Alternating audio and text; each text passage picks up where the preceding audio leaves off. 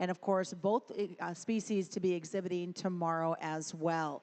We're going to kick off this morning with our showmanship. Our first class is going to be our intermediate showman. Of course, we would like to welcome our judge today. Jordan Ambergy joins us from Mount Sterling, Kentucky, as a graduate of Morehead State University, alongside his wife Maggie and their two little ones, Jay and Joby. He operates their genetics operation called Ambergy Genetics. It's a program that is dedicated to developing the next generation of leaders while raising show sheep that can compete at every level. With an extensive resume that includes judging major stock shows and state fairs across the country, Jordan is honored to play a small role in the tradition here at the Nebraska State Fair. Jordan, we welcome you to the show ring, and we appreciate the time that you will be spending with our youth today. Again, we're going to be kicking it off with our intermediate showmanship this morning. Our intermediate showmen are ages 11 to 13, and there is a total of 5 classes for intermediate showmanship.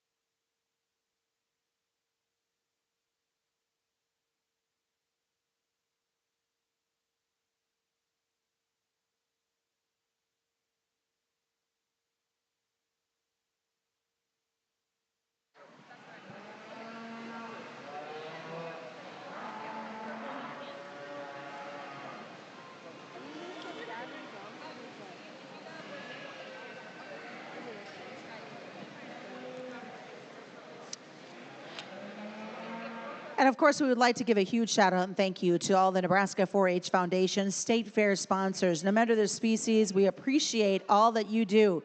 Our Emerald Clover sponsors include Farm Credit Services of America, the Parks Companies, Pinnacle Bank, and Nebraska Pork.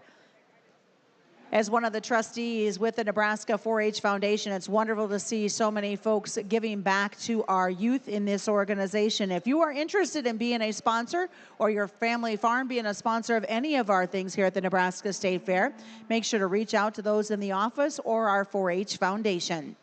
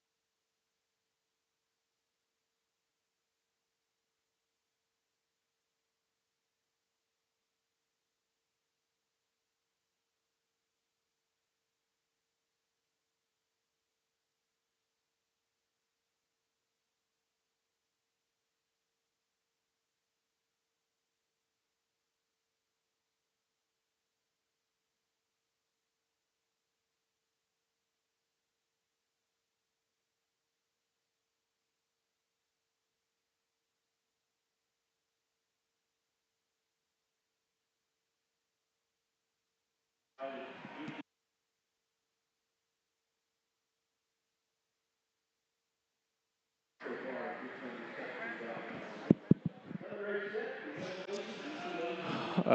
good morning to everybody at the Nebraska State Fair and Grand Island, and definitely it goes without saying.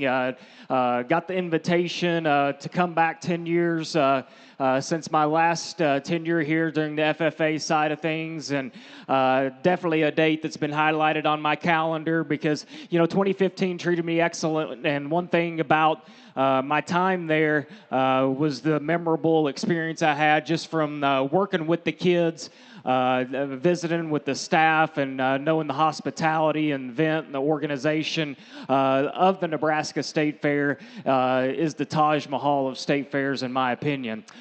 We start your guys' day off in the showmanship side of things with the older kids, and talk about getting thrown into the sharks right away. And I kind of had it in my mind, just to take the average of 2 or 3 in each particular heat.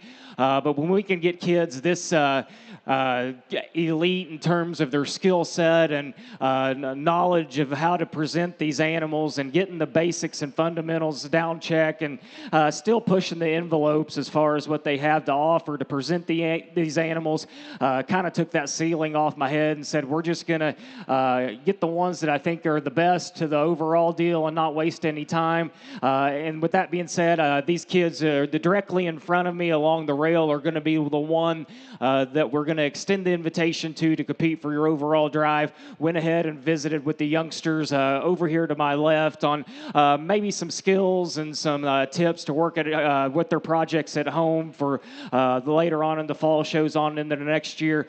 But please do me a favor, if you're around ringside, celebrate these kids on an awesome job and a great way to start your day.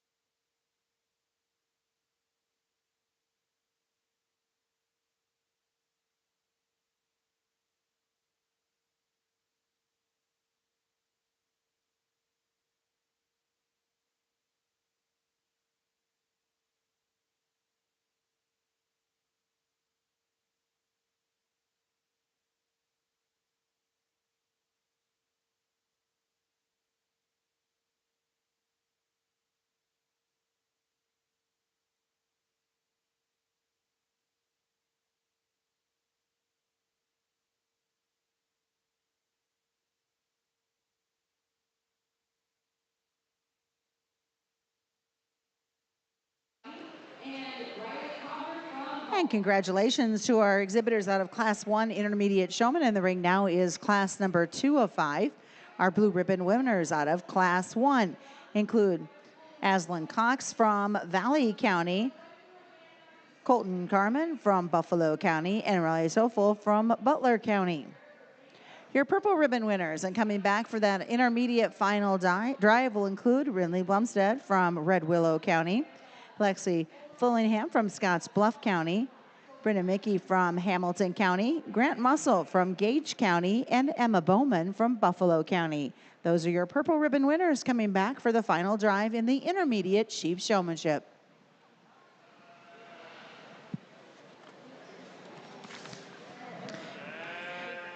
And intermediate sheep showmanship is sponsored today by the folks at Farm Credit Services of America.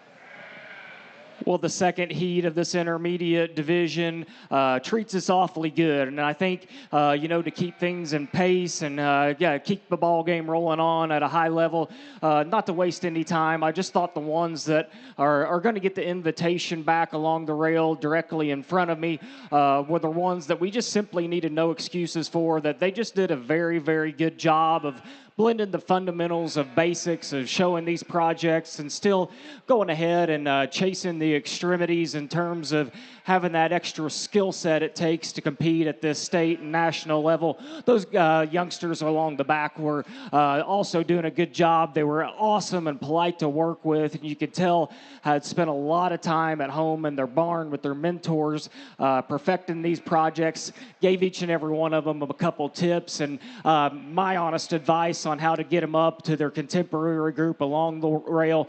But if you would, my invitation and encouragement for you folks are along the ringside, cheer these kids on as they exit the ring in another good, challenging, and competitive intermediate heat.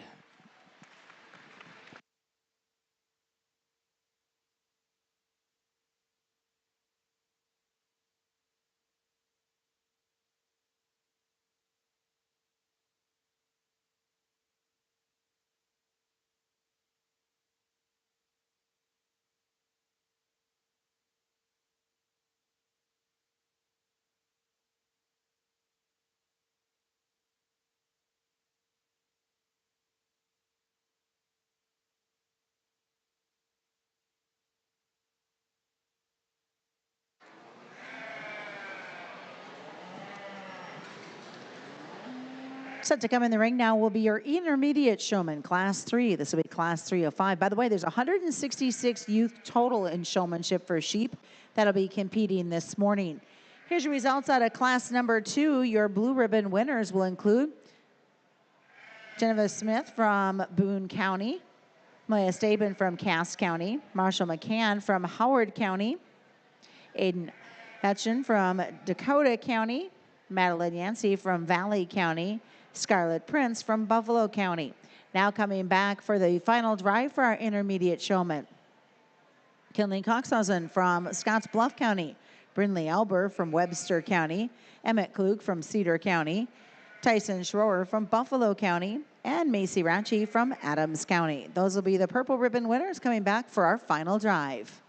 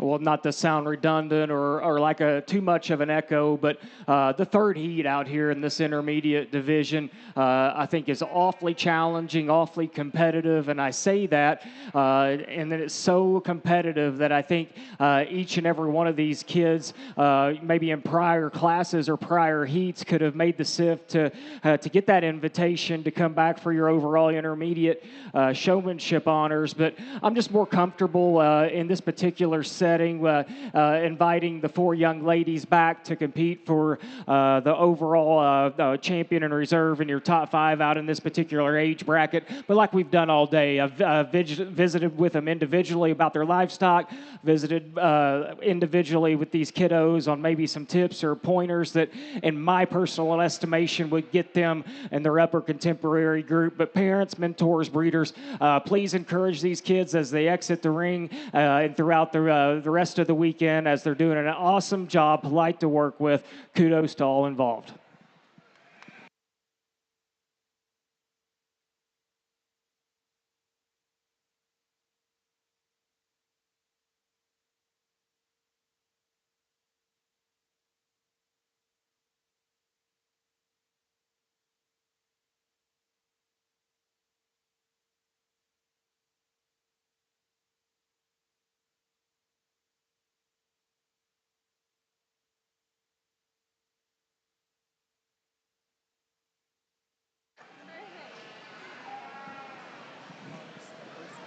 Entering the ring now will be our fourth class of 5 of our intermediate showmen. Just so you know, we will be then bringing back all of our finalists. We'll be splitting them into 2 semifinals. They'll be competing then to compete then for the final drive of our intermediate showmen. So again, there will be 2 semis before we head into that final drive. Here's your results coming now out of class number 3. Blue ribbon winners include, in no particular order, Kenna Jennifer from Cumming County, Braden Goose from Clay County, Claire Fisher from Buffalo County, and Presley Cox from Douglas Sarpy County. Coming back for one of the semi rounds will be Elena Wagner from Dodge County, Carrie DeZee from Holt County, Leah Lambert from Doss County, and Connor Coxhausen from Scottsbluff County. Again, in the ring, folks, is class number 4 of 5 of our intermediate showmen.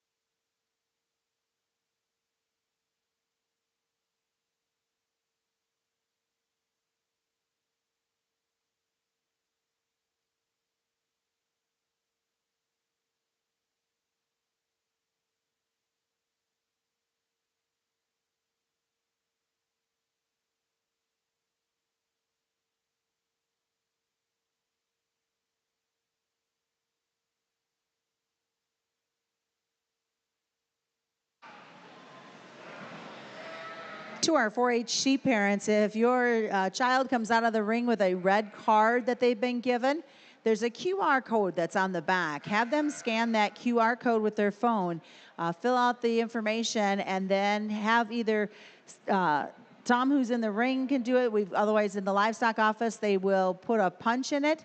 You can return that card for a free scoop of ice cream from the dairy store here at the State Fair. Again, if they get that red card, just follow the QR information on the back.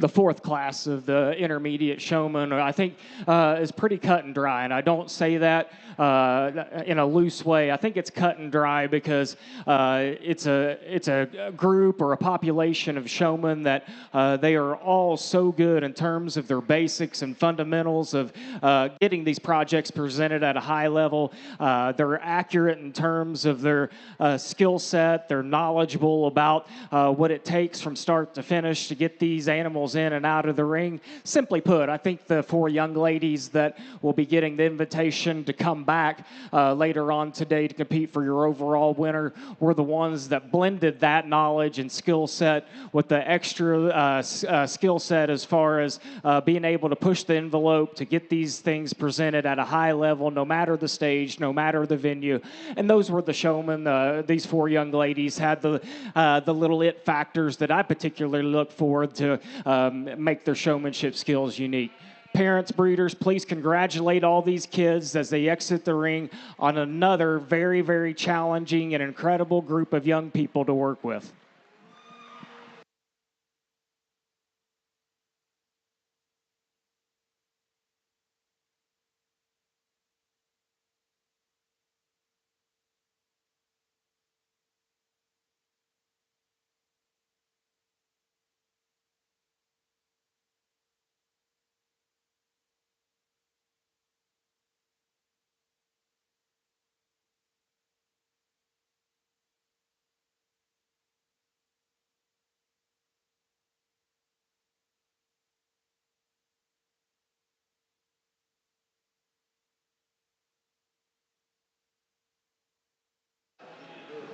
Entering the ring now is our final class. This is class number 5 of intermediate sheep showmen.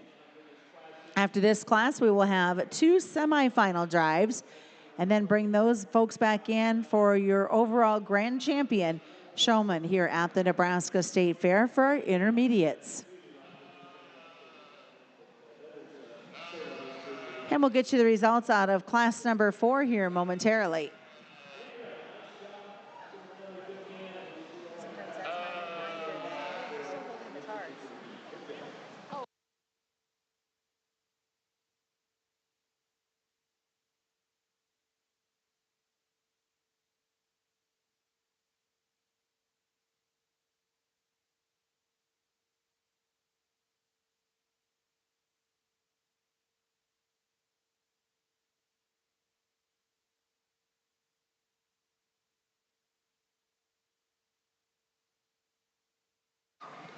Here's your results coming out of class number 4, blue ribbon winners.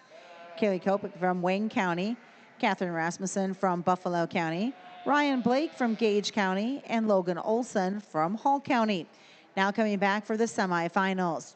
Shanley Crow from Seward County, Addison Reuter from Scotts Bluff County, Melanie Korth from Blair County, Jaden Thompson from Valley County.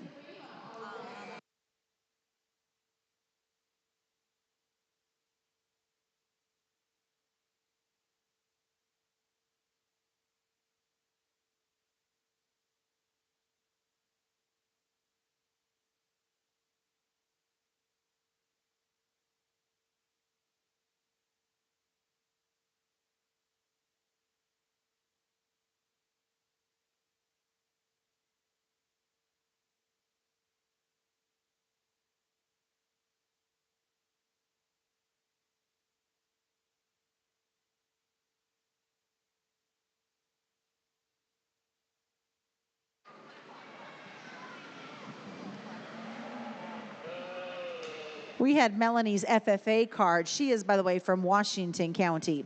Again, this is class 5 in the ring of your intermediate showman. Just a reminder, if you get that red card, make sure you're scanning the QR for Kasner and then get that card punch for a free scoop of ice cream. And that ice cream is located at the State Fair 4-H building here on the fairgrounds.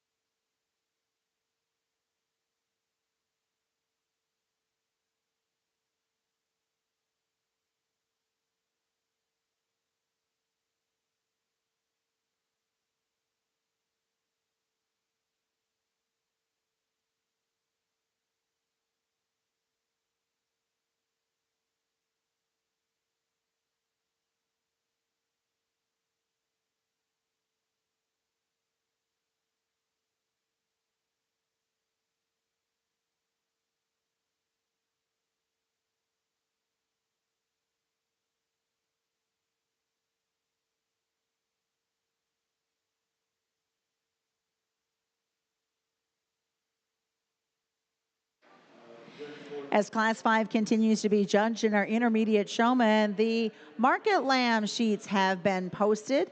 We're asking parents or 4-Hers to go check that list, make sure everything is correct. Any concerns, make sure you let our 4-H staff know so they can be changed.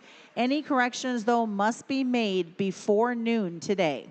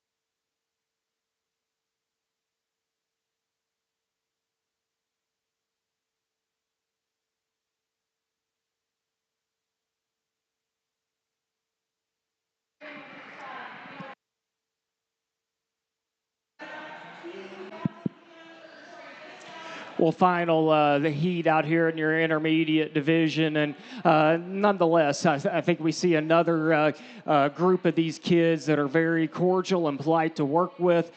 They show great sportsmanship, but after that, I think they're very, very astute in terms of their knowledge and skill set and talking about the livestock as well, which 10 years from down the road, I think that means more than their actual skills in the ring. The ones I'm more comfortable with are the ones along the rail directly in front of me that we've tried to find from the start of the day. This kids that blend the knowledge and the basics and the fundamentals, when still having the extras to get them presented highly out there on the big stage. And also, we went ahead and worked with these young exhibitors along the rail that maybe aren't getting the invitation with some extras and homework they can work on with their mentors to get into that potential upper temporary group later on down the road. Like we've done all day, please celebrate these kids. Another amazing job from top to bottom.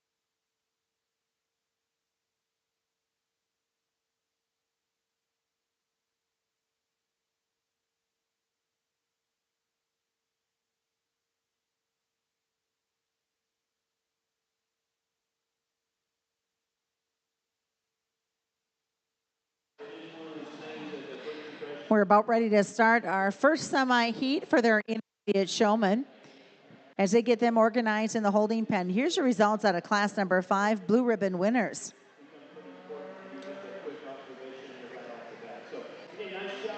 Addison Lawrenson from Otto County, Colby Carmen from Buffalo County, Tinley Epson from Buffalo County, Evelyn Sheets from Lincoln County, and Taylor Cox from Valley County. Those are your blue ribbon winners.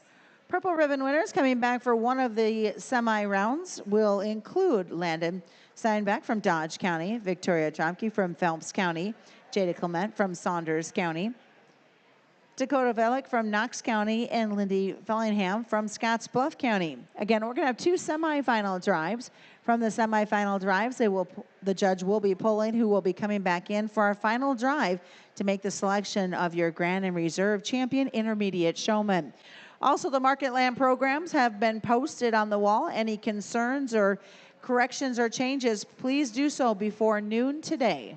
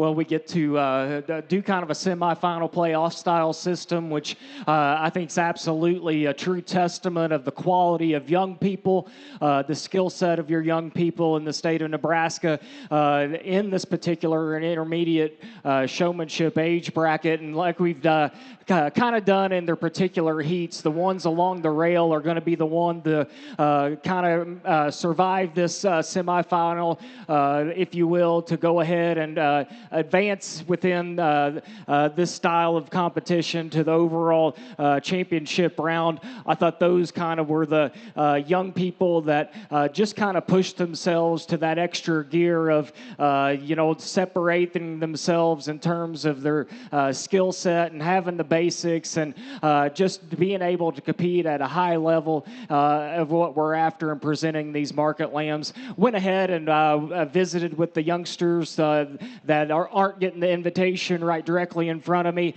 They've done an awesome job. It's just subjective in terms of what I see as important and vital in showing these animals. But please, please, please, I'm a big fan. If your parents and breeders totally disagree, they're the ones that you're showing for. Everybody's got their showmanship styles. I just prefer them how I lined them up within this particular setting. Congratulate all these youngsters on this particular heat out of your intermediate age group.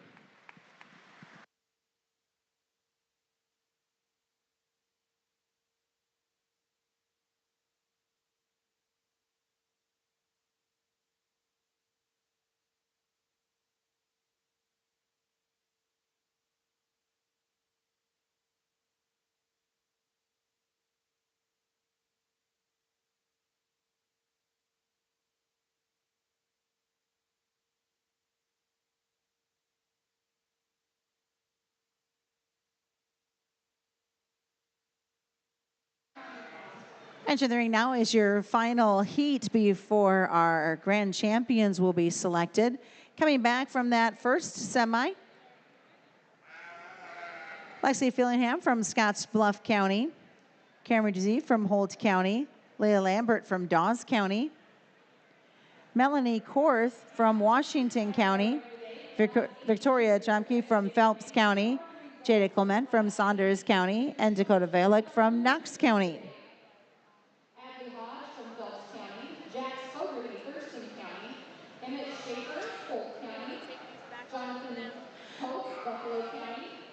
You'll see a lot of folks that'll be walking around the show ring, that'll be in the barns, doing all that to help our youth in showing sheep today.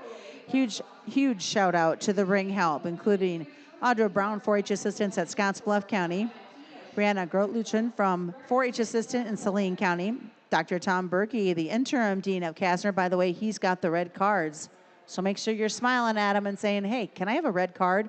Those red cards, you're going to scan the QR code on the back for Kastner. Fill out the information. Once you've got that done, you can show one of the folks in the office, or you can show Dr. Tom Berkey. They will punch it, and then you get a free scoop of ice cream from the dairy store.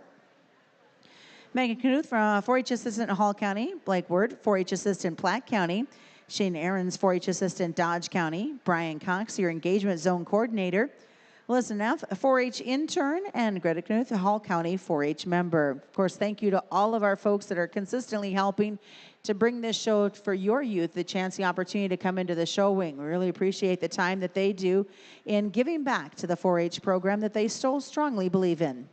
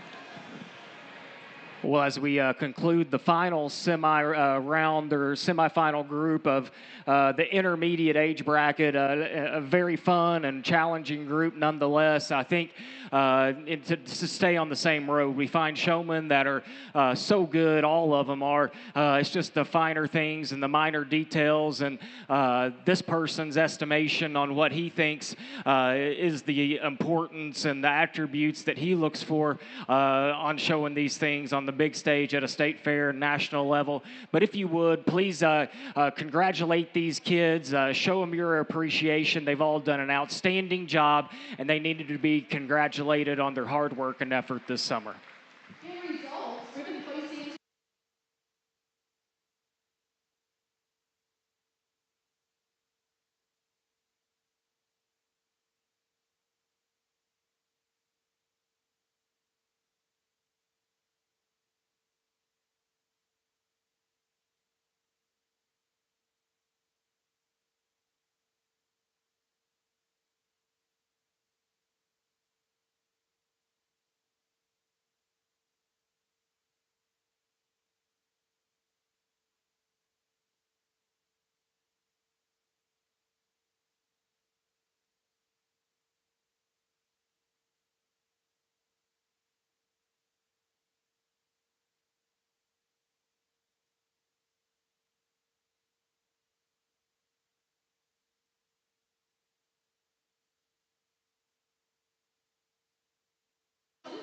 We're getting them organized on the back side of the show ring here. Here's your results of your second semifinals and your intermediate.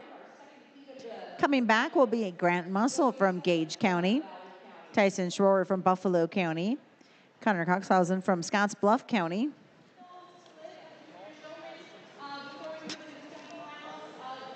Addison Reuter from Scottsbluff County, Chanley Crow from Seward County, and Lindy Fillingham from Scottsbluff County. Again, out of this group that's coming in right now, this will be your selection of your grand champion and reserve champion intermediate showman.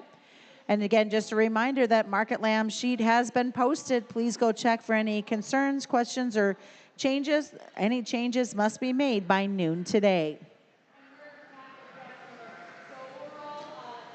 And of course, a huge shout out and thank you to Mr. Don Peterson. Mr. Don Peterson is your Showmanship Intermediate sponsor.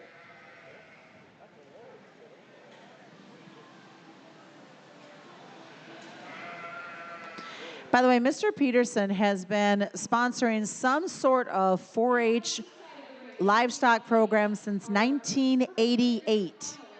So if we could give Mr. Peterson a big round of applause. He's down here in the black hat. He's a huge, huge supporter of our 4-H, the 4-H Foundation. And again, he has been sponsoring youth showmanships and youth classes in livestock since 1988. Thanks, Mr. Peterson.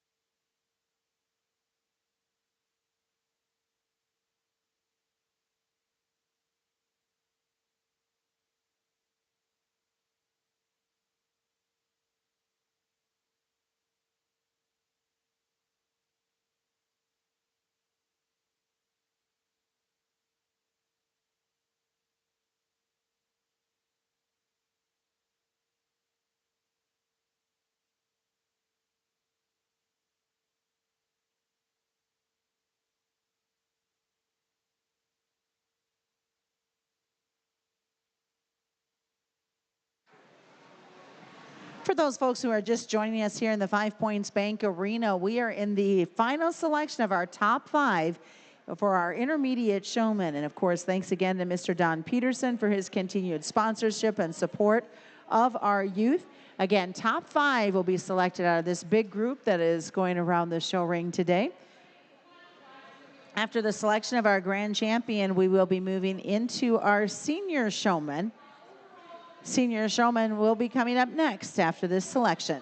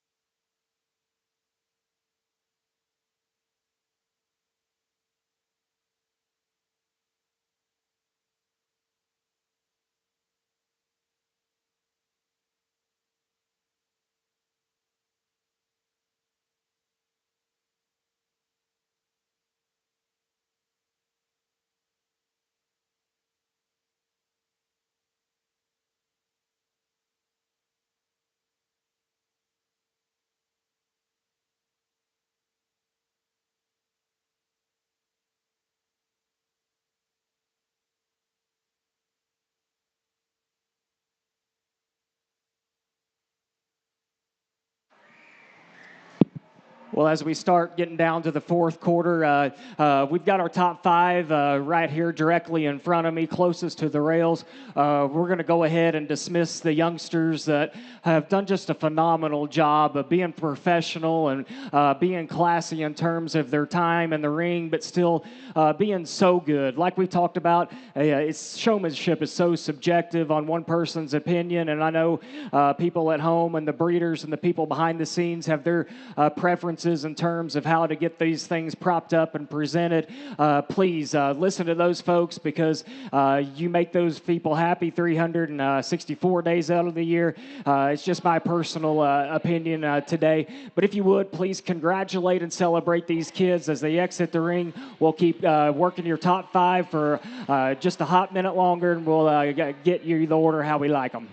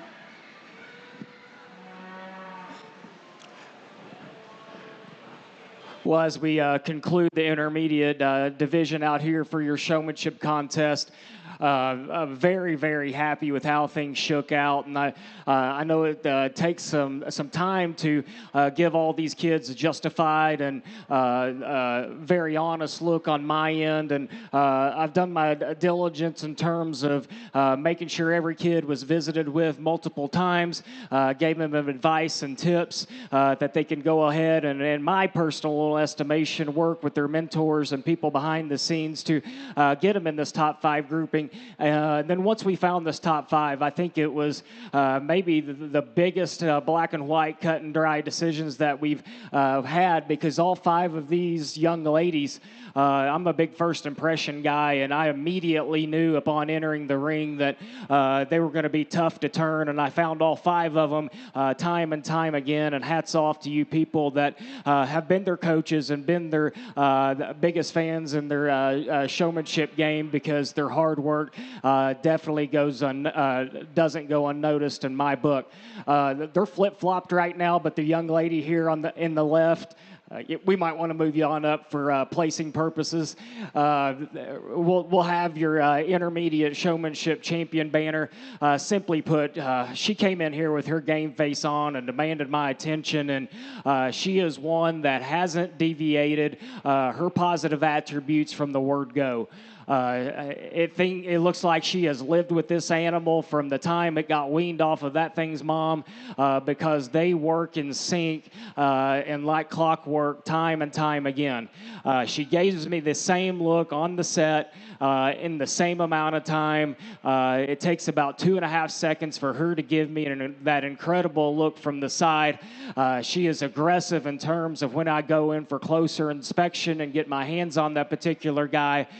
But still, yet she is so calm and collected in terms of her movements around the ring, and her and that animal's motoring skills is by far the most elite within this particular setting. But I think what sells me on the fact that she's at least what I think is very valuable and very elite in this particular showmanship setting is her presentation of her hands, the placement of her body on the front end of that one's skeleton, I think is second to none, and exactly what I'm after. A good way to start the day and a good way to set the tone, if you will, for the rest of the age brackets later on in the morning and later on this afternoon. Young lady that's going to be a reserve, I think, is no slouch, and I know it's juvenile to say, but if the young lady that goes ahead and wins this particular setting wasn't here, this young lady wins for fun.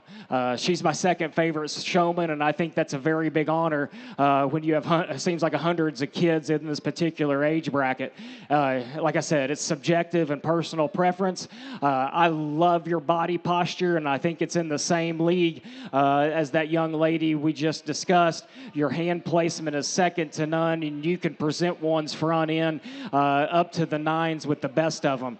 Why this young lady stands in second for me is maybe a little bit of this Lamb's attitude. When you get this thing out and motoring, he just doesn't want to get out and go and respond to that young lady. Also, as we're seeing right now, maybe it's the length of the showmanship competition is he's just wanting to get tired and maybe non-responsive in terms of actually cooperating with that lady. And at times he's getting a little easy in terms of his back, and I wish she was more aware of that.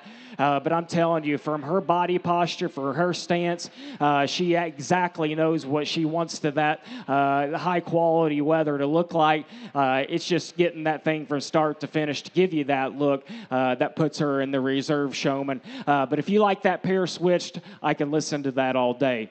Third through fifth, if you agree with my top 5, we can do some jumbling and cussing and discussing, if you will, on these youngsters. Here's how I like them. The young lady showing the high-quality Southbound U here in third. There is no deviation whatsoever on her charisma and poise. She is so calm. She is so collected. We could have an earthquake right now, and I think she would be so focused on giving me the most elite look of that animal that she possibly could. That being said, I need to speed her up from time to time, and in my personal opinion, when I go in for closer inspection, she could get a little bit more aggressive in terms of having that ewe lamb respond and lunge up in her, if you will. But that's getting awfully picky. If you want to flip-flop a couple things, I can definitely respect that opinion as well. The aggressive showman of the grouping is your young lady in fourth, and I respect that because there is no calm and collected bone in my body, so I feel you, girl. She gets a lot out of this particular weather, and I dig that because if we're comparing you to the top three we just discussed in terms of handle quality and aggression, you set the bar for that. I want to see you go ahead and set those legs where they need to be rather than relying on pushing against that one's front end and the animal deciding where those back legs and the front legs need to be.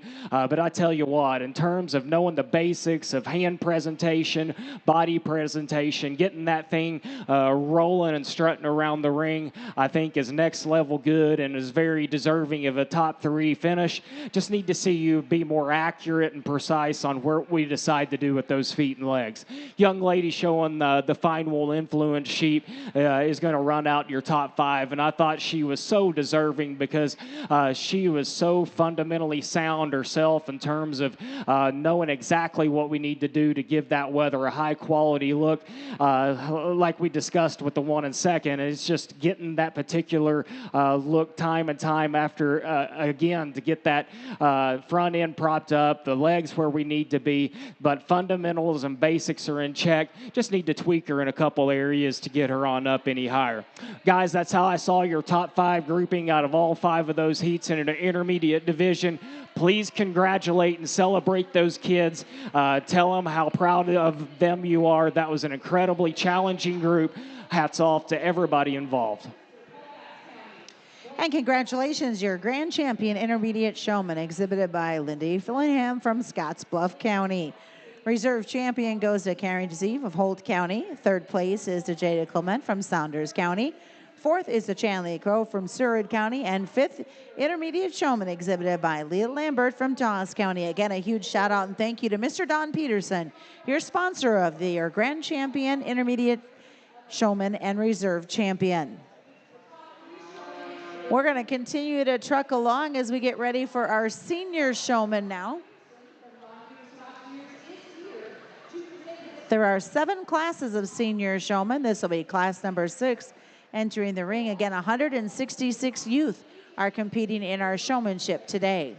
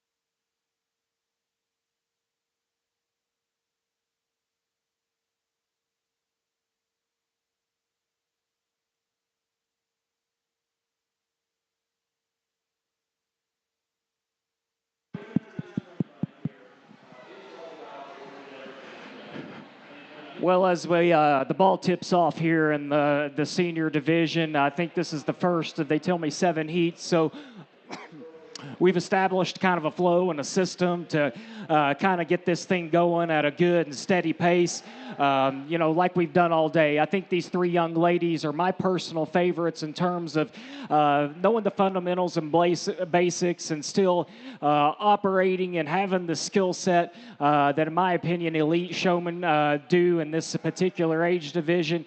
I visited with the youngsters over here behind me along the rail on some advice and tips that we've done all day to get them in that upper contemporary group. But please, as we keep this thing rolling, congratulate all these kids on an excellent first heat in their senior showmanship division.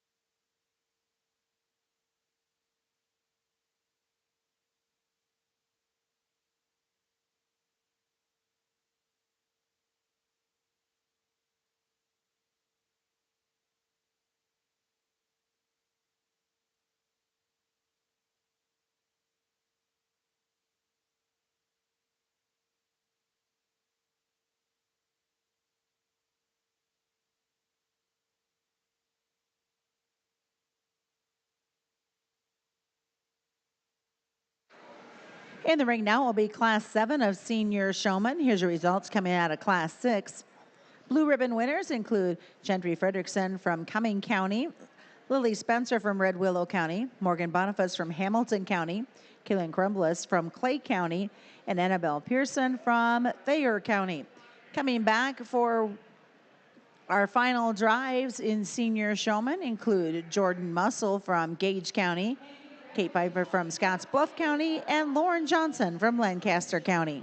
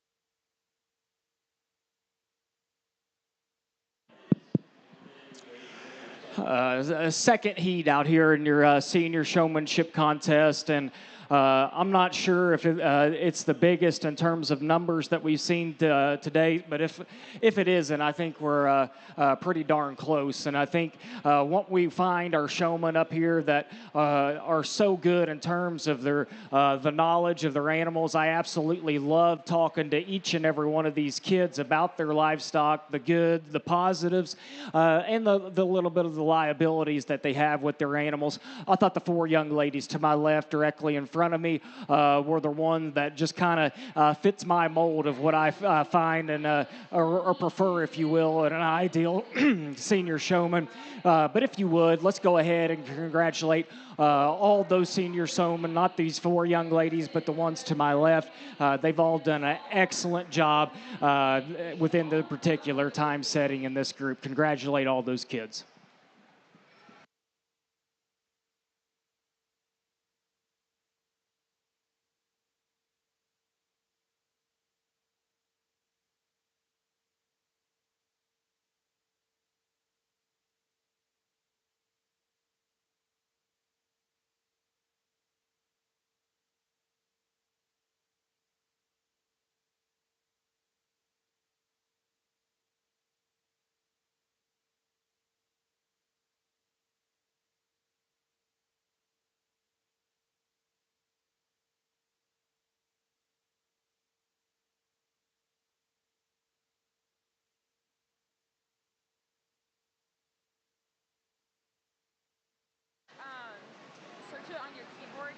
Class number 8 of our senior showmen are now entering the ring. Here's your results coming out of Class 7.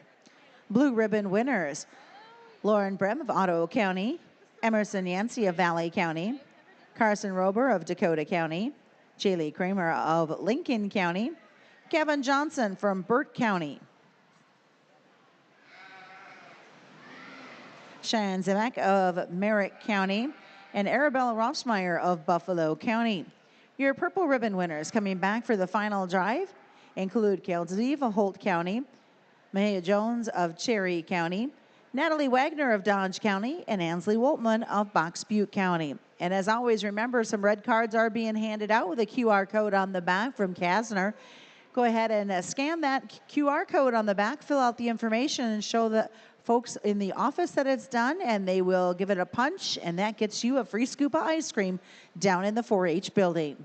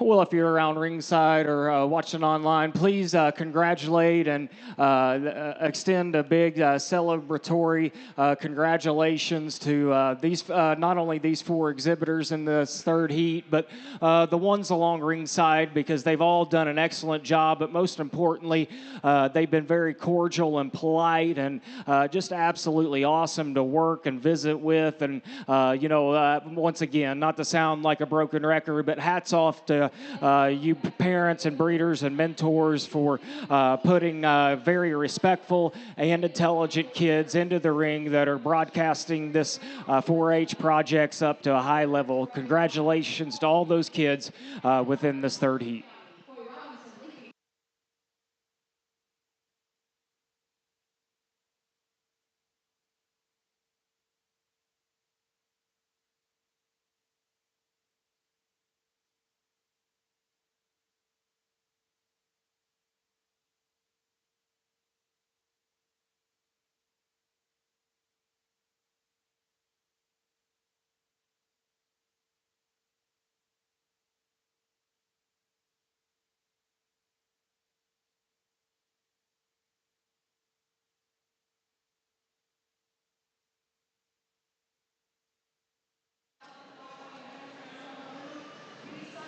Class number 9 is set to enter the ring. Here's the results coming out of class number 8. Blue ribbon winners include Colton Baumberger from Scottsbluff County, Bryden Redden from Lincoln County, Connor Cauldron from Clay County, Ryland Johnson from Kearney County, Stetson Dodds from Holtz County, and William Skavinsky from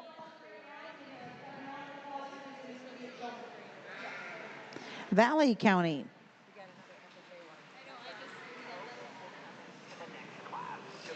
Here's your results of the purple ribbon coming back for one of two semifinals in our senior showman. Crew Freeland from Saunders County, Carter Check from Butler County, Emily Olson from Pierce County, and Bree Vanzaldo from Wayne County. Again, in the ring now will be our class number 9 of senior showman.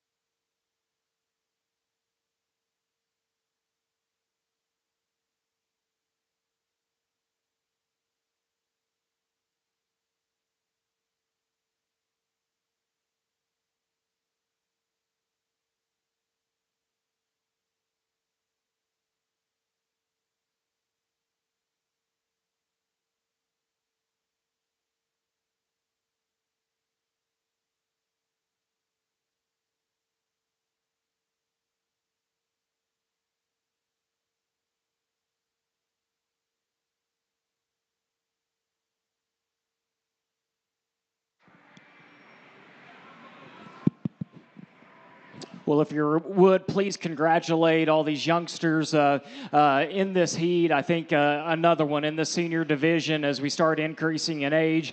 It's no irony that we just find a plethora of just elite showmen that knows the basics and fundamentals, but still chase the extras as far as their skill set and knowledge of their animals. So it's fun for me. I get to be picky and ultra subjective in terms of my criteria that gets them on to the semifinals and later on into the overall senior finals, if you will. But those four are my selection and my choice to bring back to the semifinals. I just thought they did an extra job of doing the little things that I like that would excel them on the big stage. Taking nothing away from those ones directly to my right, they would be the ones that I went ahead and gave some pointers to as far as what it would take to go into the upper contemporary group. But guys, that was a very, very challenging, maybe the toughest heat that we've had to work through from the word go today. But please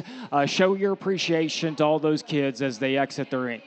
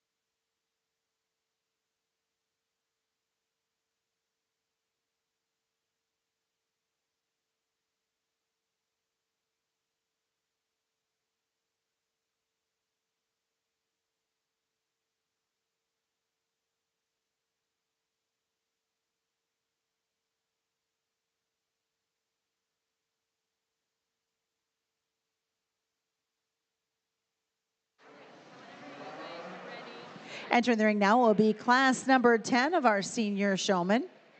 Here's your results coming out of class number 9. Blue ribbon winners include Blake Klug from Cedar County, McKenna Ratchie from Adams County, Kylie Odell from Phelps County, Tanner Stoltz from Madison County, Tizabel Olson from Webster County,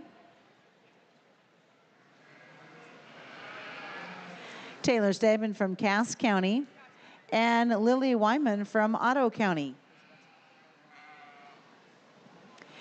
Coming back for one of our 2 semifinal drives for our senior showmen will include Asa Andrew from Nemaha County, Taya Hamilton from Platte County, Keegan Kirshner from Lincoln County, and Annie Sandwick from Cumming County. Again in the ring now is senior showmanship, class number 10.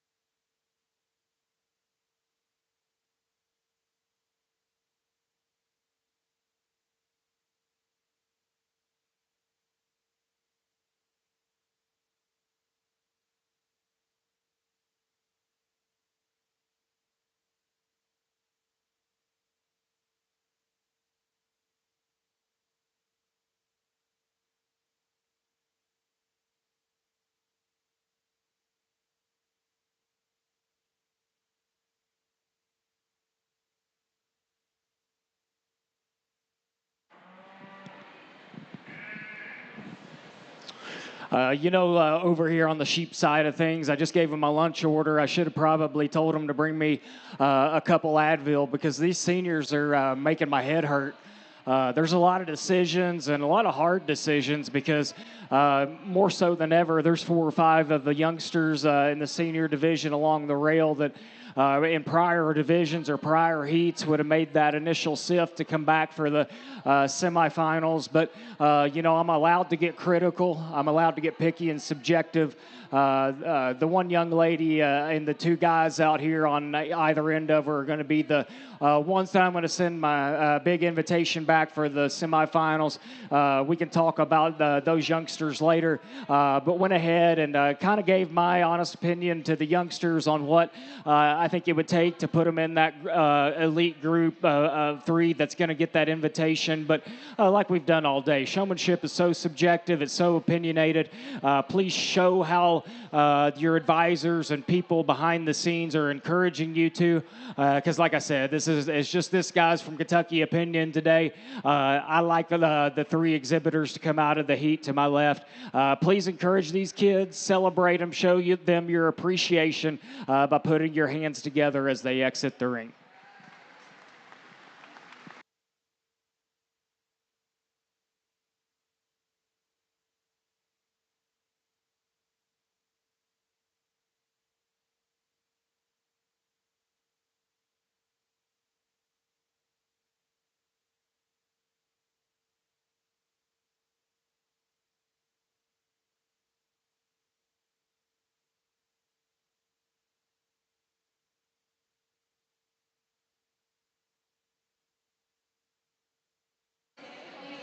Entering now is your senior showmanship class number 11.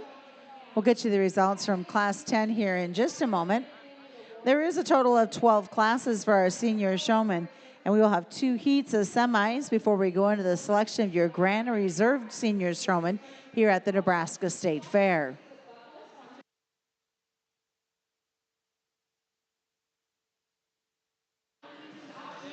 Your blue ribbon winners out of class 10. Elizabeth Skavinsky of Valley County, Alex Meyer of Buffalo County, Claire Ram of Holt County, Trina Pearson, Dawson County, Joey Stoltz, Madison County, Ebony Tripe from Clay County, Kaylee Carr, Webster County, Journey Reason from Wayne County. Coming back for the semis will include in purple ribbon winners, Asa Andrew from Nemaha County. Wrong class. Class 10 will be Ethan Bomberger from Scotts Bluff County, Preston Bobenmeyer from Red Willow County, and Jillian Muntz from Cass County. Those will be the class 10 representatives in the semifinals coming up here after class number 12.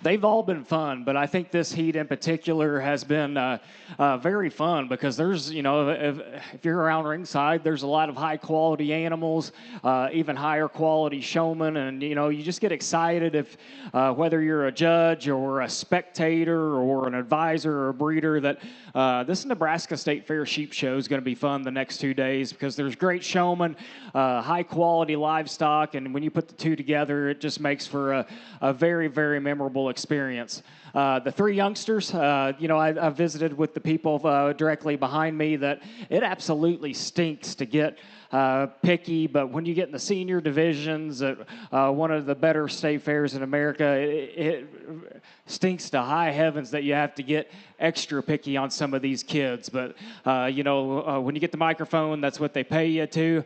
And, the ones that are to my left directly or in front of me are the seniors that I'm going to elect to get the invitation to come back. I just thought they were exceptional from the minute they walked into the ring to the right now when we're getting ready to exit. So excited to see all three of those youngsters back. Went ahead and visited with the youngsters on tips and tricks to maybe, or at least my opinion, or share my thoughts of what would get them into that top three. But like we said, if you've got parents or breeders or people behind the scenes coaching you in a different way, honor them, show them what they would like to see, because it's just my subjective opinion. Congratulate all those kids in that particular heat.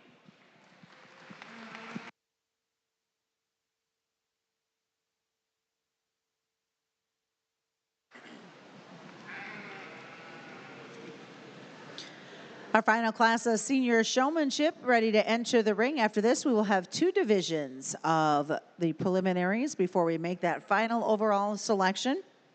Here's results coming out of Class 11. Blue ribbon winners include Ella Crumbliss from Clay County, Keisha Albert from Webster County, McKenna Dieterman from Pierce County, Cruz Medina from the Kimball Banner counties, Ian Lawrenson from Otto County, Tegan Kapke from Jefferson County, Oliver Howard from Scottsbluff County, and Emily Muntz from Cass County. Coming back again for that semifinals for showmanship in the senior class include Justine Pope from Buffalo County, Christina Crow from Seward County, and Caden Peterman from Franklin County.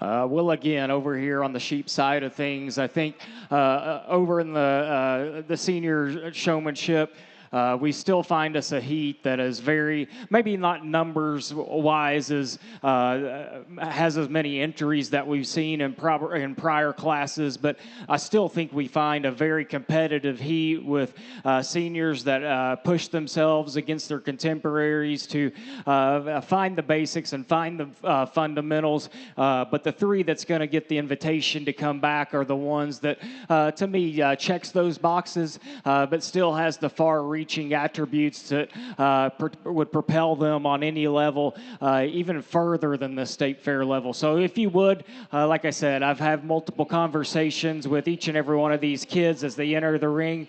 I visited with them and showed them what's on my mind, and as far as minor adjustments to go ahead and put them in that top three with those three young ladies. But if you would, please congratulate all those senior exhibitors within this heat.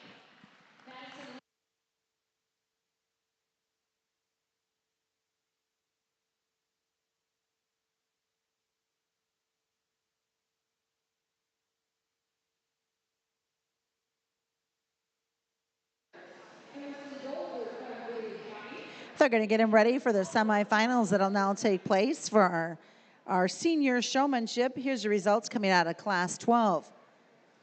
Blue ribbon winners include Daphne Lidjka from Colfax County, Midas Klein from Frontier County, Isabel Hipke from Holtz County, Maggie Roberts from Otto County, Mesa Jones from Cherry County, and Maxwell McKing from Howard County. Coming back for one of the semis will be Terry Veras of Thayer County, Ashley Robertson from Perkins County, and Jalen Clement from Saunders County. This is our first of two heats for the semifinals.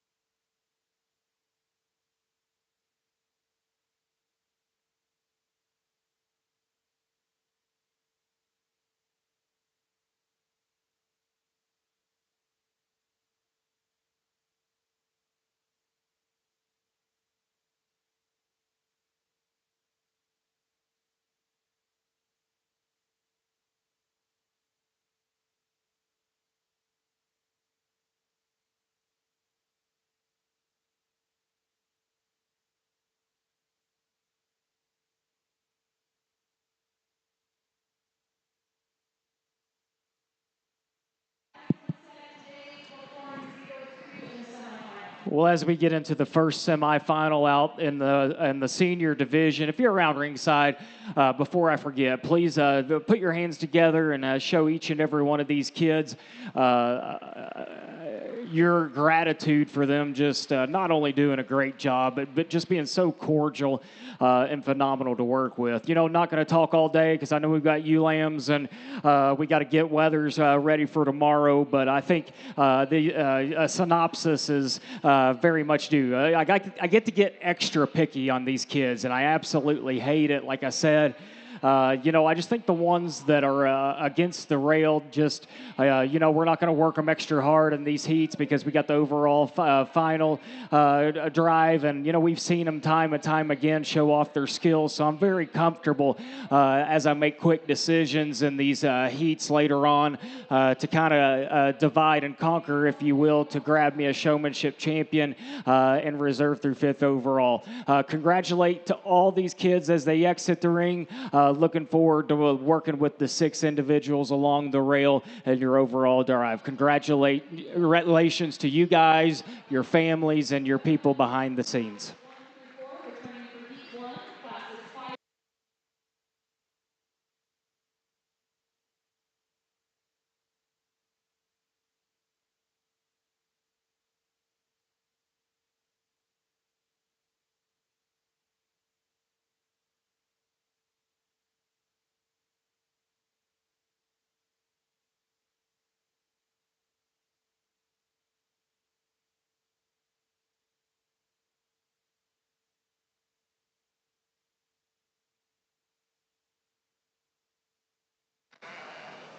In the ring now, again, your final heat of senior showman.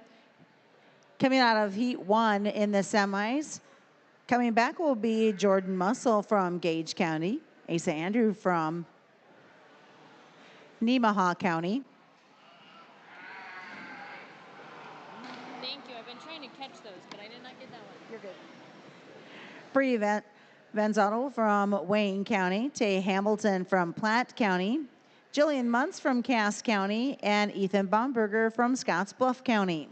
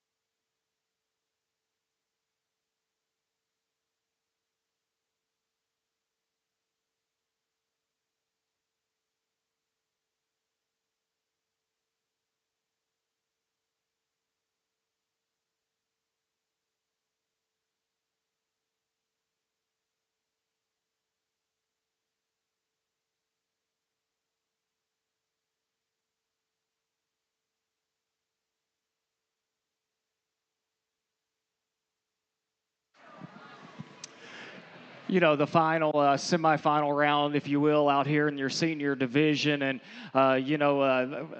we've not driven off the road as far as how we're going to make the flow work or the organization of the show ring is concerned, but. The ones that are the furthest from us right now will be the ones that are going to be invited back to go for your overall senior winner. The ones closest to me, we went overhead and visited with them as we've done multiple times. As far as, in my personal estimation, some minor tweaks or adjustments, if you will, to go ahead and get them on up in that group. And I told every one of them, please show like your advisors or your parents or how you prefer. I'm just sharing my thoughts and what I think is important at home. So if you would, congratulate all these kids. This is tough on them, tough on me, and I know tough on everybody watching around ringside and online. Awesome job to you, seniors. Congratulations again.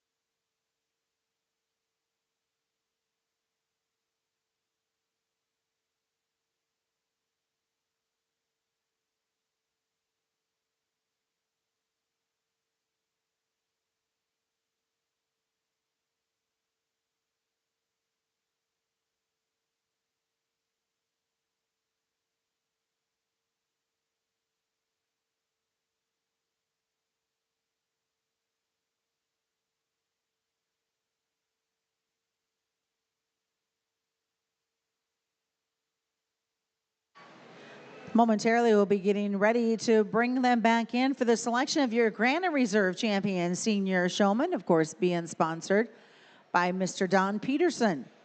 Coming back into that final, representing out of Class 6 will be Kate Piper from Scottsbluff County and Lauren Johnson from Lancaster County. Class 7 will be exhibited by Kale DeZeeve of Holt County. Class 8 representation will also include Crew Freeland from Saunders County. Out of Class 9, Addie Stanwyck from Cumming County. Class 10, Preston Bobenmeyer from Red Willow County. And Class 11, Cassini Crow from Seward County.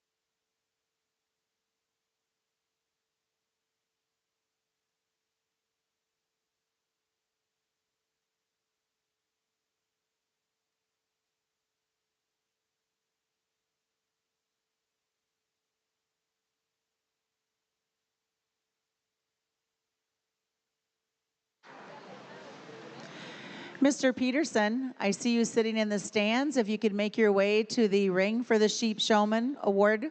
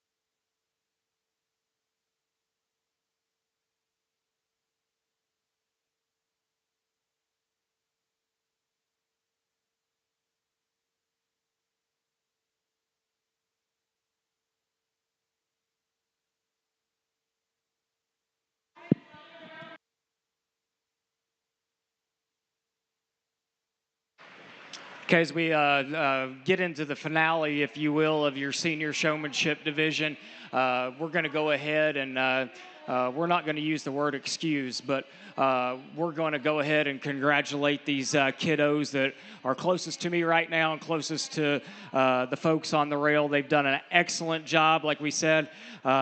We've got to get awfully dang picky to, just get silly and figure out which showman is the best, because I think all of these kids could compete from Maine to California, California down to Texas. It's we're splitting hairs and getting the finer things that makes this very, very subjective and one person's personal preference. So if you would, these kids have worked their tails off today. They've worked their tails off all summer. Congratulate them, give them high fives, give them big hugs. It's much deserved. Hats off to you from my end. We'll keep working the youngsters along the rail, and we'll get you a top 5.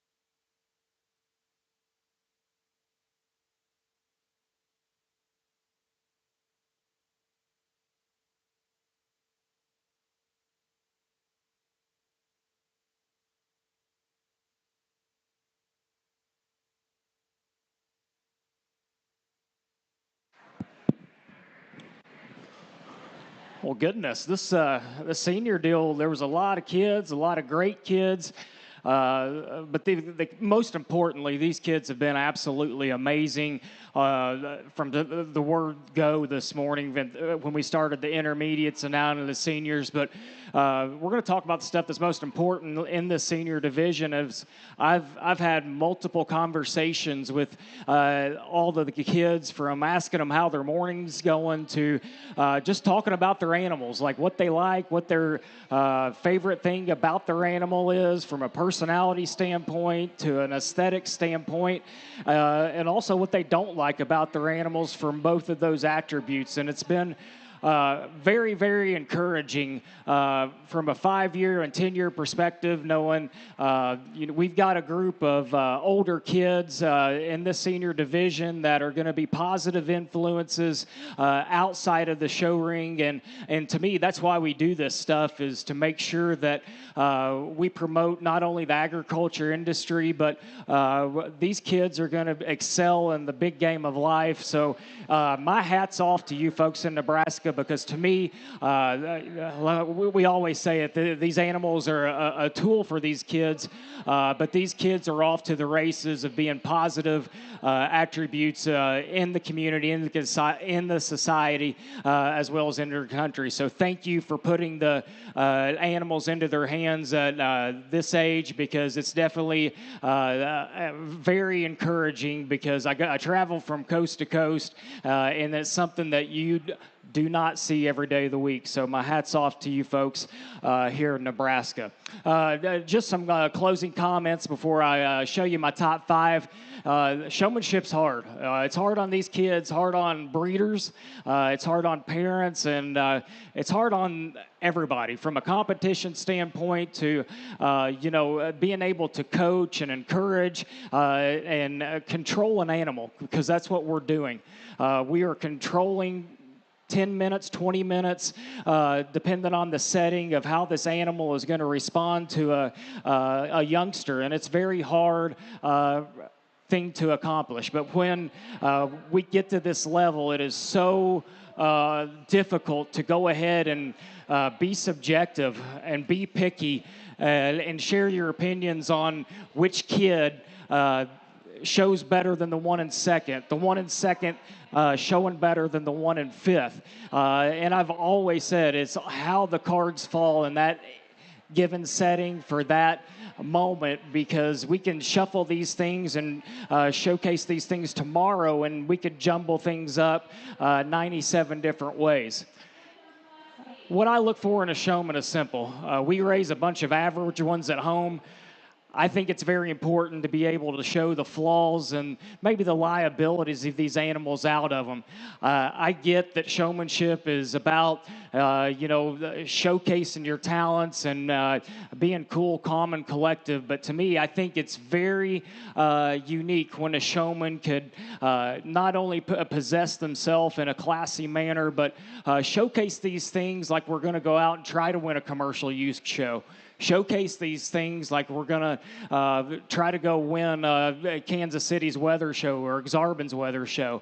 And that's how I look at it. A showman that can bring everything to the table as far as knowing the fundamentals and basics, but also having the knowledge about the positive attributes of their animal and the flaws of the animals that they need to showcase to the judge, or if we're talking the flaws that we hope the judge maybe gets blindsided by. With that being said, congratulate all these kiddos, all the parents, and all the people in their corner, because these kids have been awesome to work with. They're very knowledgeable of their animals, but I hope you know that they've been excellent to work with and are going to be positive attributes in their community. I'll go show you my top 5, and we'll go on into the junior division of showmanship. Congratulate all these kids once again.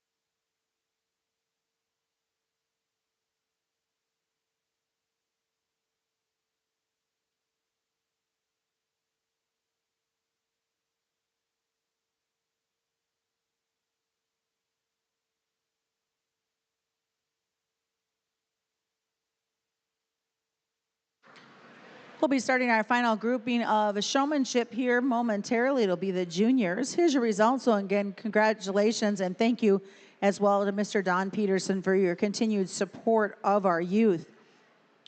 Your grand champion senior showman went to Ethan Bonberger from Scottsbluff County. Reserve goes to Taylor Hamilton from Platte County. Third is to Cassini Crow of Seward County. Fourth is to Kale DeZeve of Holt County. And fifth is to Asa Andrew of Nemaha County.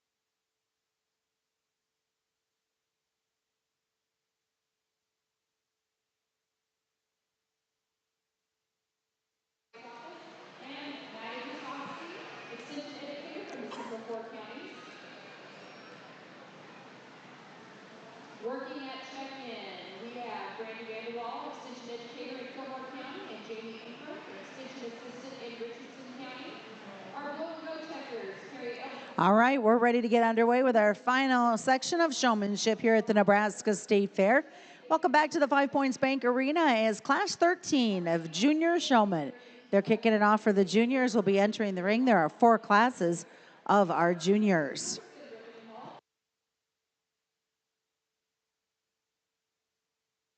And just for planning purposes for everybody in the audience, there will be no break as we go from showmanship over to our breeding classes for today.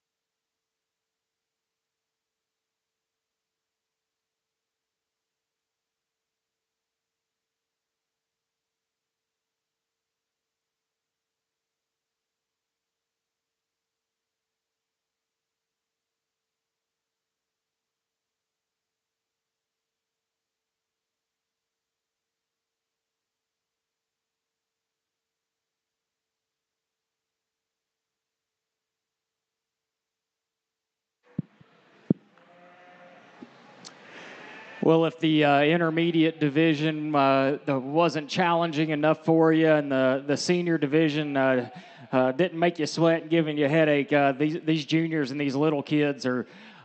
This is going to be a nail biter, and I'm going to be more apt to put more in the semifinals and pull more out of the individual heats than we would probably have previously if the opportunity allows, for the simple fact that it's hard to be good intermediate showman. It's even harder to be incredible senior showman, but it might be the toughest to have this kind of skill set at this age. And I'm learning that with a 3-year-old girl at home that thinks she's some kind of stud showman, and it's challenging on parents. I can tell you that from experience. And I don't know how you guys do it. I might need some advice later, but to get showmanship down pat and the basics and fundamentals at this age is something special. I think these 5 young ladies do a phenomenal job, as well as these kiddos to my left. But if you would, parents, thank you for putting this project into the hands of these youngsters at this age. I'm going to invite these 5 to the left to compete for your overall junior division winner. But if you would, please congratulate each and every one of these juniors. An amazing job in this first heat.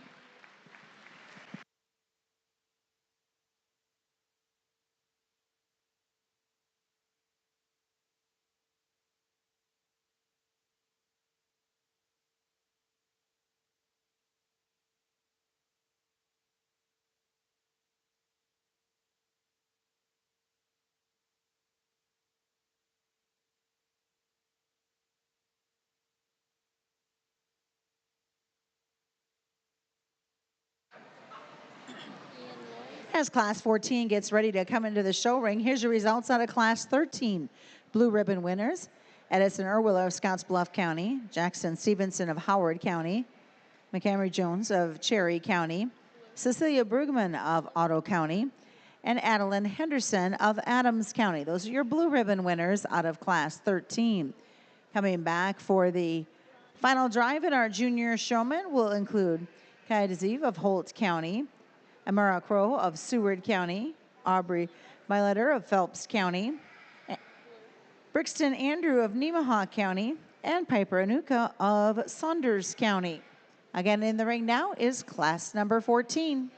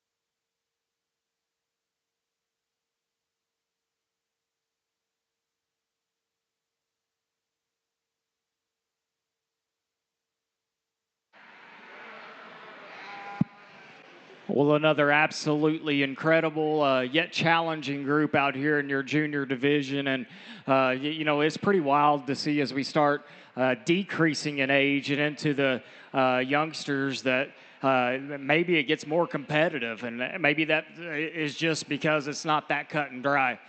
Because we've got a great group of youngsters, and I've got four of my favorites out here to my left, but taking nothing away from those youngsters that we're going to dismiss. But we visited with them and kind of gave them some tweaks and items to work at home like we've done in the older divisions. But if you would, please celebrate, make this an enjoyable moment for all these kids as they exit the ring. They've been excellent and fun to talk to. Hats off to the parents and their mentors in their lives.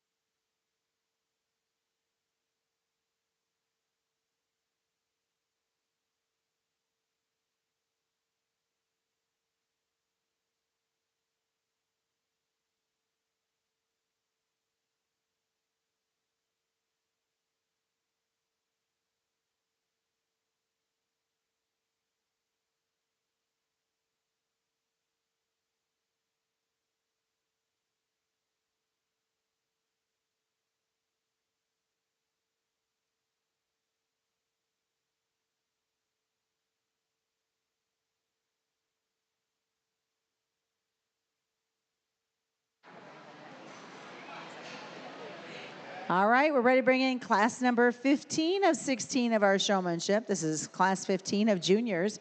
Your results coming out of class 14. Blue ribbon winners, Mason Wagner from Knox County, Gavin Camaro from Otto County, Hannah Bowman from Buffalo County, Emily Spencer from Red Willow County, and Briley Mickey from Hamilton County. Coming back for the final drive for junior showmen include Music Kirshner from Lincoln County, Hannah Hasselbrook from York County, Rhett Rodehorst from Platte County, Grayson Arbuck from York County. Again, in the ring now is class 15.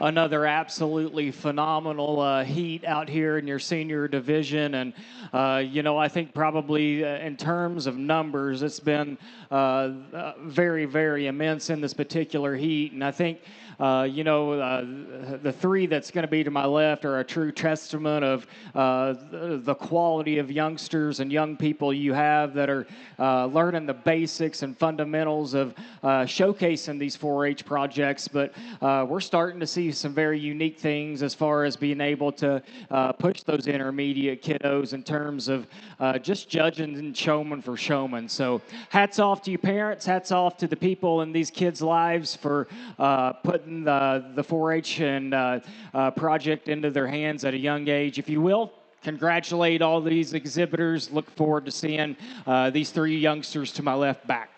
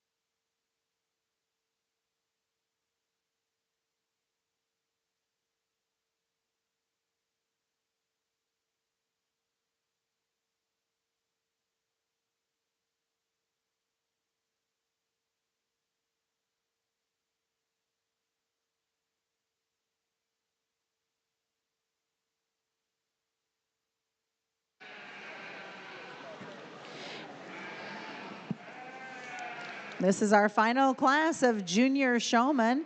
After this, the selection will be taking place for your grand champion junior showman. Quick note, we will not be taking a break as we jump into the breeding show here at the Nebraska State Fair. Your blue ribbon winners coming out of class 15 include Laura Stitt from Seward County, Kinley Etchen from Dakota County, Kaisley Hunk from Cumming County, Remington Rossmeyer from Buffalo County, Drake Yockman from Hall County, Lyndon Brem from Otto County, Lawson Wagner from Dodge County, Miley Daugherty of Burt County, and Cole Brooks from Otto County. Those are your blue ribbon winners out of class 15.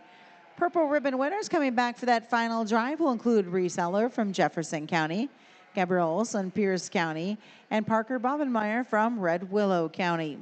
Again in the ring is now class 16.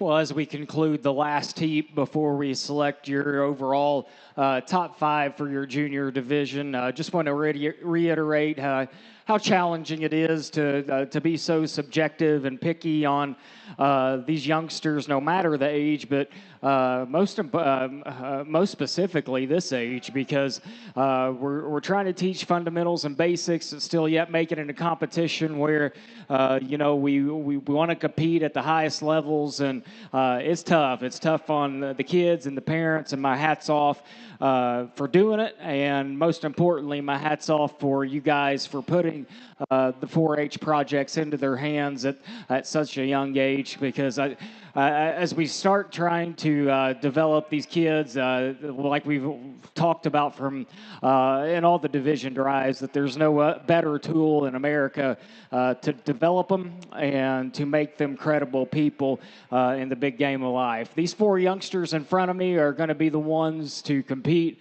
for your overall junior division showman. Visited with these youngsters. We've had some awesome names come into the ring within this particular junior division. So congrats. It's been fun. And please put your hands together once again for an incredible group of kids.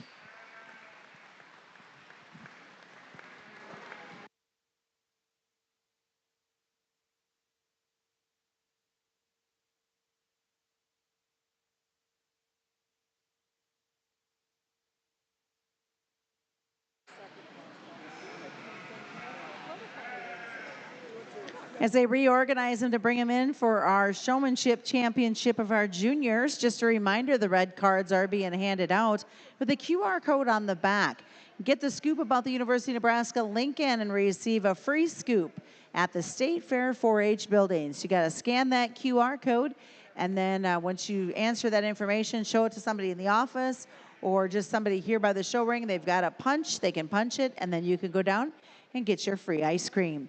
Results out of Class 16, your blue ribbon winners do include Elizabeth Blake of Gage County, Libby Beitner of Hall County, Eldridge Howard of Scottsbluff County, Landon Busson of Washington County, Blanca Van of Saunders County, Augustus Woltman of Box Butte County, and Jackson Stitt of Seward County. Coming back for this final drive of our juniors will include Riggs Rotahorse of Platte County, Knox Robertson of Perkins County, Leighton Brem of Otto County, and Stetson Bromberger of Scottsbluff County.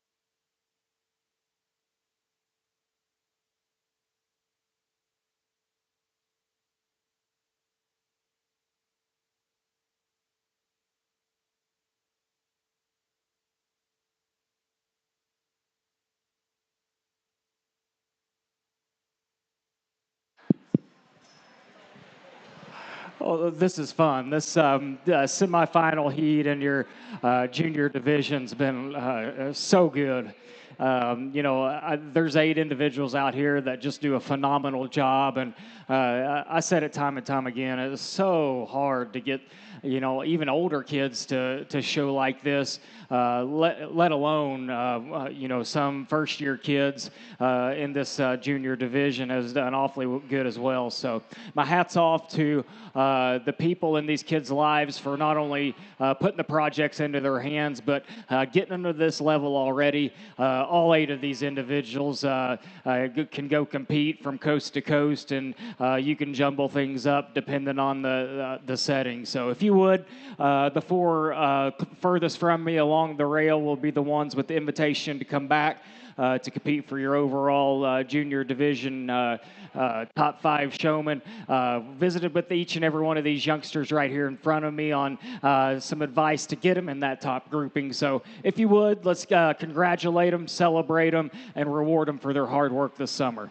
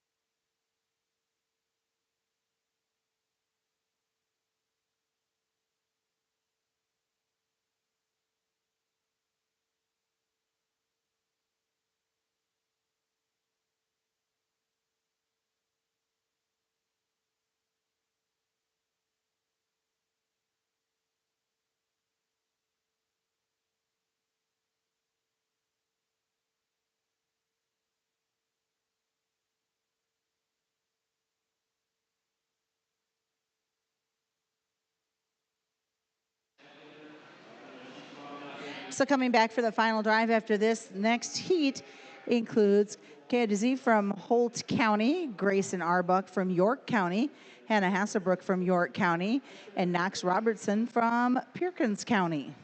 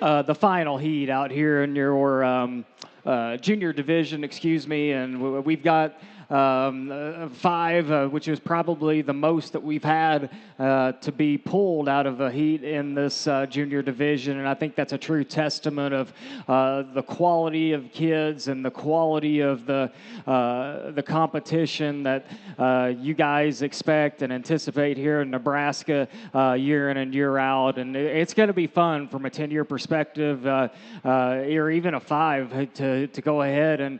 If you just start projecting the quality of the kids and the young people, just how competitive that this is going to be going forward. The ones that directly in front of me are obviously going to be the ones like we've done to invite back later. We've visited with the ones to my left currently to, to give them some advice and some tips to, that if we showed in 20 minutes that they could modify, and we might be able to get them in that top contemporary group. So if you would, congratulate these kids. They've worked hard. These animals are getting wore out. So please join me in congratulating all these kiddos on an excellent, excellent junior division.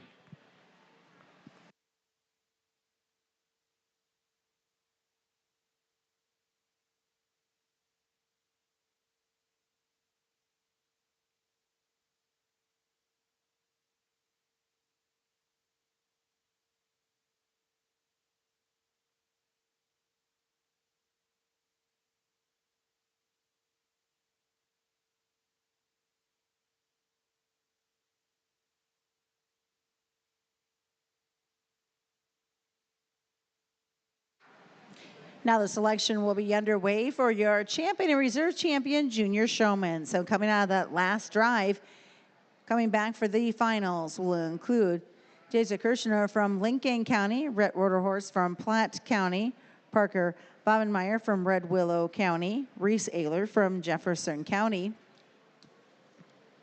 and Riggs Roderhorse from Platte County.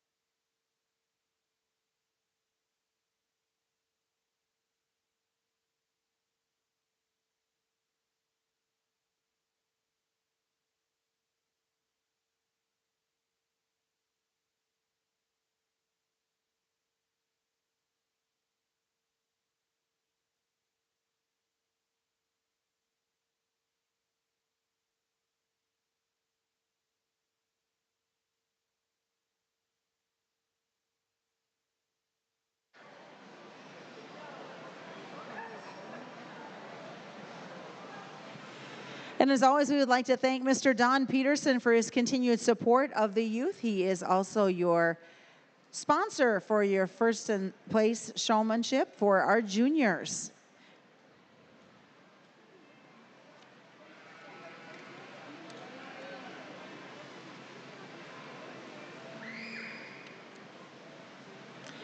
Other folks throughout the fair that we would like to thank include the folks at the Nebraska Department of Agriculture, Performance Plus, Grow Right Minerals, Bill's Volume Sales and Services. They're your champion sponsors for our 4-H State Fair showmanship and breeding classes.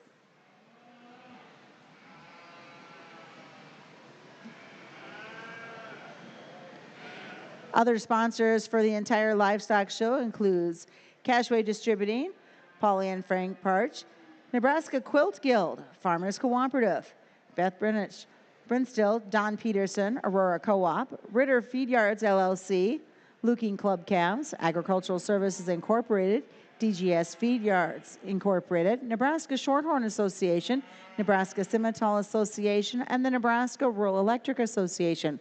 Those are some of your leader sponsors for the 2025 Nebraska 4-H Foundation State Fair sponsors.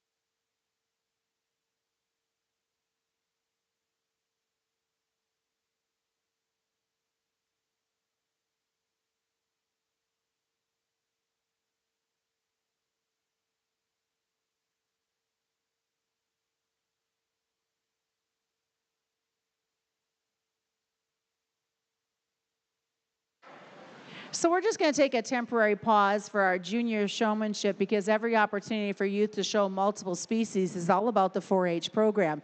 And we have a youth who's in our finals for our junior showmanship is also right now behind us showing some beef. So we're going to wait for that youth to finish in the beef ring, and then we'll get back underway with our junior showmanship. So don't go anywhere. And when we come back, it's going to be kicking off the breeding show for this afternoon.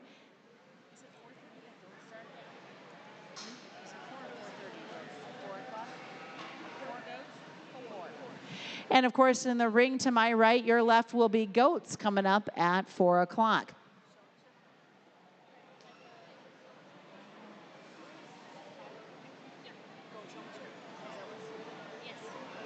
And it will be goat showmanship coming up at 4 o'clock.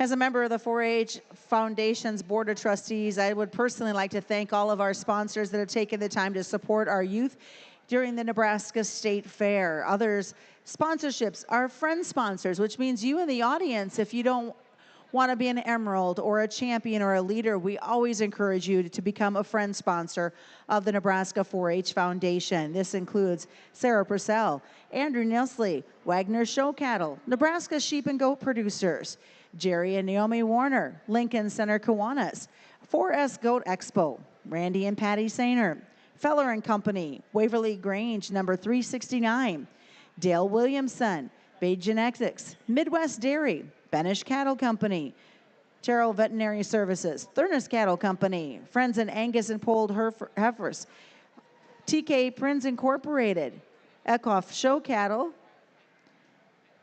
Agrit Marketing Services, Preferred Genetics of Bovine PC, Spawn Farms, Foster Farms, Kevatovic Show Pigs, Ken's Trailer Sales and Repair, Reese Cattle, Soberg Farm Show Cattle, Prinz Incorporated, and Landgren Ranch. Those folks are friend sponsors of the Nebraska 4-H Foundation, State Fair sponsors. A huge thank you to all our Nebraska 4-H Foundation sponsors, because without our sponsors, awards would not be possible for our youth. And 4-Hers, just a reminder, take a moment to thank them and let them know how much you appreciate their support. And as always, a special thank you to the Nebraska State Fair 1868 Foundation for their generous support that they give to the Nebraska 4-Hers.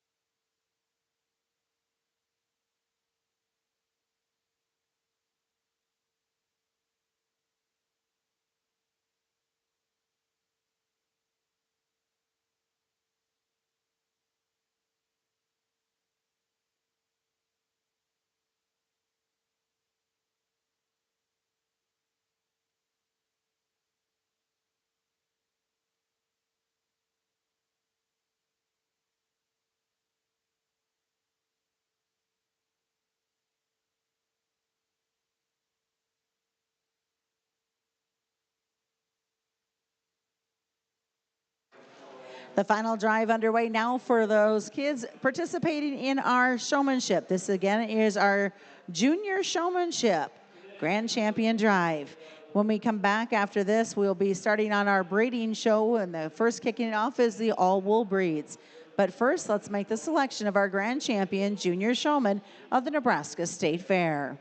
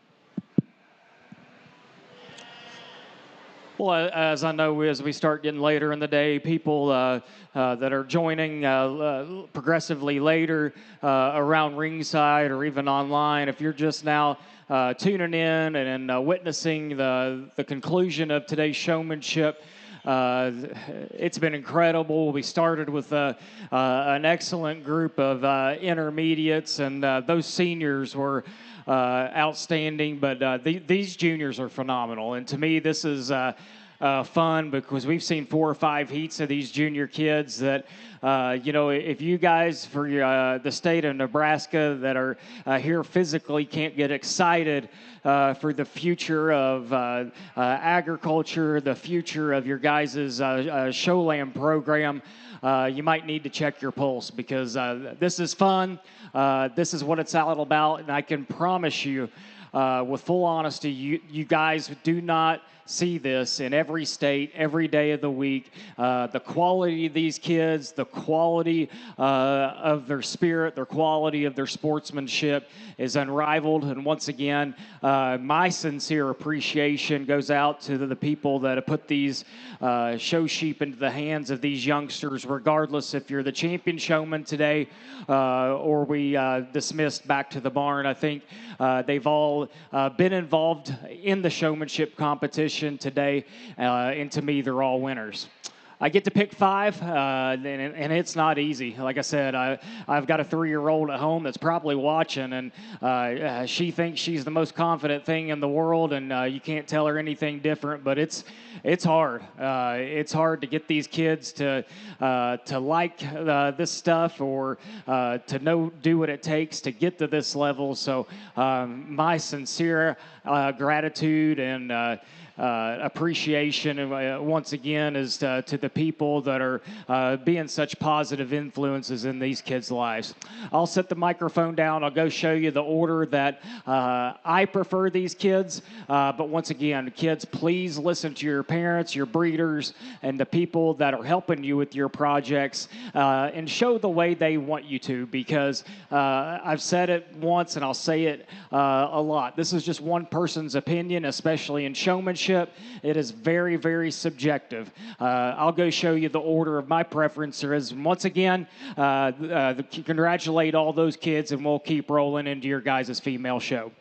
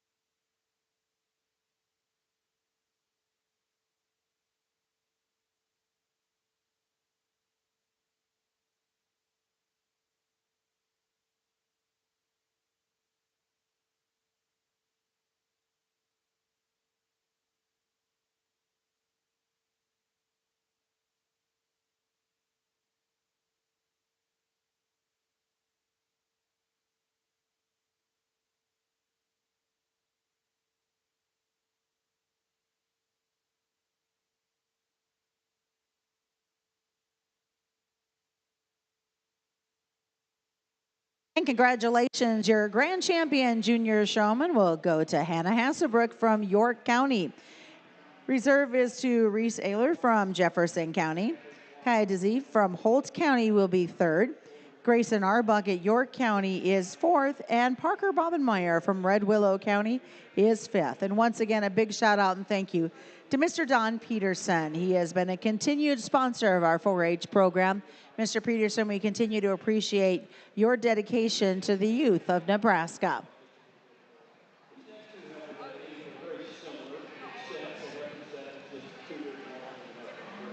She is ready to come in the ring. We're kicking off now our breeding part of the show here at the Nebraska State Fair. Welcoming everybody back to the 5 Points Bank Arena.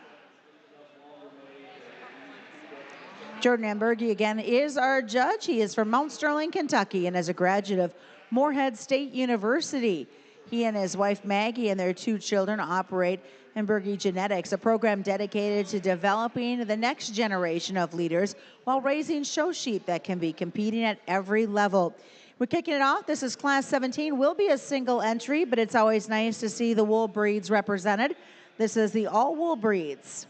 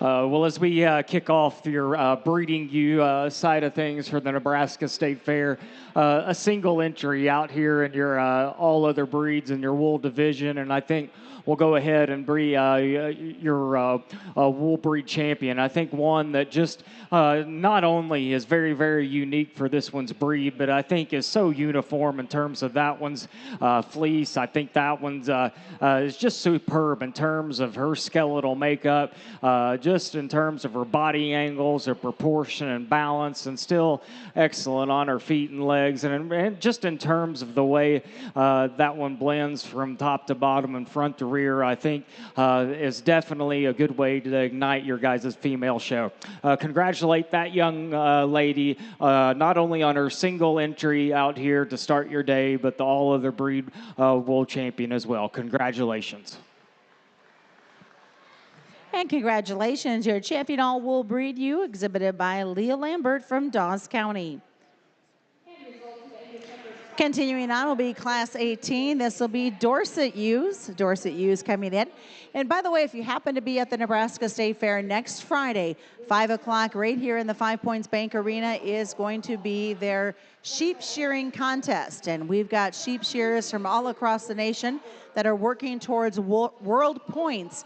And we will have some of the top 5 sheep shearers in the nation that'll be competing here at the Nebraska State Fair next Friday evening at 5 o'clock at the completion of the Open Class Sheep Show. Class 18 of our 4-H'ers, these are Dorset Ewes.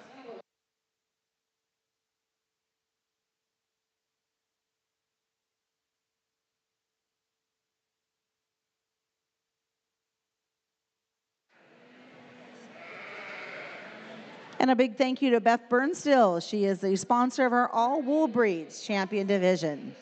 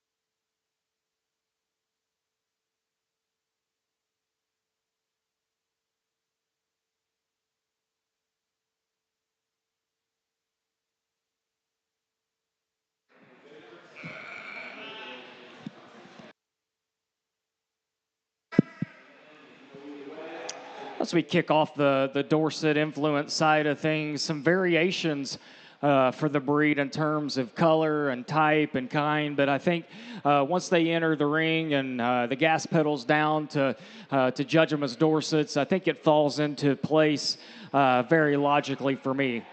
I think the female that we choose to start, I'll be honest, maybe in terms of breed type and coloration, maybe isn't one that you deem Dorsetish every day of the week. But I think in terms of this setting, I think she fits the bill for me in terms of what I'm going to be looking for, not only in this particular class, but throughout the rest of the day.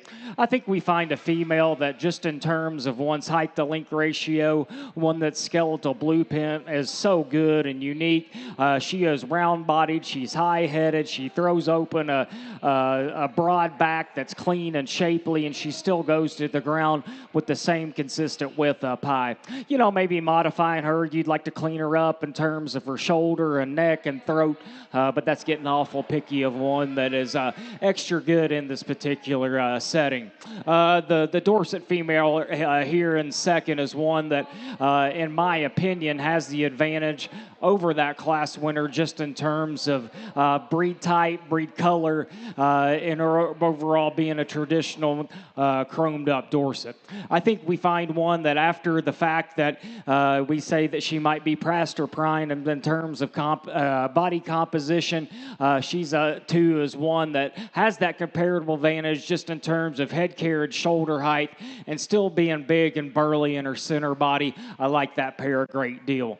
The one here in three is total opposite speed of that Dorset that we just described, but because she's the one that offers a fraction more immaturity, and if you wanted to say the choice is yours on this one from a length and extension standpoint, I would buy that any day of the week. I think for me, from you studying her from her last rib back, I would just like to modify her in terms of lengthen out in her hip, having her take that extra hinge and push that hot back underneath her tail. But outside of that, from her rib cage forward, I think she fits the bill of having the right kind of cage, shoulder, and neck attachment. I think that we could justify flip-flopping this pair that's going to round out 4 and 5 because both of them offer some length and extension and variation depending on your preferences and or what you want your Dorset females to look like at home.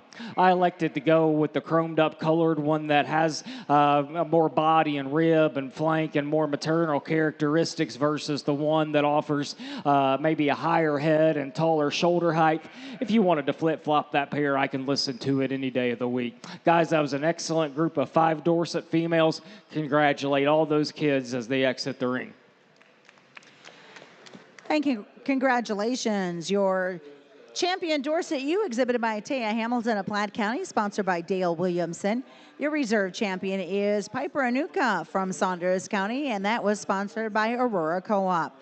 Your third place Dorset U is Hannah Bowman of Buffalo County. Fourth place will go to Arabella Rolfsmeyer on Purple Ribbon of Buffalo County, and a purple ribbon will go to Annabelle Pearson of Thayer County. Southdown U's will be our next divisions to come in for our breeding show this afternoon. There are 2 classes of Southdown U's. Class 19 were born during the month of February 25.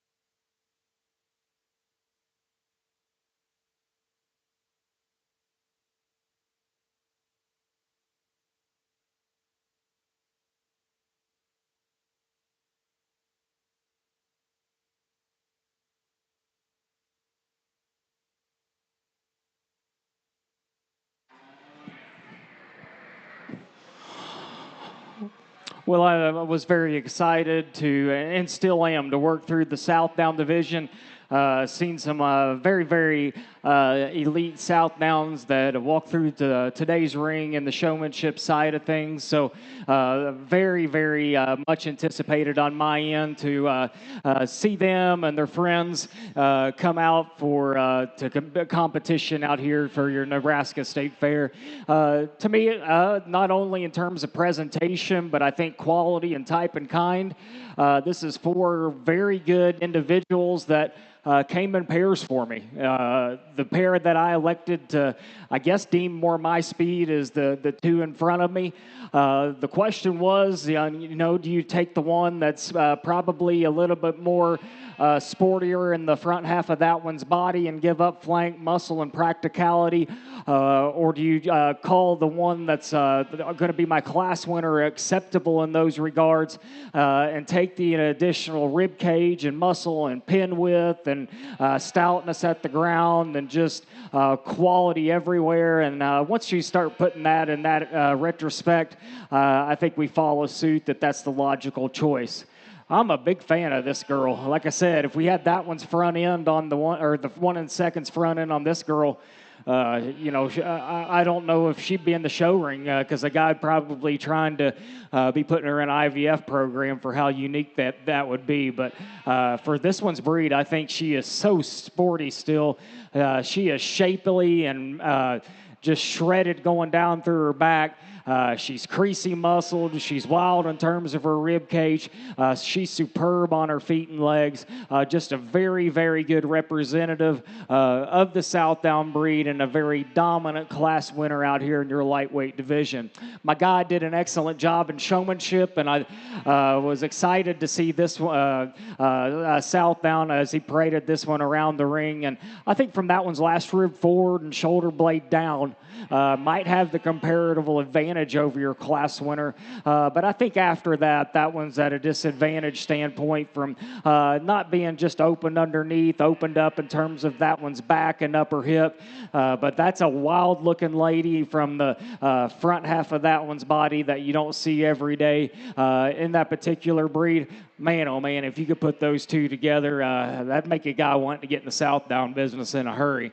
Like I said, that was a class that came in pairs, and the ones here in four, man, that can make or 3 and 4 can make that next generation of South Downs better from just a skeletal makeup, length and extension, and breed character, right? Because these are excellent in terms of their color. They're sound structured livestock that are real world South Downs that can go out and lay down and raise them year in and year out.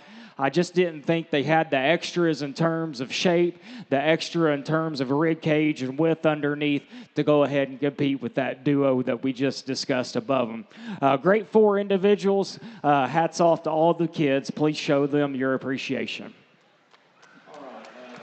And our second class of South Down Ewes will be class number 20, all born during the month of January.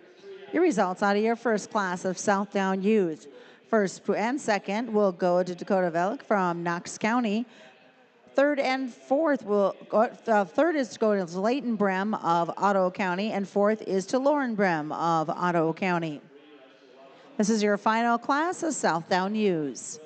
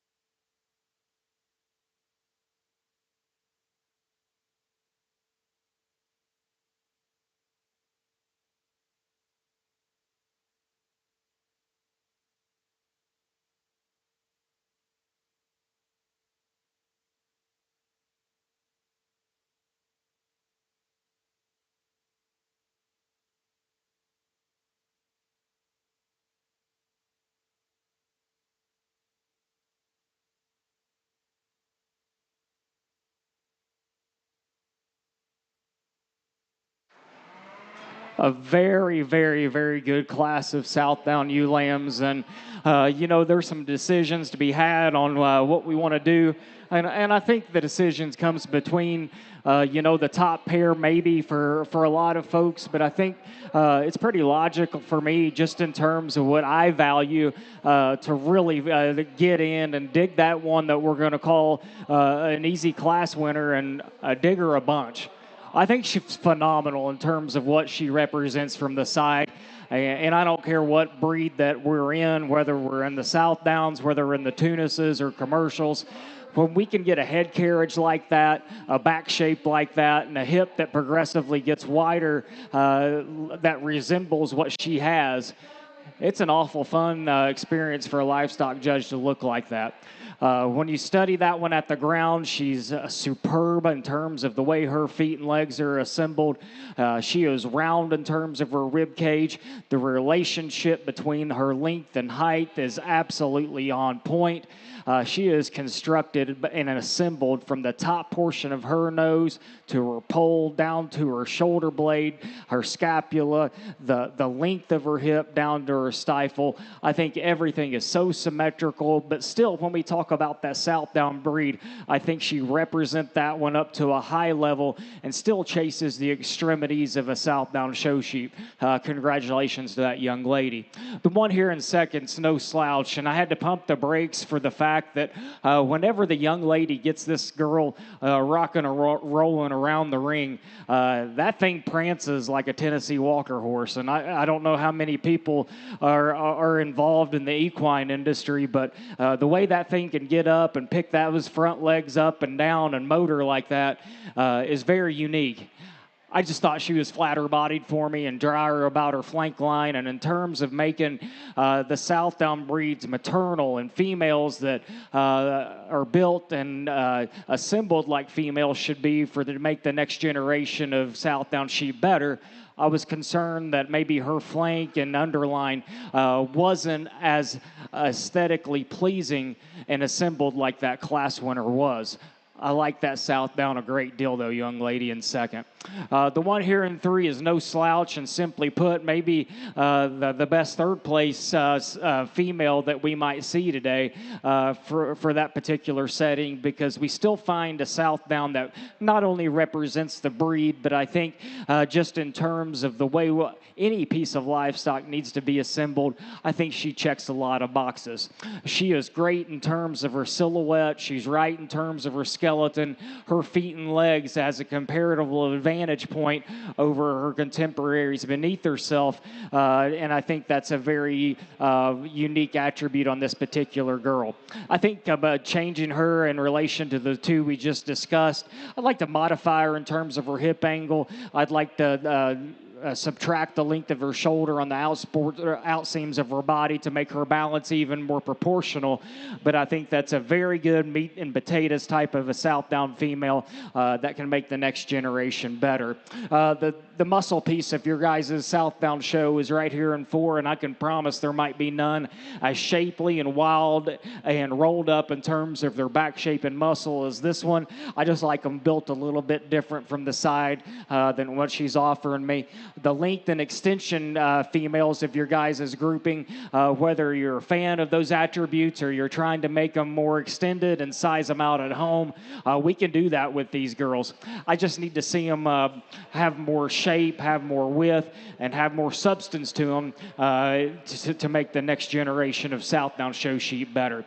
Guys, that was a great group. Really good top pair. I think a heater of a class winner on top. Congratulations.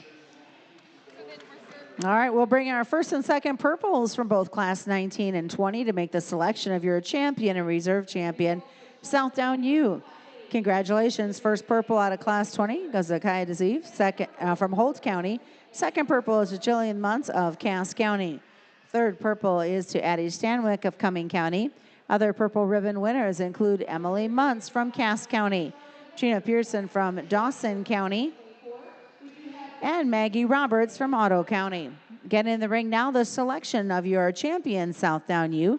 Your champion U is sponsored by the Nebraska Department of Agriculture, and reserve champion Southdown U is sponsored by Aurora Co-op.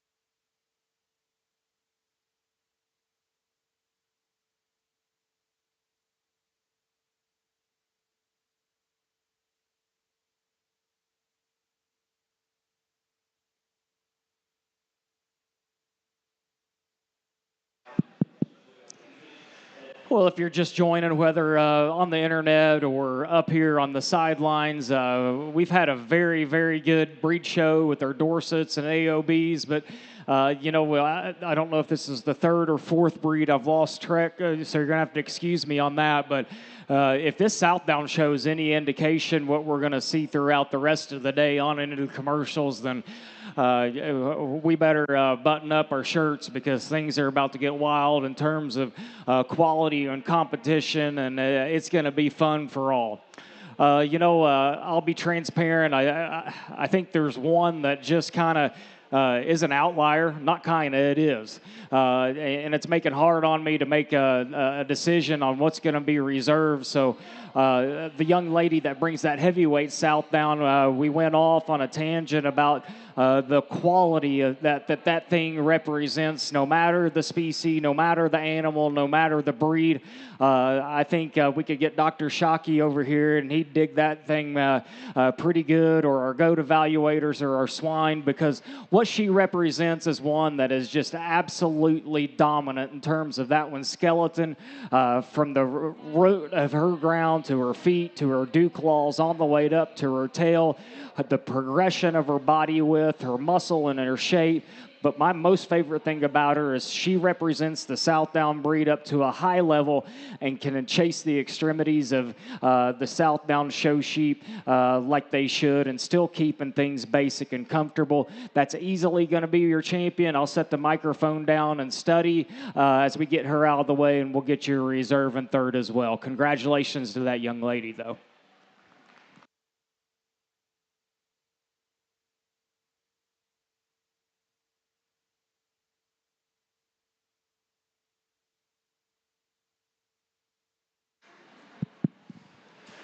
We dropped that second place in that class, and we said that one had some very intriguing pieces in terms of that one's movement off of the front half of that one's skeleton, and still is a southbound show sheep. That one's shapely, that one's burly going down through her back, that one's seamless in terms of her transition into the hill of her loin. A lot of positive attributes there. To me, I think it's cut and dry.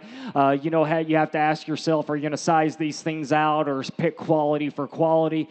I like my lightweight girl to be my reserve in this particular breed. We're going to follow back up with your heavyweight for third out southbound. Congratulations to all those kids. That was a very, very fun breed to work through.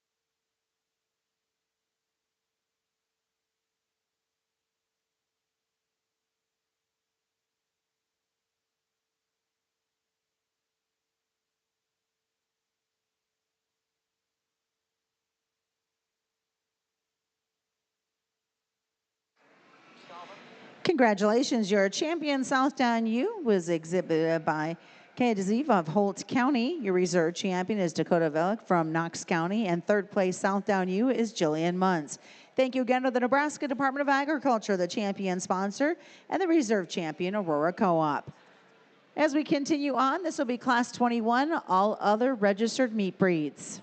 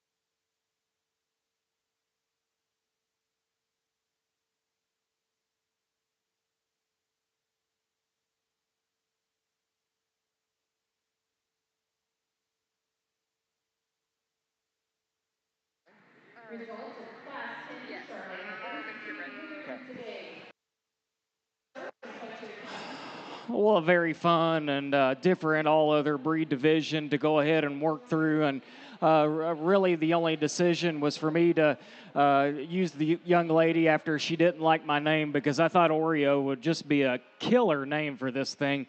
But she tells me her name is Skunk, and I guess I'm accepting of that as well.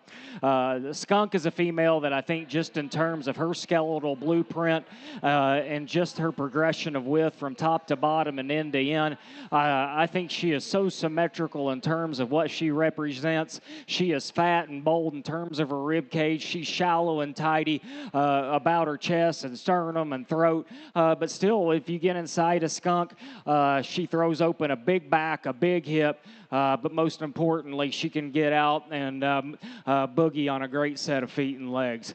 Congratulations to that young lady in skunk. 2 and 3 are one that was probably the decision for me. Do you elect to go with the shapely, more muscular one, or one that is a fraction more immature in terms of one's composition? I guess for me, just in terms of making a female that can make the next generation better from a muscle standpoint in feet and legs, I think this white pelted female was second in line after that one we just discussed. I think she's one that has the comparable advantage over the 1 and 3rd, just in terms of one's rib cage, back shape, and hip structure alone. I'm not sold on the fact that she's the biggest in terms of the swoop to her belly, or the craziest and maternal or about her flank, but I think I see the value in her muscle and her width and her ability to get out and handle all those outlying pieces in a still flexible manner. If you want to tell me that the blue U, in 3rd, offers more length, offers more extension, and just handle quality than that Hampshire female that we just discussed, I can buy that pretty quickly. I'd like to sell you on the fact that I'm just not sold on how that one's back half of her body is assembled. I think she gets a fraction more unorthodox in terms of the way her rear leg is constructed underneath the angle of her hip. Not only that, I'd like to see her more practical about her flank to enhance her proportionate look from the side. 4th and 5th are your length and extension options. The blue you could use a shot more punch and muscle. The Brockle appearing female that's going to round out your top 5. I think once we strip that added fat and body wall off of her, I think she's the flattest and most nondescript in terms of her rib cage and makeup. Very, very good class from top to bottom in your AOB female show. Please congratulate all those kids. And here's your results coming out of Class 21. Your champion all-registered meat breed, you exhibited by Bree Vanzel from Wayne County, sponsored by the Nebraska Department of Agriculture. Your reserve champion goes to Addie Stanwyck from Cumming County. That is sponsored by Aurora Co-op. 3rd purple will go to Cole Brooks from Otto County. Blue ribbon winners include Scarlet Prince from Buffalo County and Arabelle Rossmeyer from Buffalo County. Moving on now, Class 22 will be all hair breeds. These ewes were born January 16th to February 17th.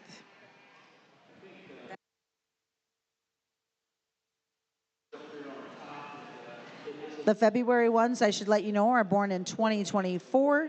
The January one was of 25.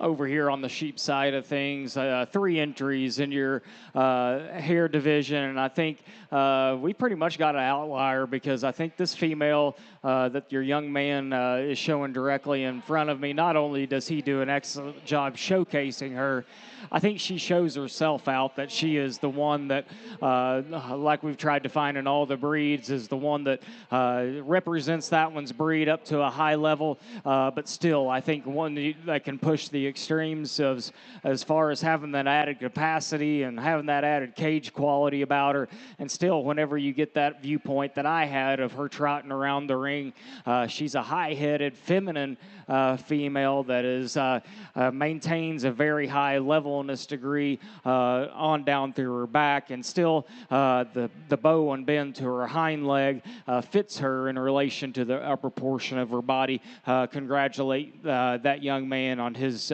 champion hair ewe. The decision was between 2 and 3, and although it looks like you might size these things out, the one that I'm most comfortable with in terms of her longevity is the one directly in front of me. She might even have the comparable advantage over your champion just in terms of sheer shoulder height and length of hind saddle. I just didn't think she came with the overall width and capacity down through her sternum and center body and heart that we find in that class winner. The little girl is one that's no slouch, and I'd be anxious and proud to raise that one if I was the young lady, because she too is one that brings us one that is so right in terms of her skeleton. I think that in terms of the fundamentals of balance, everything is in check. She just didn't have that added shape throughout her body. She doesn't come with near enough back shape to go ahead and rival those two that we just discussed that laid above her. Guys, a good trio in that particular division. Congratulate all those kids. Now for Class 23 will be Hampshire ewes. These Hampshire ewes January 15th to February 2nd of 2025. And congratulations, your champion all-breed Hairbreed ewe is exhibited by Gavin Camaro of Ottawa County. Gavin also will have your reserve champion all hair breed. Your champion was sponsored by the Nebraska Department of Agriculture, and your reserve is sponsored by Aurora Co-op. Third place on the champion all hair breed ewe is exhibited by Miley Doherty of Burt County. Again, these are the Hampshire ewes coming in the ring right now. After this class, we will take a 10-minute break before we start into our commercial part of our show today.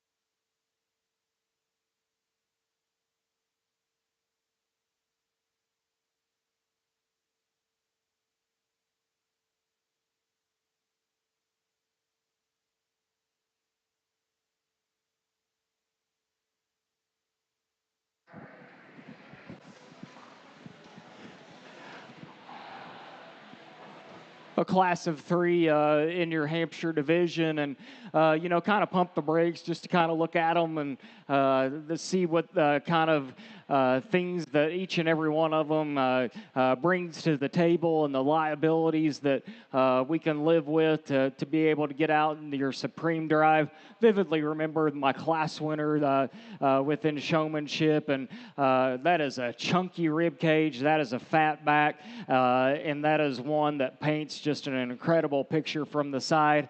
I'm not going to tell you the length of her hip is just extra long, or the bend and bounce to her hind leg is just extra athletic. But man, I'm telling you, when you can put that kind of rib cage in one, that kind of back shape and muscle, and still have that same kind of consistent width from top to bottom, and still being tall enough shoulder and still being high enough headed, that is a very hard animal to make day in and day out, and does have some flaws that I'm willing to accept within this particular setting. 2 and 3, you can jumble these things out. I'm okay with it. If you say that my reserve Hampshire is going to be too frail for you and doesn't have enough muscle and width, I know it doesn't. I can live with that, because what she represents is one that gives you a rivaled look as your class winner possesses, just in terms of her last rib forward. Her rib cage is round, the length of her ribs are short, and that facilitates an extra big, bold rib cage and throws open a nasty big old back in her. She's still tall-shouldered, she's high-headed, she's good in terms of her forearm, she is massive in terms of the swoop to her belly. This girl looks like a female. I have no issue if you had 100 females that look like this, because she'd be easy to breed. She looks maternal where she needs to be maternal, and I can live with the flaws she has from a longevity standpoint. She's just not extra like we find in your class winner, and that class winner possesses very, very big, aesthetically pleasing attributes, maybe where this one in the reserve comes at a comparable disadvantage. And that was the holdup, because what is lacking in that one and second, I am very confident that your young lady that's going to be showing your third out hamp has one that can steamroll that one in a big way. I guess for me, when you get this one rolling around the ring, I think she's a fraction more restricted in terms of her movements. I'd like to lift her up in her shoulder height as well.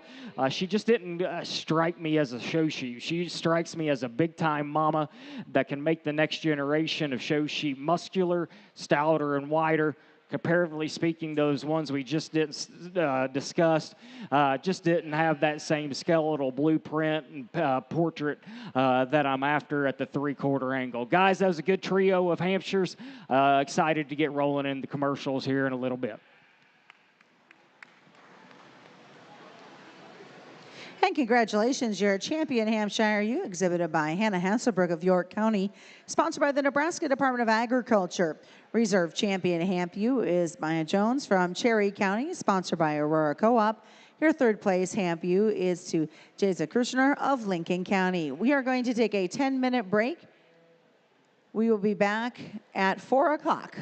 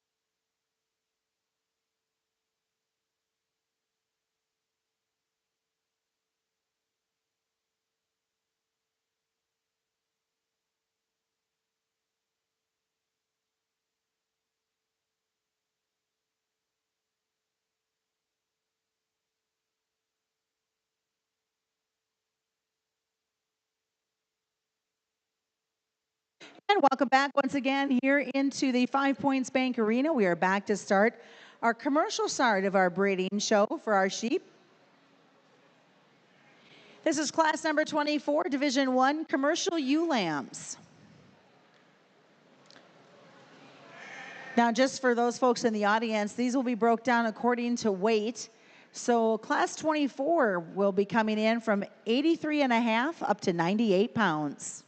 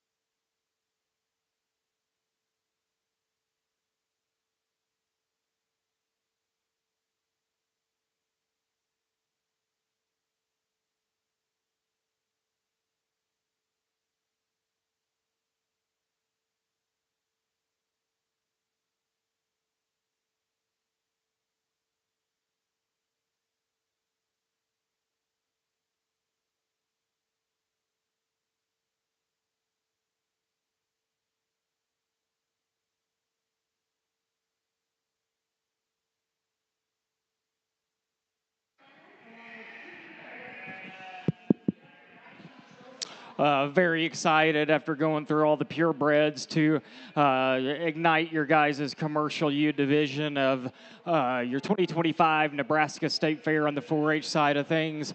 I think it's very cut and dry, and one thing that I will always stand by throughout today and tomorrow is we're going to pump the brakes when there needs to be decisions to be made and justified looks like we saw on the showmanship side of things and even some of the breeds. But when we can go, we're going to go. And we went in this particular class because it's pretty cut and dry for me. The Blue U is one that she is rolled up in terms of her muscle.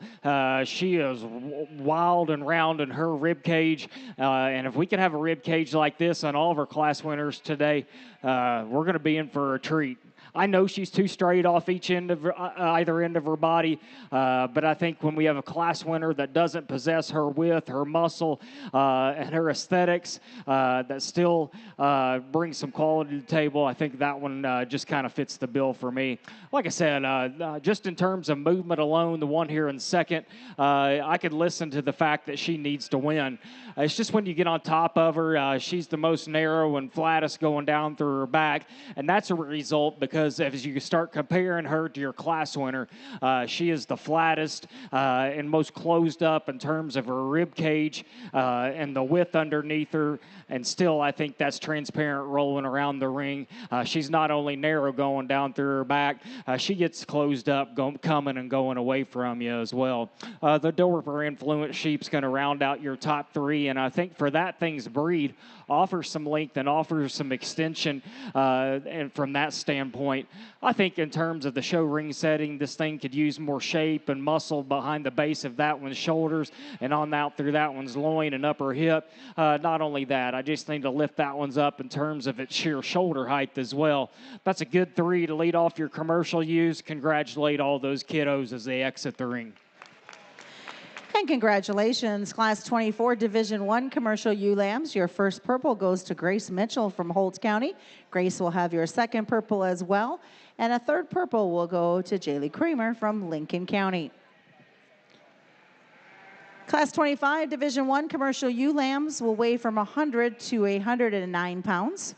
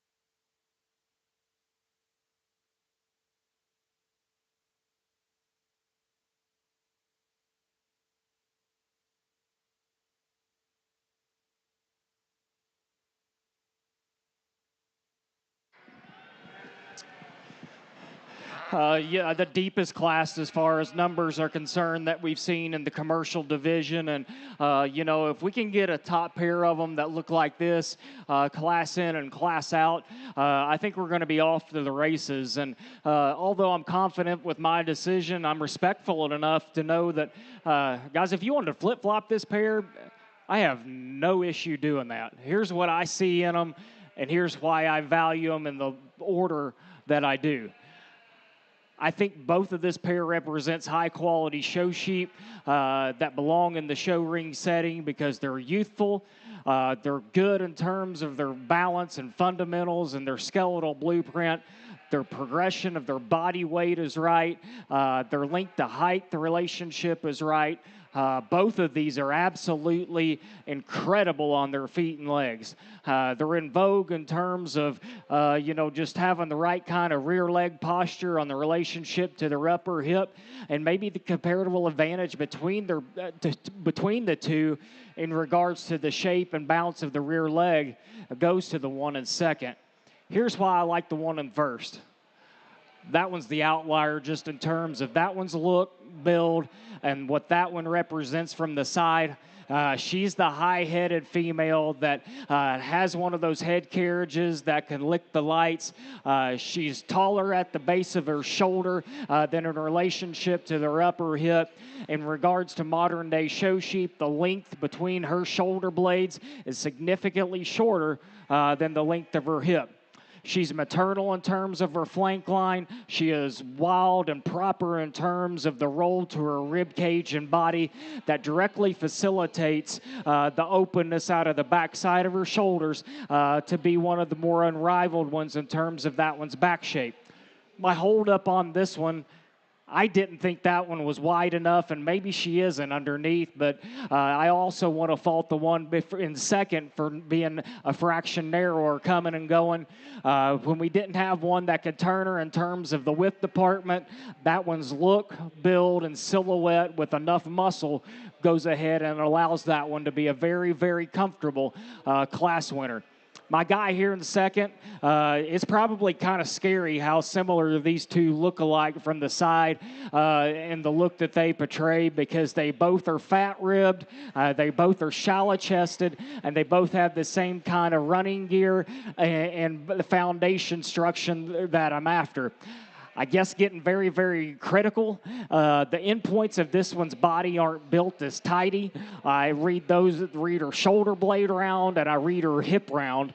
But most importantly, why that one's in second, and I couldn't trump that class winner for one that's being this big and burly going out of the backside of her shoulder and her center body. She progressively gets narrower coming and going. Guys, if you watch that one track away from you, she is big and burly up high. Just want to see her go to the ground with the same kind of width and expansion underneath. If you want to flip-flop that pair, I'll listen to it. I chose to go with the one with the least amount of problems. The blue here in you in her third is no slouch, and if you wanted to judge the class blindfolded, I think she pets the best, and that's with a big 17-point cut between her and the pair that we just discussed. On the park, I thought it was game over. You put that thing in drive, and it ain't wanting to drive very fast because that one, as the top three rounds out, becomes the straightest, the tightest, and most restricted, rolling around the ring. I had to make the call. I can't use that kind if they're not going to be able to get out and roll. But I love this thing on the park. That thing is wild-bodied, shapely as all get out, has the most muscle, and that's the this kind of stuff that I'm going to be trying to gravitate towards. I just needed to draw the line. I like them to move a little bit better than she does. But that's a high-quality show sheep young lady that I hope you own because you can make the next generation better with that. Length and extension options come here in fourth and fifth. The chromed up blue ewe has a bigger rib cage and a bigger back and a better hind leg. Just didn't think her hip structure was long enough and level enough to go ahead and be in that top trio that we just discussed.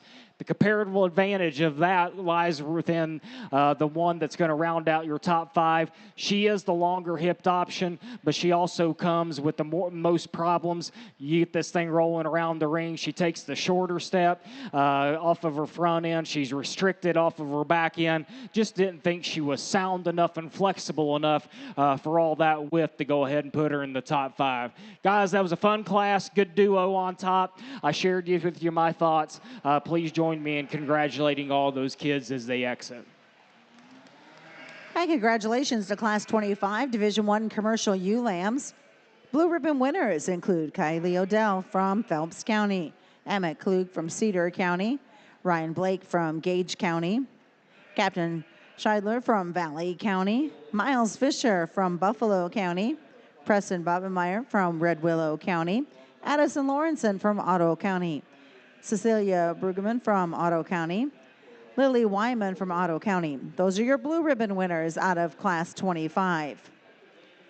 Purple ribbon winners will include Emily Olson from Pierce County. Second purple goes to Rhett Rodahorse from Platte County. And first purple out of Class 25 is Reese Eller from Jefferson County. Entering the ring now on the sheep side is class number 26 of our first division.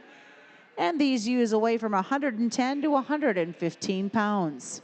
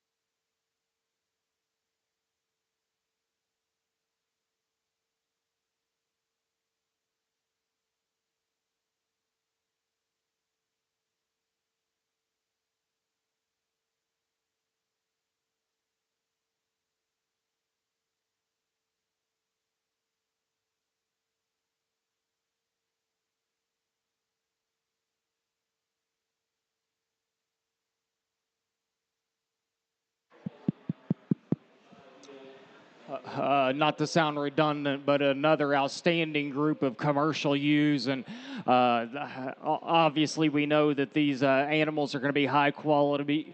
But once again, these kids have just been phenomenal and pleasant to work with. And my hat's off to you folks here in Nebraska for doing the important things right.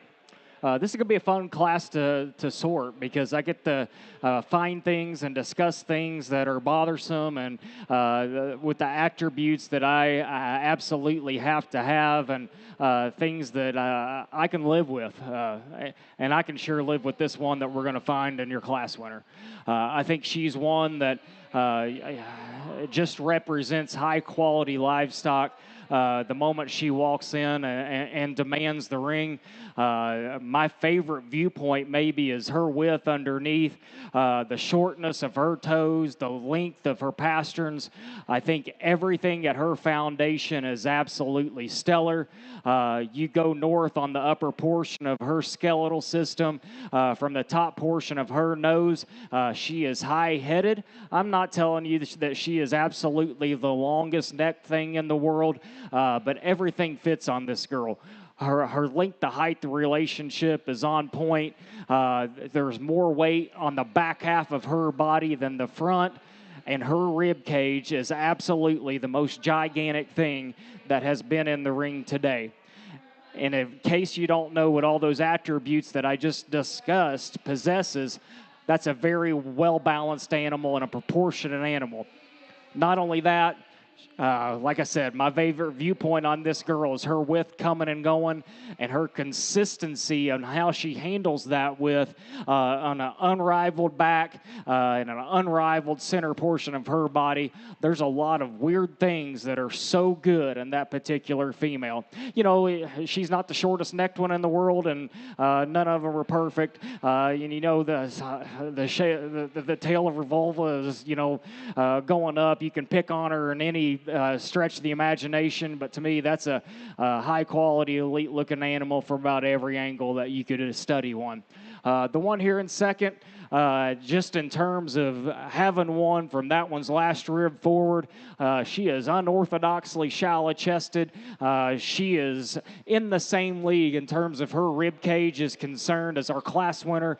She is big and bold in her center body. Her handle quality and touch is not only fresh and athletic, it is seamless in how it transitions in that one's heel of her loin.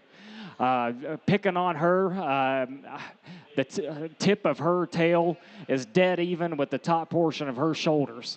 I would like to see this one in relation to the ring directly run uphill versus being inverted on the back half of her body.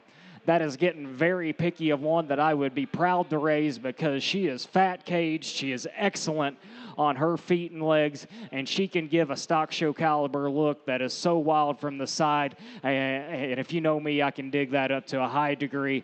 I just need to tweak her in terms of the way her tail sits on the back half of her body.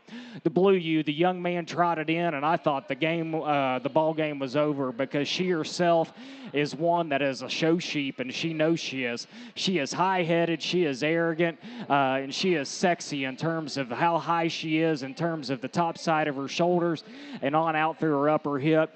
She is working on an incredible a set of forelegs that are has the right kind of bounce and bend that makes her an athletic type of a show sheep. And maybe when you start talking about her positive attribute is the height of her shoulder, it can also be her liability because as the story tells, the increase of her shoulder height doesn't come with an expansion of her forerib. I think as you study her in terms of her back shape, maybe that the height of her shoulder is one of her disadvantages because as you get right on top of her, she is the flattest and narrowest going down through her back. And not only that, she's the narrowest coming and going. And this girl don't have any problem on muscle and width because I can promise you there hadn't been one in the ring all day that has that kind of chunky center and that kind of fat back in her. As you study this girl coming and going, I'd like to modify the endpoints of her body. Her hip is short, her shoulder long. That's not a well-balanced animal. I like her muscle. I like her genuine width. I need to construct her skeletal system before putting all that high-quality muscle into that package. And that's where this one here in fifth was the decision for me, because I like the tidiness of her shoulder. I like the length of her hip. I just didn't think she was constructed just as elite on her feet and legs. As you get her rolling around the ring, not only is she narrow, she ain't flexing and going and bouncing and bending that rear leg that the same authority that we find in those ones that we just discussed. Guys, that was an excellent class, a good top five, a heater of a class winner. Please congratulate all those kids.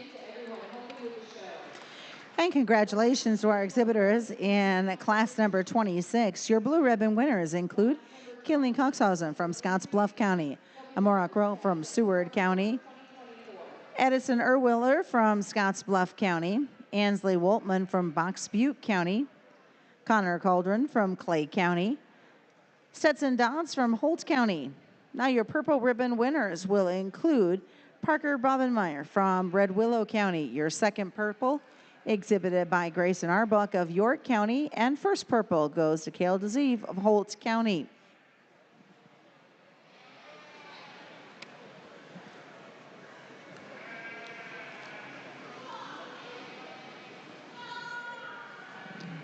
Class 26 will be entering the ring in our commercial ewe lambs. They weigh from 116 to 119.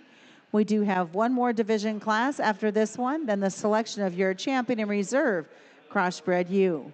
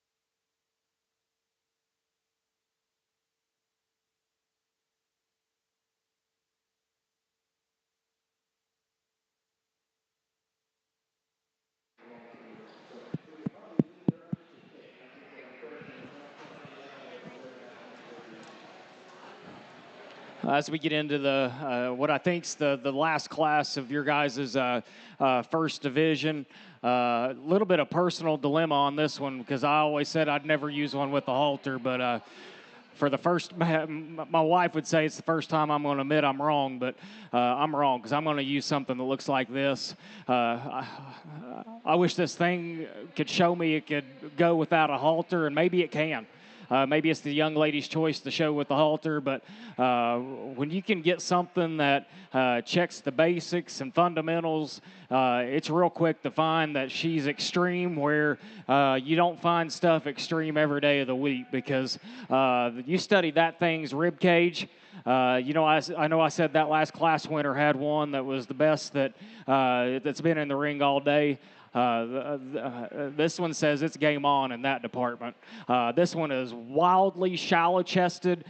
This one's wildly short-bladed, and this one is crazy high-headed. And I can promise you, this one's got a back that you can land a 747 on. And you started studying the back half of that one's body. That one's maternal in terms of her flank line. She is wide from stifle to stifle. She is unmatched in terms of her width from top to bottom. And a unique portion of this particular girl, she is as creasy and bubbly muscled as you could ever ask for. I guess my question is that one, can she be a show sheep? I guess we're getting ready to find out later on in the lightweight division drive. Like that girl a whole bunch. The blue one. Love this one. Juvenile thing for me to say, but it is true. If that class winner wasn't here, we'd be making bold statements on this girl because she's good. And where she's good, she's excellent. And to me, my favorite viewpoint on her is her feet and legs because she is short-toed, she is big-boned, she is sure-footed, and she's got the right kind of bend and bounce to her hind leg that makes her a female that can go in that pasture in the real world, be a real-world range sheep for many years. Her rib cage is round and productive, but still yet in terms of her relationship between her shoulder blade and her hip and the length of her hooks and pins, I think everything in her is in check to make her a very sound, functional animal, and that's because of her skeletal system. She's just not extra in any stretch of the imagination for me, and that's okay because she's a very good show sheep on her own. I'd like to see her shallower chested. I'd like to see her more extreme in terms of the shape to her muscles, but that is a very, very good show sheep that's going to make some very, very good show sheep for the next generations to come. The one here in third. I like this one from a width and muscularity standpoint. I think one that has a seamless back from the top portion of her shoulders down through her loin, out through her upper hip is the second best we've seen outside of that class winner because that class winner is gnarly in those regards. I need to fix her hind leg rolling around the ring, but most importantly, I just need to take her and get her a bigger step off each end of her body. And young man, if we do that, we've got one that can push that class winner because this one's bold where she needs to be bold. She's good looking where she needs to be attractive. I just need to tweak her on both ends of her body to become more flexible on how she handles her width and her chunky center. I told my guy, just in terms of skin, hair, and presentation, she might smoke everything in the class outside of her class winner.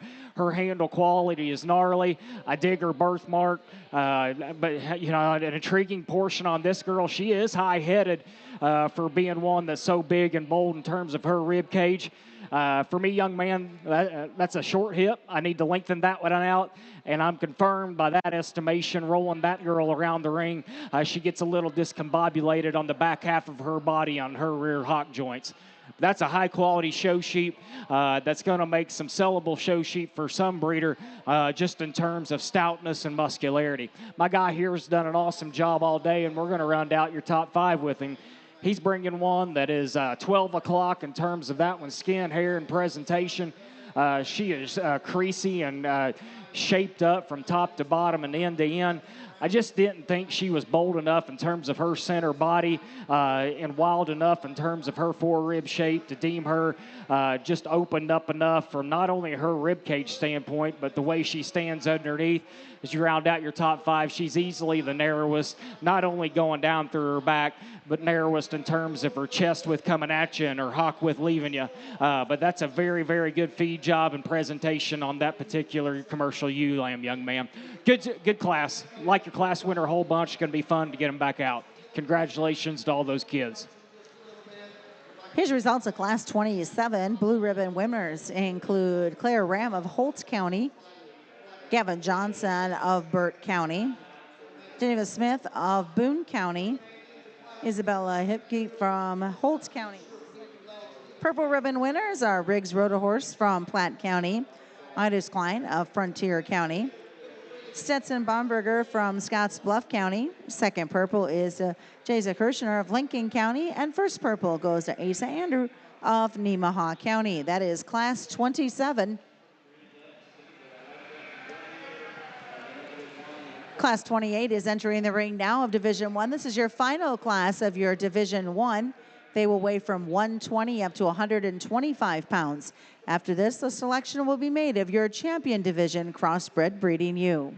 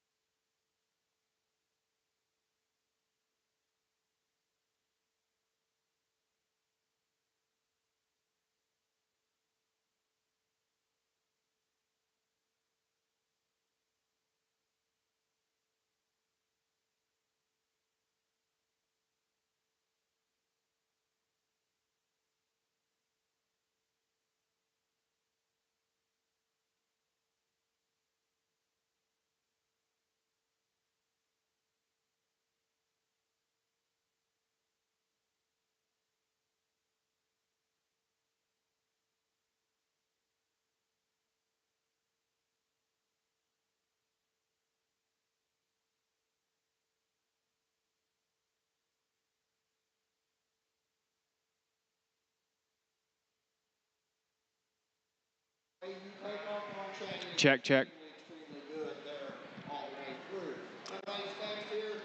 A very interesting class, and it was very fun to work through, no doubt, and challenging on my end because as we started working through these things, obviously we're going to try to start pulling these things on the initial sort, but, there wasn't one that just came in that navigated the ring with dominance and said, I'm here to win, and was the outlier to go ahead and call an easy class winner. But it made a guy, earn his paycheck just because you had to find your initial 5 that you can live with, and then get down to the top 3 or 4, and then find the attributes that you have to have with the liabilities that, come with the holes that you don't mind as representing your class winner. My holdup on our class winner was I couldn't read the back half of that one's body, and I think maybe it's just she's just docked a vertebrae too long. And I think, my image of imagination of if you trim that tail off, she's going to have more stipple shape and lower leg dimension, and that would only enhance her balance and proportionality even more.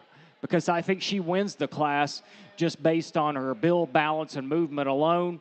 But it's the fact that she still throws open a big back, she's still chunky centered, and she's not narrow underneath herself. I just had to ask myself, can you aesthetically live with her tail? Does she have enough stifle and muscle to balance from the side? And I called her acceptable in that stretch of standards, but I think just in terms of bringing the most positive to the table with the least amount of flaws, I'm very, very comfortable leading off this particular class and getting her back out for your lightweight division. If you wanted to sort things in pairs, this is the pair to choose from, and they are very, very similar. They're similar in terms of their feature. They're similar in terms of the shape and bow to their rear leg. Both of them are very, very bold in their center body. Both of them are seamless going down through her back, and they both are great in terms of their handle quality. The challenge was I called them both acceptable in terms of their shoulder, and I read both of their hips short. So how do you divide them after that? I just thought the one here in second, there was just more to her. She was more opened up in terms of her center body, and I thought she was more dominant in terms of her progression of width from front to rear than that one here in third. Comparatively speaking to that class winner, she's just a fraction bland. She's just a fraction just nondescript in terms of her general makeup. But that's a female that is, if you wanted to tie into muscle and width and handle quality, we can rock and roll all day long. Just some minor tweaks keep her from being our class winner. My guy here in third is actually probably showing one that's taller shouldered than that one that we just discussed. But with that being said, I think that one gets a fraction longer bladed. I know that one is shorter hipped, and I think I just start questioning that one's overall balance and how that one's constructed from front to rear to move her on up any higher. A muscle option comes out here in fourth, and I can listen to the fact that if you wanted to scoot her on up because she is very fresh, she's athletic in terms of her shape, and she is good enough in terms of her center body. As you round out your top four, I'd like to lengthen her step off either end to deem her more flexible and comfortable rolling around the ring. But that's a big muscled one that touches good. Young man's done an excellent job with that mark at you. Congratulations. My guy here in fifth is no slouch. And, I was way in on that girl because her center body can rival any of them that's been in the ring today. That's a chunky center and a big back, and she's got a big set of paws to go with it. When I got over there and stood the distance away from her, I just didn't read her with enough practicality in terms of her flank line, and I'm very, very confident she doesn't have the muscle and shape going down through her stifle that we find in the top four grouping above her. Guy, that was a very, very challenging class. If you like them a certain way, I can sure listen to it. I elected to line them up how I just discussed them with you. Congratulations to all those kids as they exit the ring. All right, here's your results out of Class 28 as they get them organized. First and second purples will come in for the selection of your champion division crossbred U. Blue ribbon winners out of Class 28. Caden Peterman from Franklin County, Mason Wagner, Knox County, Blake Klug from Cedar County, Hannah Bowman from Buffalo County, Addison Lawrenson from Otto County, Elizabeth Blake from Gage County, Jaylee Kramer from Lincoln County, and Rhett Rodahorse from Platte County will be your purple ribbon winner. Second purple went to Gabriel Olson of Pierce County, and first purple out of Class 28 is Knox Robinson of Perkins County. Again, in the ring on the sheep side will be the making of the selection of your champion division crossbred U. And this is for Division 1.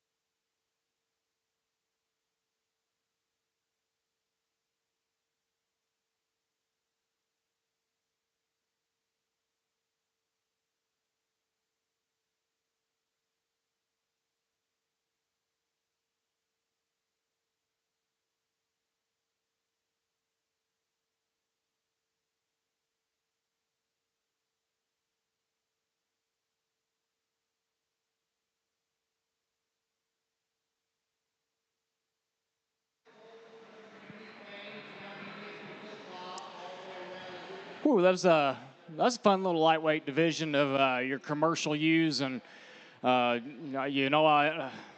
a high anxiety person, and I was very, very excited and anxious to get into these things. And I know I talked each and every one of them high, and is that right or wrong? I don't know, because I just like good ones, and I don't mean to overhype things up or claim perfection, because there's not a perfect animal, and they all have flaws. Each and every one of them does, and if we can make perfect ones, it would be silly to have a livestock show. I guess we come to the juncture where there's big decisions to be had, and I get to show you what's on my mind and earn the paycheck, and I'm very pumped up to do so.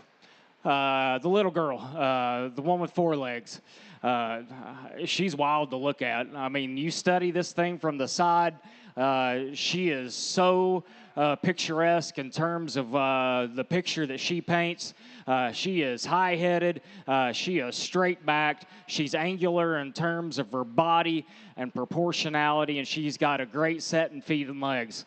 Do you have to draw the line somewhere? Does she have enough width? Does she have enough muscle?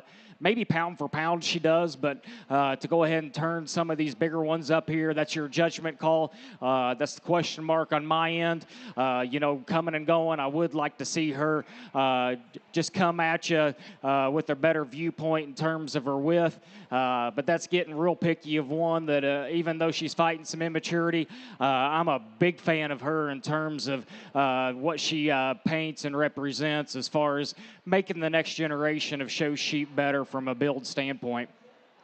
The one out of Class 2, that was one I know that we hyped up pretty well, and I think that one was very deserving.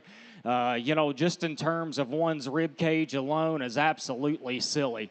That one's center body is wild. Chunky, whatever the cool kids are throwing at them these days. I think you could throw those adjectives to describe a big old rib cage, and it would fit on her. Heck, I think me myself could curl up and fit in her. That's how big her rib cage is. You got to study her from the side. Is she tall enough shouldered? And that's we were picking on her in her respective class, and that's your judgment call. Is she high enough headed or long enough necked to carry that caboose she's dragging around in the back end? That's your judgment call as well.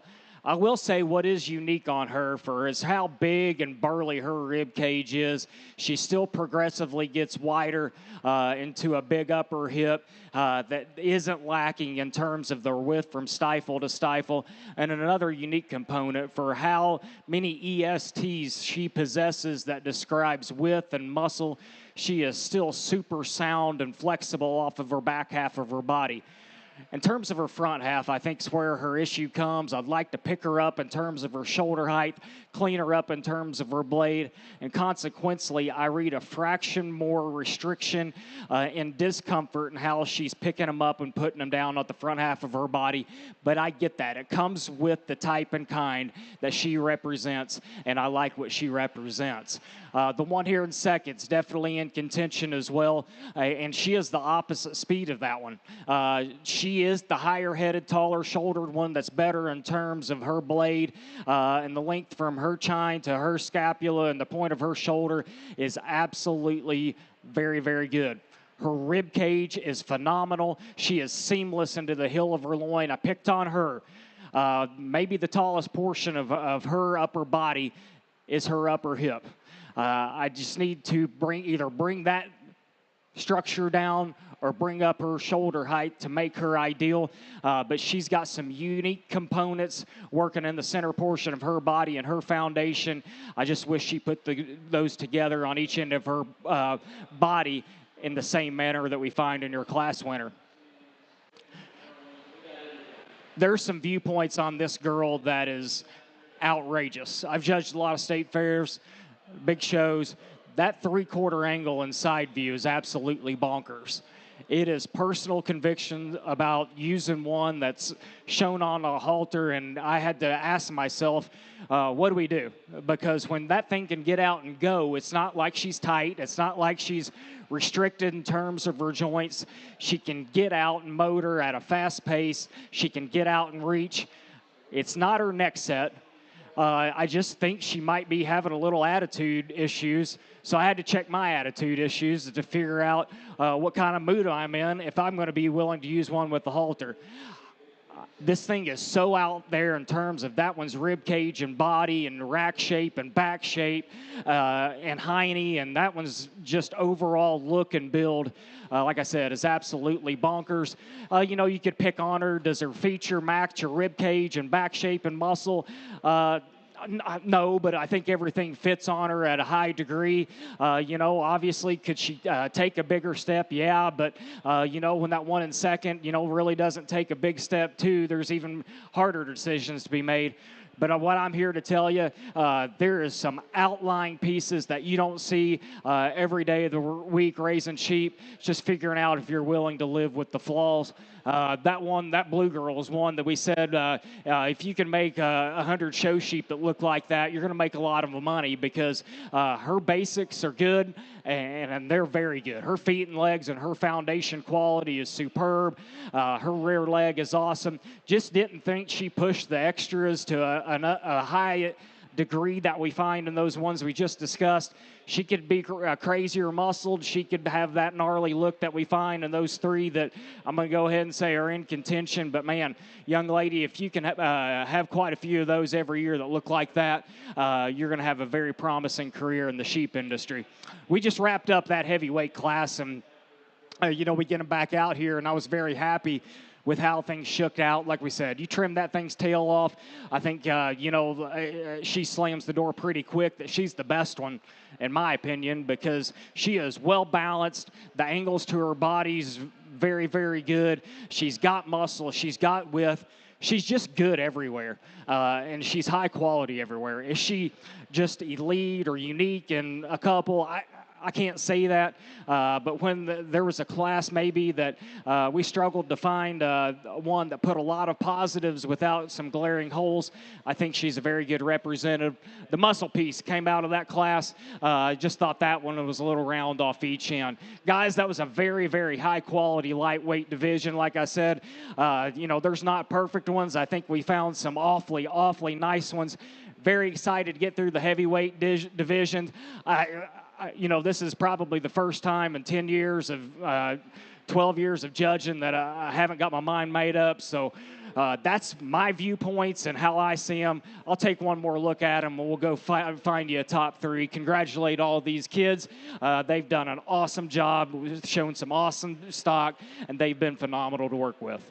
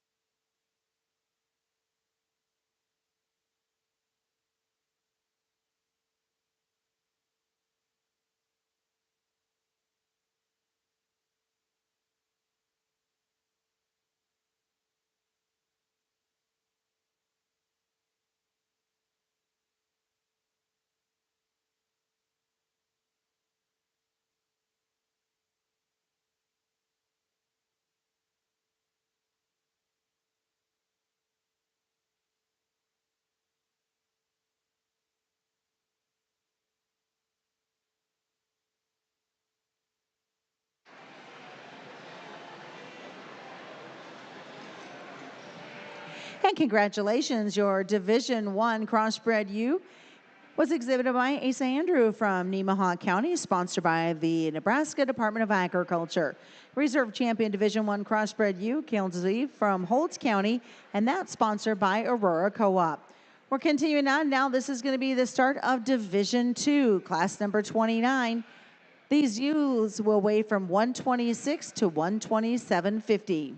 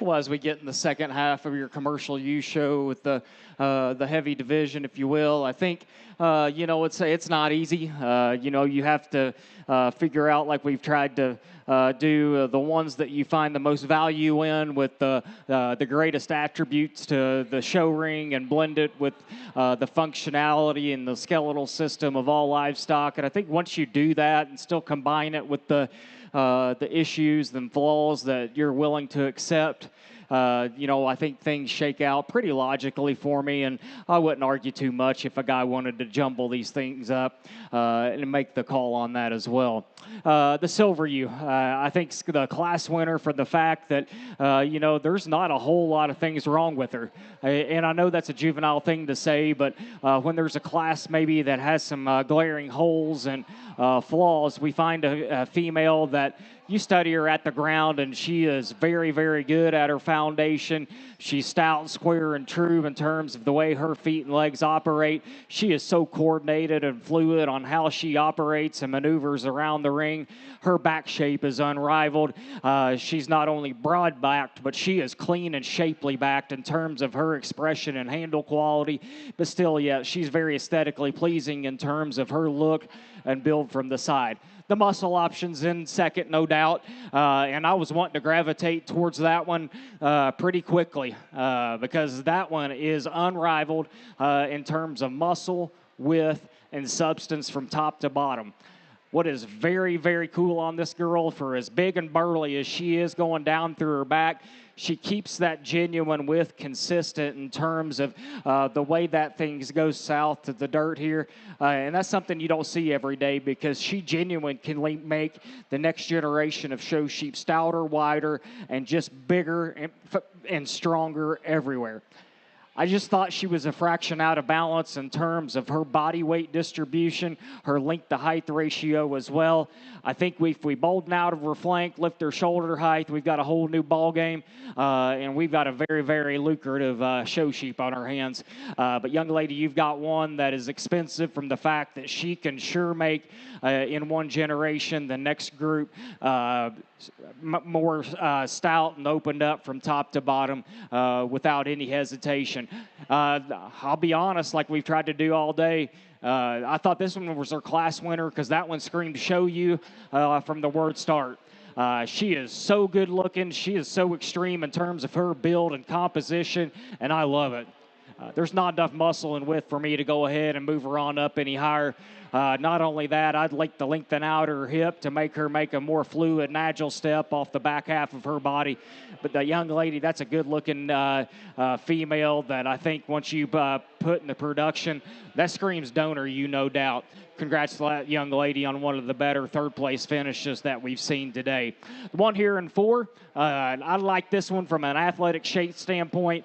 A young lady has done an excellent job with her project this summer, because she brings us a show you that is shapely, big, and burly everywhere that she needs to be.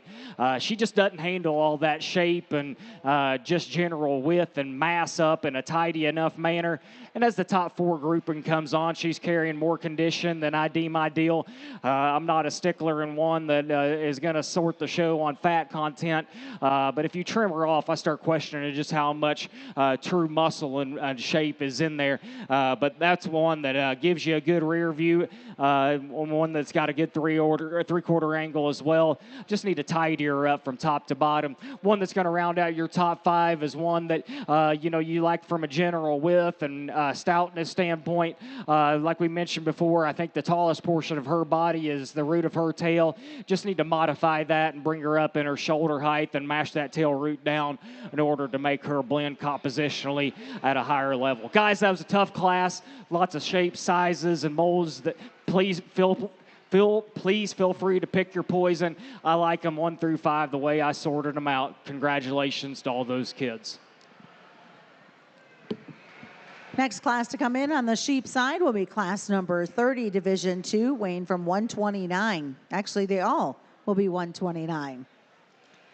Here's your results coming out of class 29. Blue ribbon winners will include Addie Stanwick from Cumming County, Tavera Veras from Thayer County, Braden Grease from Clay County, Jezebel Olson from Webster County, Libby Beitner from Hall County, Also, Libby Beitner from Hall County.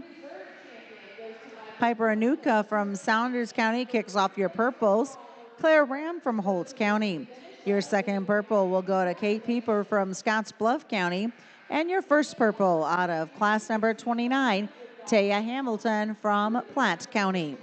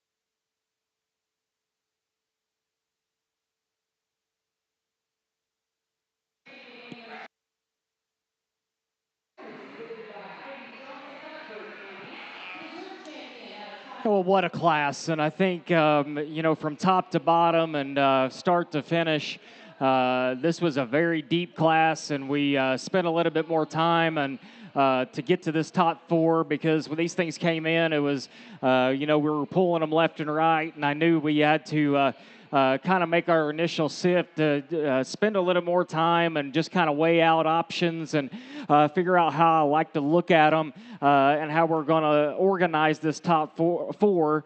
Then we're going to figure out which pair gets to come back out over here in your heavyweight drive here in a minute. And I'm not saying there's a perfect one. There's outliers or anything to say the world's ending in this particular class. But I'm very happy with the organization and how we lined everything up. I think the one that comes with the fewest problems is the Silver U that's going to lead off your class. And where she's good, she's flat out incredible, because she comes in here and demands your attention. Her head carriage is unmatched.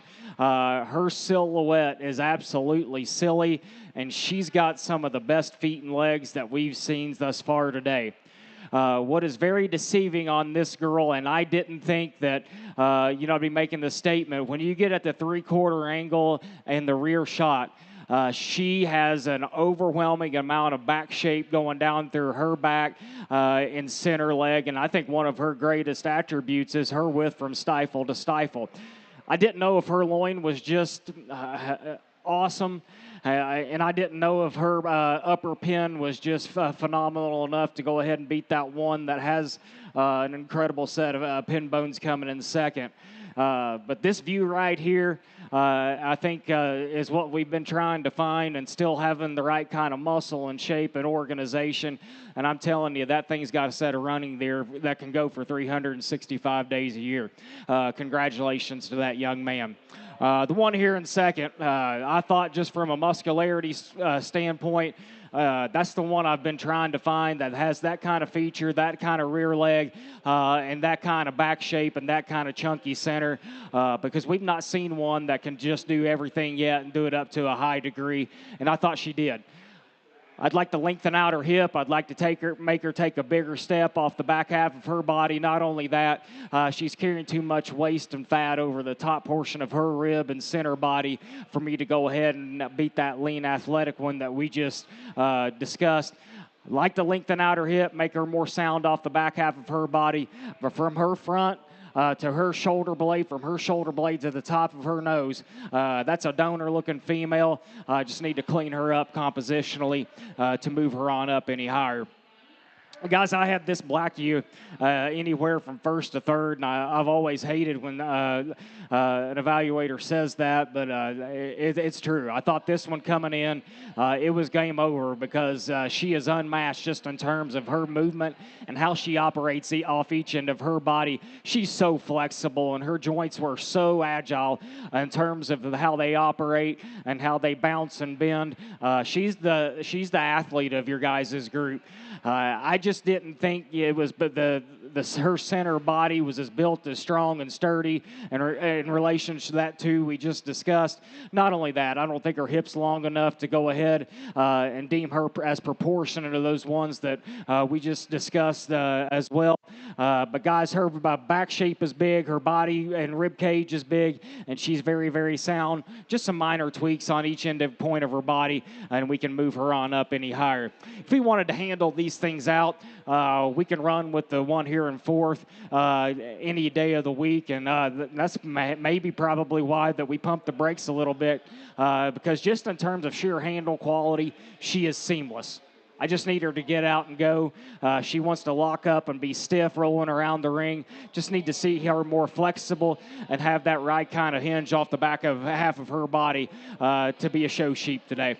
One here in fifth. That one is wild-bodied, that one's round-ribbed, and that one maintains a very high levelness degree going down through her back. Just need to modify the front half of her body and the back half to deem her more sound and flexible. Also need to lengthen out her hip to make her have that extra kind of hinge and get up to her stroll. But guys, that was a very, very good class, a challenging class where there's decisions and discussions to be had. Congratulations to all those kids.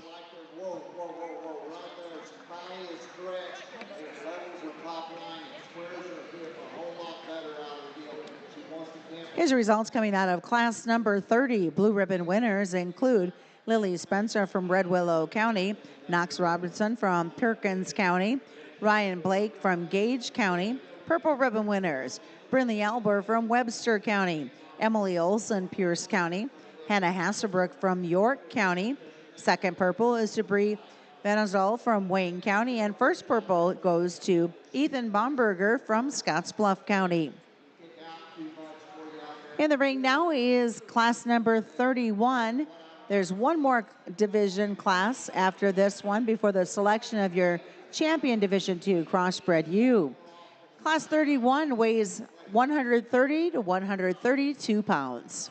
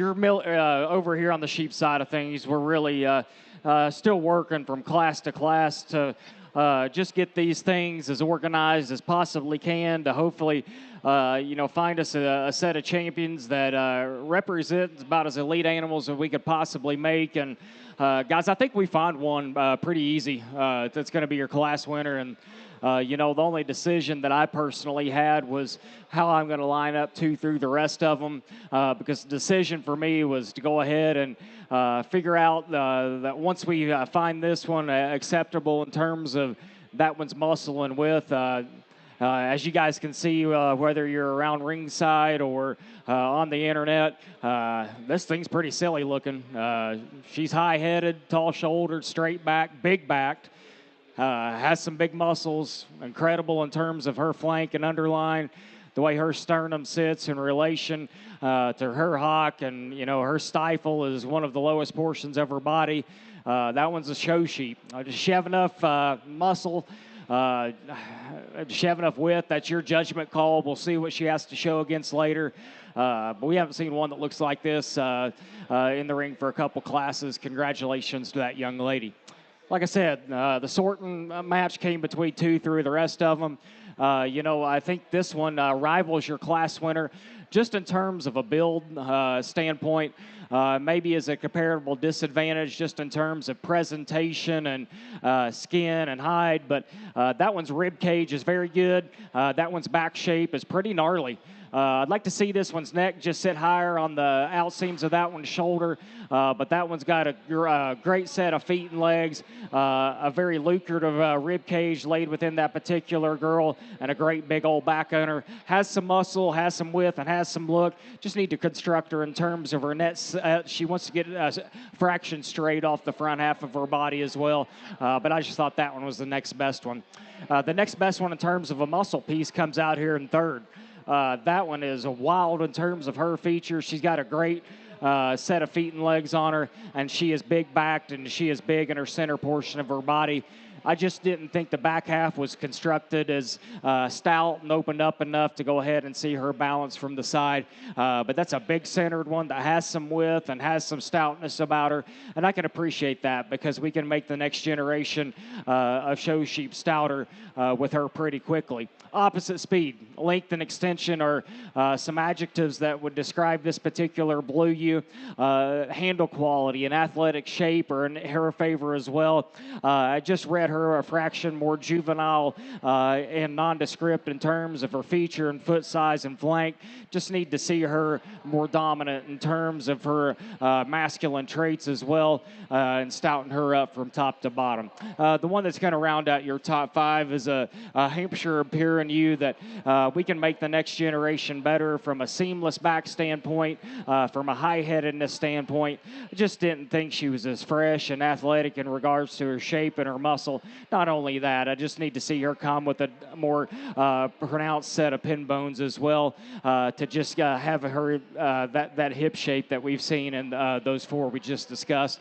Challenging class, very confident in your class winner. You can shake the 2 through 5 up any way you please, and I can listen to it. Good set of kids, good set of sheep. Congrats to all.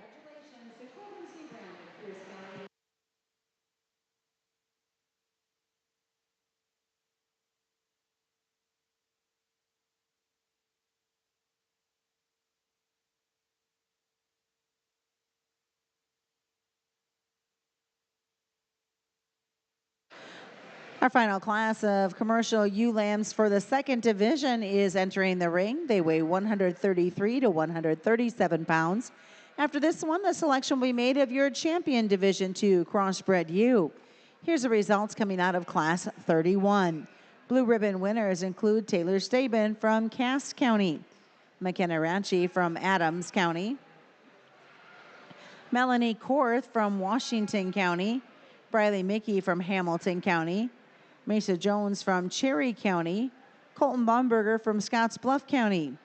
Purple ribbon winners, Jillian Muntz from Cass County. Second purple is Riley Sofel of Butler County. And first will go to Reese Ayler from Jefferson County.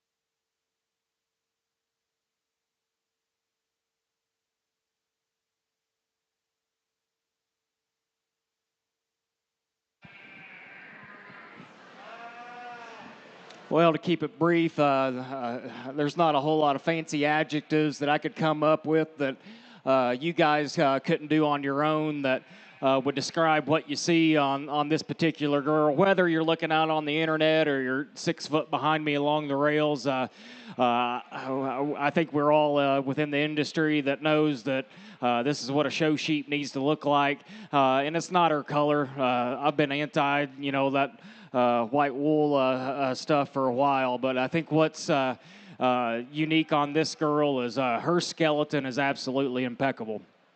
Her feet and legs are silly. She's short-toed. She's square-hocked, and she's got the right kind of angle sitting out of her upper hip that makes her one of the more flexible, sounder animals that we've seen today.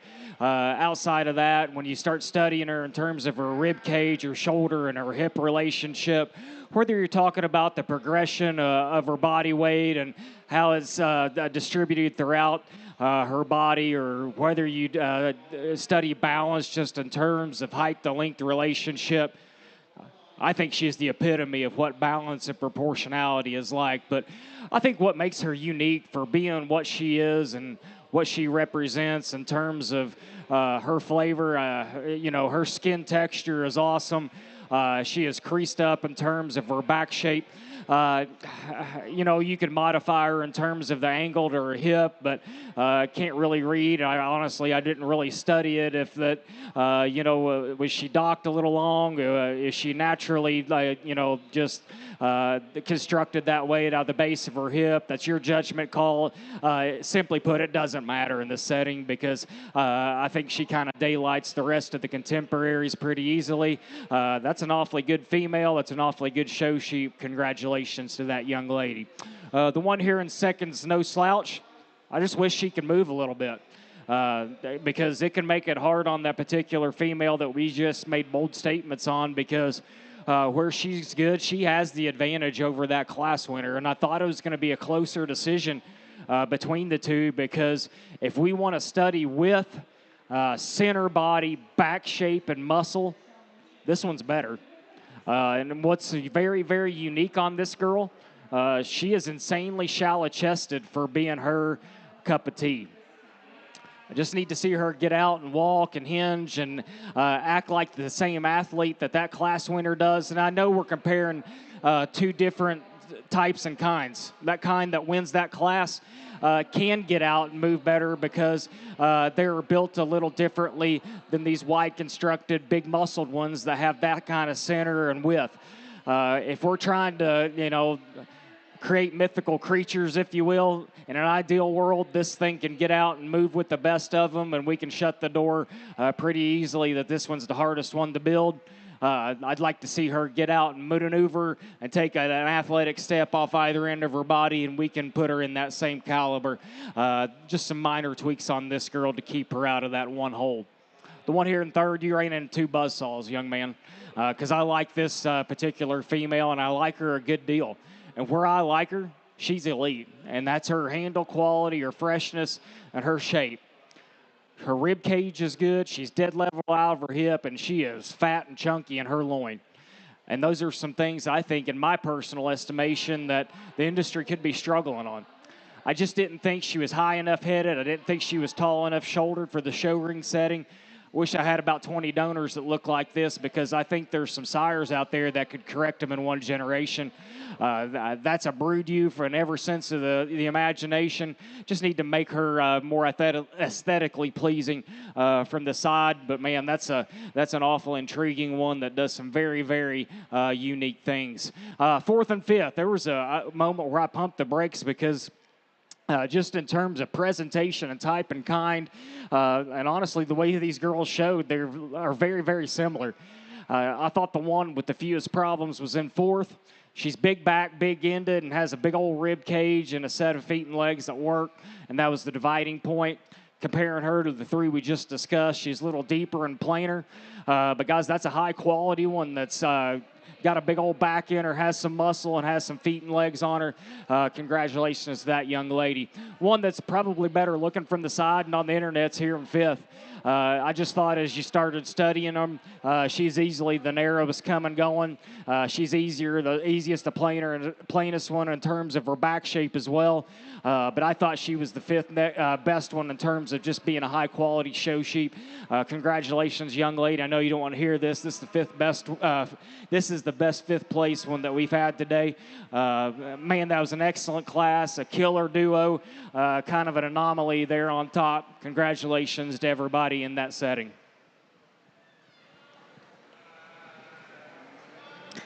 Get them organized. We'll bring them back in for your selection of your champion Division II crossbred ewes. Here's the results out of Class 32. Blue ribbon winners include Ashley Robinson from Perkins County, Victoria Chomke from Phelps County, Ian Lawrenson from Ottokana, Keisha Albert from Webster County, Madeline Brueggemann from Otto County, Emma Bowman from Buffalo County, Catherine Rasmussen, Buffalo County. Purple ribbon winners include Michael Wonke III from Lancaster County. Second purple is a Hannah Hasselbrook from York County. And first purple will go to Brie Vanzel from Wayne County.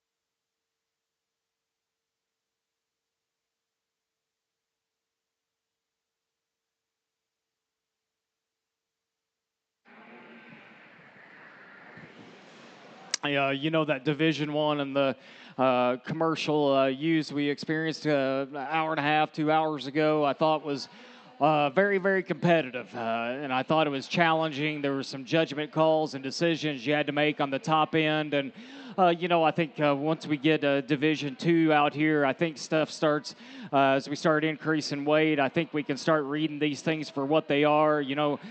Whether it's them being more show broke or just all being on the same playing field as far as condition and smoothness and fat content.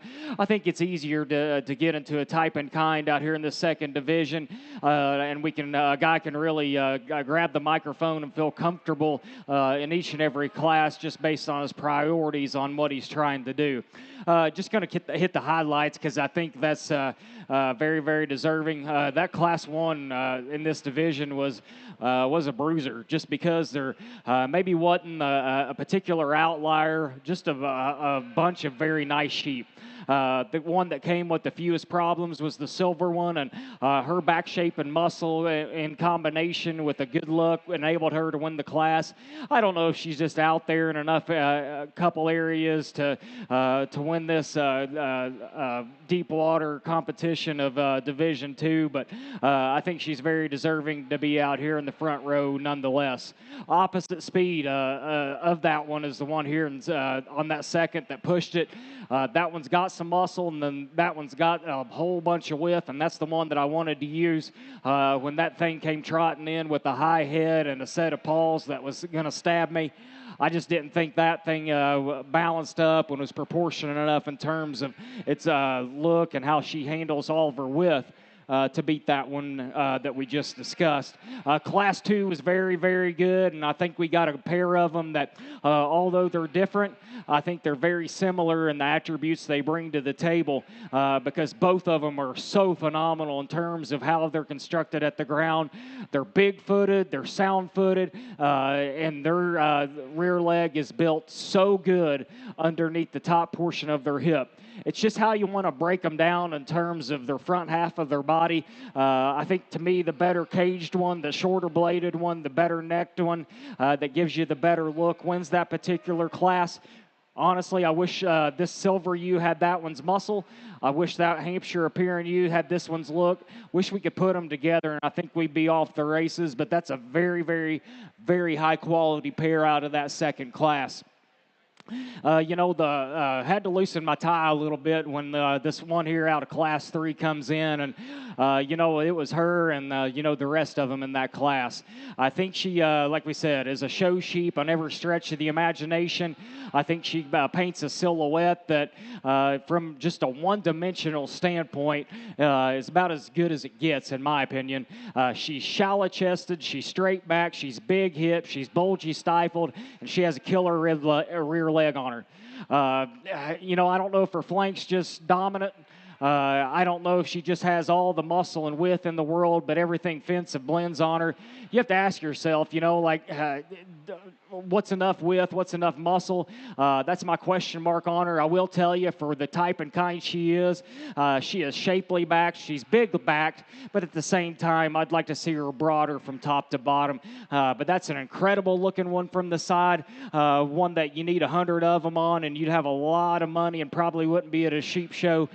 You'd be at a private island somewhere. But guys, that's a very, very high quality one with some elite parts and pieces that you don't see every day of the week. She got pushed by one that had a similar build in terms of a rib cage. She just wasn't extra like she is, that combines all those aesthetically pleasing traits. We just rounded up the heavyweight class with one that I called an anomaly, and I think rightfully so.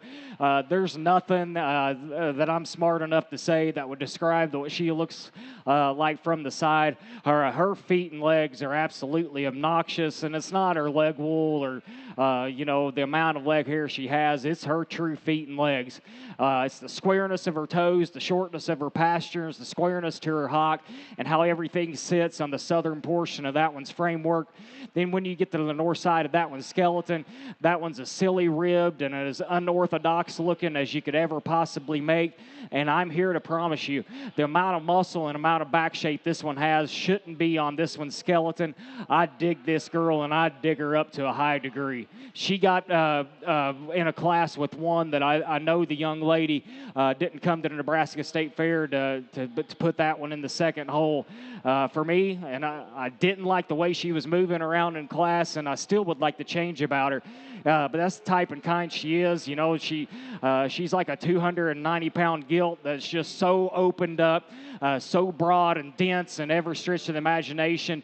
It's just tough for that kind to get out and just be those sure athletes like we find in those some we just discussed. But just in terms of parts and exotic pieces, she's got 3 or 4 components that you don't see every day of the week that I know personally I'd like to implement at home. Guys, I think it's pretty cut and dry in a couple placings for me to go ahead and show you my favorites. I'll go ahead and show you how I like them in order, but please show these kids big appreciation. I know how hard it is to get them to look like this, to raise them like this, but most importantly, these kids have done an awesome job and been so professional to work with. Congratulations to all y'all kids.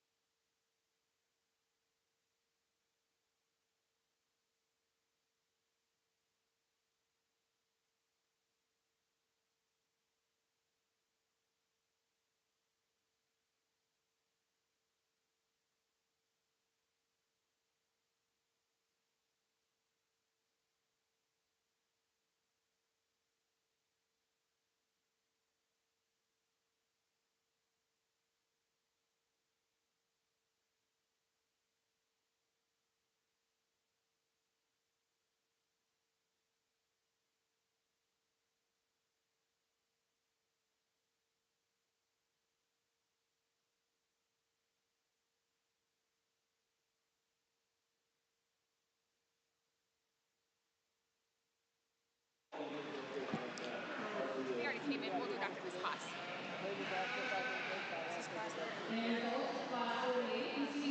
Congratulations, your champion division crossbred U for Division II goes to Bree Van Stahl from Wayne County. Your reserve champion is Reese Ayler from Jefferson County. Third place Division II crossbred U, Hannah Hasselbrook, and Hannah representing York County. In the ring right now, we're starting Division III Commercial U Lambs, Class 33, coming 138 to 143.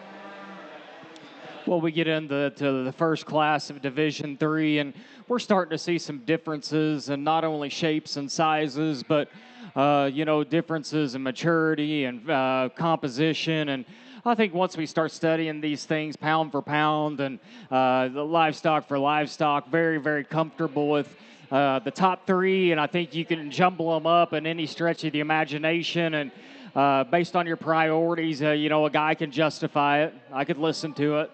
I thought the one that just kind of put the most positive things together that I personally dig is this one here in front of me. I think where she excels over your class winner is not only the broadness of her back and just how burly she is in terms of her rib cage and how chunky she is in her center, but it's the shape as well. She is so ditched up in terms of her rack and loin, and still how that transitions to her upper hip is absolutely phenomenal. Her rib cage is round, and then the way that it rolls off of that spine in a round and short shape is the result of that big back as well. I think she overwhelms the class with muscle. Is she the craziest looking thing that we've seen all day? No, she's not. Is she, a fraction shorter necked? Is she a fraction shorter rumped? And the length of her hip is, obviously short as well. But I think everything fits and blends on her. She's a proportionate animal. She's a well-balanced animal that, has a lot of muscle. To me, she's the hardest one to make, the most unique one in this particular class, and is very deserving of a class winner. I think if we just wanted to look at one from an aesthetic standpoint, when the young lady is in this particular female, I'll switch those every day of the week and twice on Tuesday. It's that one on a natural state that I've got to modify in a couple areas. She gets a fraction shorter all over. She's shorter hips. She's longer bladed. Not only that, she's carrying too much waste in terms of her sternum, chest, and throat. Just need to clean her up and tidy her up all over. I'd like to see her come with a few more creases and shaped up in an athletic manner that we find in that class winner. But that's a female that, and again, I've said it time and time again, if you could have 10 to 15 of these things, and, I think you could have the world in your hands, because these are females that are timeless in terms of just making the next generation of show sheep better. The one here in third, I think, is a blue ewe that, like we talked about on that one in second, if you just take a picture of one standing still or at a rear shot or three-quarter angle, she's big time. It's just when you get her rolling around the ring, she's easily the tightest jointed. She's easy, the one that comes up with the most flaws in terms of her natural ability to get out and maneuver around the ring. But that's a high-quality blue ewe that just needs to be loosened up and reconstructed in terms of how that one's organized from front to rear. 4 and 5 is another pair. If you like the added length and extension and just look in fifth, I'm all about it. I elected to go with the totals and just overall completeness that the one here in fourth has. This one's a gnarly one in terms of her feet and legs. This one's a big centered one that's fresh and shapely going down through her back. I just didn't think that one came with a big enough hip. Didn't think that one was tidy enough in her shoulder. But I just thought she was the next hardest one to make. And honestly, she was my fourth favorite in here, just in terms of the combination of muscle and good looks, a high quality one the young man brings yet again. Like we said, I think this one grows on you. And if you study this one, you find that one rivals a couple of them that has won classes prior, because that one's a good-looking, high-headed individual that's levelness degree as one of its better attributes. I just didn't think that one screamed an outlier or exotic enough in terms of that one's shape and muscle to go ahead and put it in the same sentence of those four we just discussed. But that's a very, very good one to round out your guys' top five. Very, very competitive class, but most importantly, without hesitation, a very good group of kids yet again to work with. Congratulate all of them as they exit the ring. All right, we're going to take a quick 5-minute break before we come in with class number 34. In the meantime, here's your results out of class 33. Blue ribbon winners: Piper Anuka from Saunders County, Cole Brooks from Otto County, Aubrey Beileter from Phelps County, Justine Pope from Buffalo County, Landon Busson from Washington County, Tegan Kapke from Jefferson County, Adeline Henderson from Adams County. Now your purple ribbon winners out of class number 33. Briggs rode a horse from Platte County, Macy Ratchie from Adams County, Ida Klein from Frontier County. Second purple goes to Jordan Mussel from Gage County, and first is to Asa Andrew from Nemaha County. Those are the results of class number 33. We'll be back momentarily with class 34.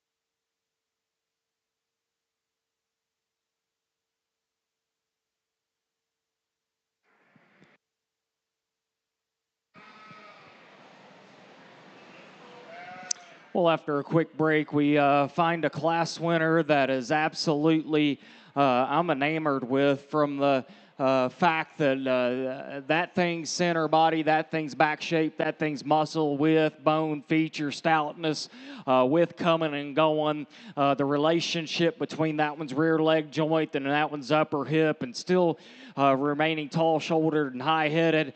That thing's pretty good. I guess my only holdup on that one was, the halter situation I discussed earlier. But if we're going to allow it once, we're going to allow it again. Wish this thing could get out and just go at a fraction different speed and take that extra big gear off its front and back half. But that screams breed you, that screams show you. There's a lot of intriguing pieces in this girl, and she does it up to a high level as well. Congratulations to that young lady. To me, the sort and match comes between two through 5. This one's my speed from a look, from a balance, from an angularity standpoint, all day, every day. That thing is so fresh. That thing is so shapely going down through her back, and still one of the comparable advantages she has over her lower contemporaries is the shape and roll to her mid-body. And still, from when you start studying her, from her blade to her forearms to where she throws her feet up front, everything fits, everything's consistent. So why is she in second? We haven't talked about the back half of her body. She needs to be bolder in terms of her flank. She needs to be bigger and squarer on the upper portion of her hip. Not only that, I need to see her more symmetrical and her hot come in the alignment with her upper hip as well. But that's a very, very intriguing one from a body shape and balance perspective. 3 through 5. I can listen to a jumbled up operation any day of the week because they're very good, yet they're very different. I just thought this one follows suit as the next hardest to make and build. I think that one's progression of width, that one's shape, that one's muscle, and still being consistent and everything fitting and blending up and until that one's representing what she represents at a high level. Is she the most masculine? No. Is she the most moderate and square and dense one that we've seen in this class? No, she isn't that either. But what she is a very elegant female that has enough muscle and can get out and move with flex and mobility. The two that we're going to round out is also a discussion point because they're very, very similar. They're both rugged in terms of their feature. They're both square underneath, and they're both stout and dense in every stretch of the imagination. I thought the one at fourth came in a smoother package. I thought that one can get out and just take that extra bounce and bend off of her rear leg as well. Just didn't think, comparatively speaking to those three we just discussed prior, she was just built in a clean enough manner compositionally up front. We're going to round out the top 5 with one, like we said, was chunky centered. She's big backed and bold bodied.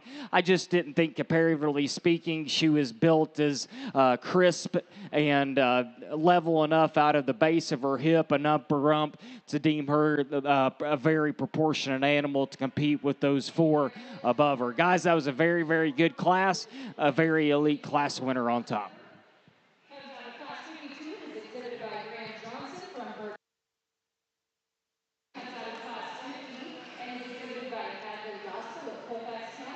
We'll get ready for class number 35 in Division 3 or commercial ewe lambs. These ewes will weigh from 147 to 148.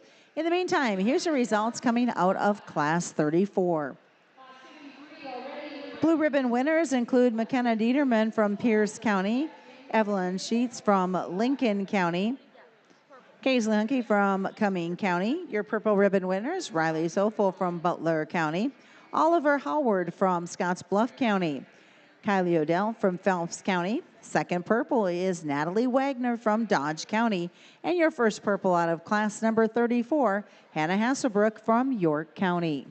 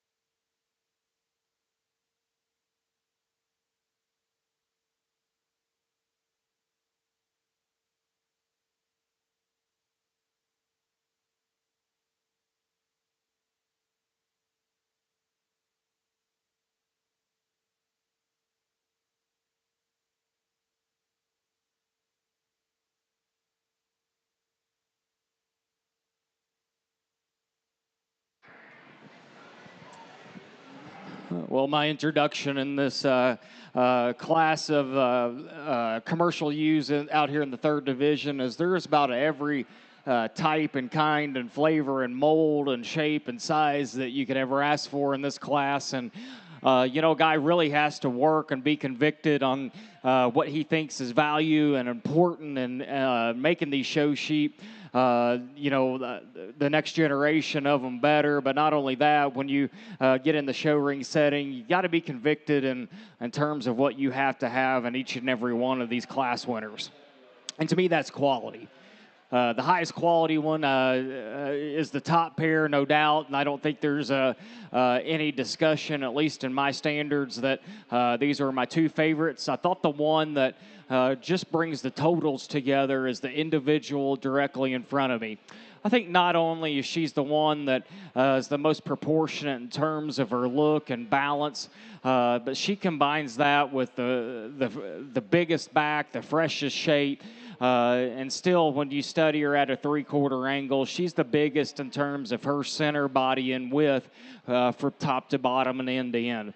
Is she the biggest and boldest about her belly, and is she the swoopiest about her underline? She isn't. But what she is, to me, is the highest quality one with the fewest flaws. To me, that's a pretty easy class winner. The one that pushed him is the one here in second. And the hesitation was where she excels. Is the advantage point over your class winner because she is the one that's more maternal in terms of her flank line. She is the one that's more dominant in terms of her lower stifle and hip shape. To me, she's more conventional and generic in terms of her look and composition up front. But she's the next best one that combines muscle and good looks and still has the ability to get out and move. The one here in third, I like, and I like her a lot. She's just not my speed. But where she's good, she is extra. She is bold and shapely out of the backside of her shoulders. She is seamless going down through her back, and her upper hip is absolutely obnoxious. I just like to see her handle all those crazy traits in a more tidy manner.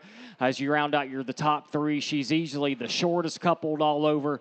Not only that, she's the most vanilla in terms of the look that she gives you from the side. The one here in fourth, you had to draw the line somewhere. I love her rib cage and probably can move her on up, a placing or two higher. But I got a couple questions on her from a longevity and breeding aspect. I think we modify that. I think we can move her on up a couple placings. The one here in fifth offers length and extension and still has some shape to her muscle and some freshness, some athletic shape.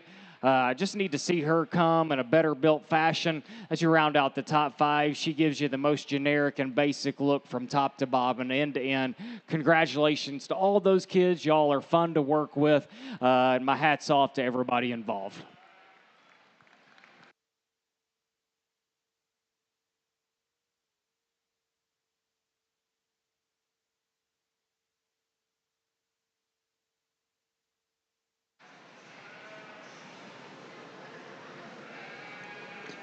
We have two more divisions left in our Division 3, two more classes, that is. Class 36, Division 3 commercial ewe lambs will come in from 150 to 158. In the meantime, here's the results out of Class 35. Blue ribbon winners, Eldridge Howard from Scottsbluff County, Jaden Thompson from Valley County, Claire Fisher from Buffalo County, Jackson Stevenson from Howard County, Ebony Tripe from Clay County. Now on to the purple ribbon winners, William Skabinski from Valley County. Second purple is to Brixton Andrew from Nemaha County. And your first purple is to Caden Peterman from Franklin County. Again, in the ring now is Class 36. We'll have one more class after this. Then we'll make the selection of our champion division. After the champion division is selected, we'll be back to choose our grand champion overall 4-H breeding ewe.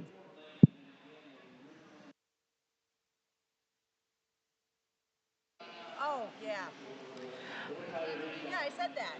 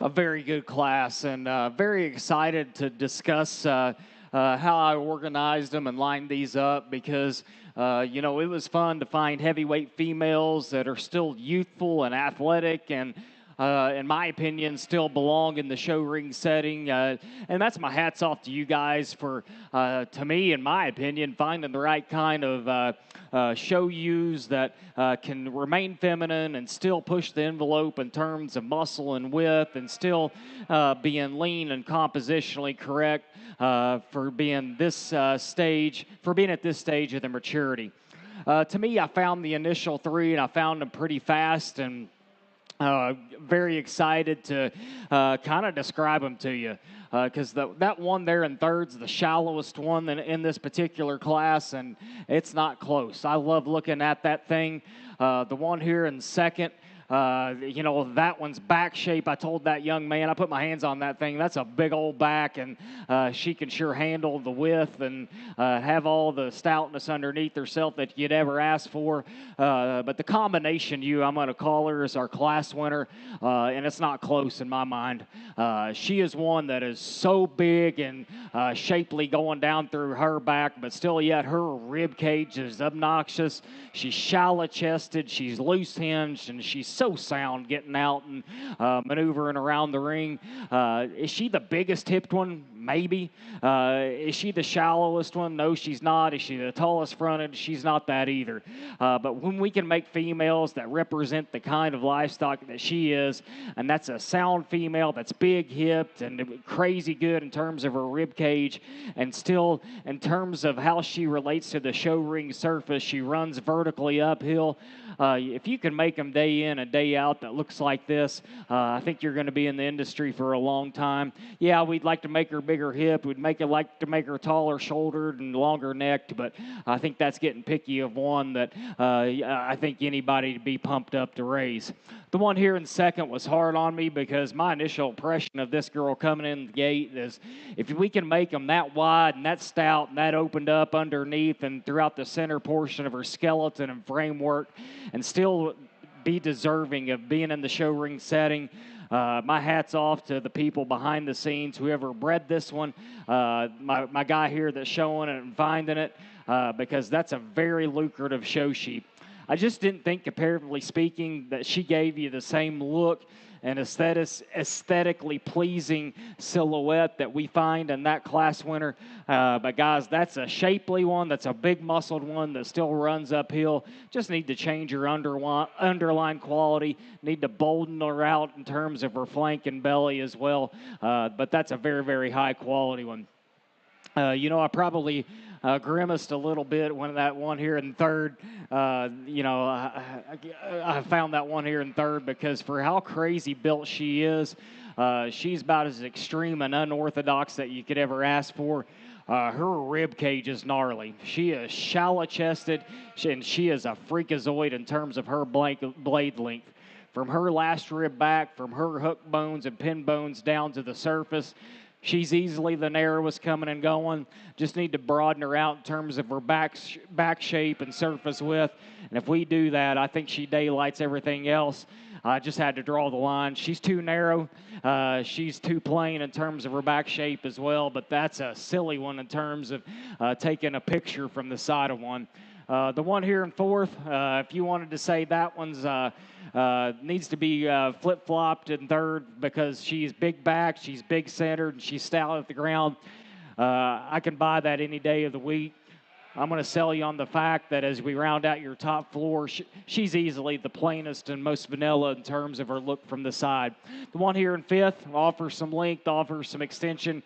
I just didn't think she pushed the envelope and having the show ring attributes that we need to get out here in top four.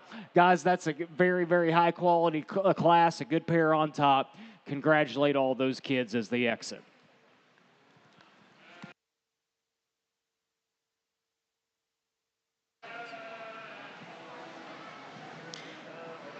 All right, we're ready to bring in our final class of the evening. This is going to be class number 37, Division III Commercial Ewe Lambs, weighing 163 to 194.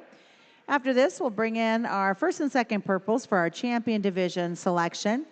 Then after that, our champion commercial ewe will be selected, followed by our grand champion overall 4-H breeding ewe. Here's your results coming out of Class 36. Blue ribbon winners include Grant Russell from Gage County, Elizabeth Skavinsky from Valley County, Alex Meyer from Buffalo County, Brennan Mickey from Hamilton County, Remington Rolfsmeyer from Buffalo County, Carson Rober from Dakota County. Your purple ribbon winners include Sverre Viras from Thayer County. Second purple goes to Keegan Kirshner from Lincoln County. And your first purple goes to Cassini Crow from Seward County.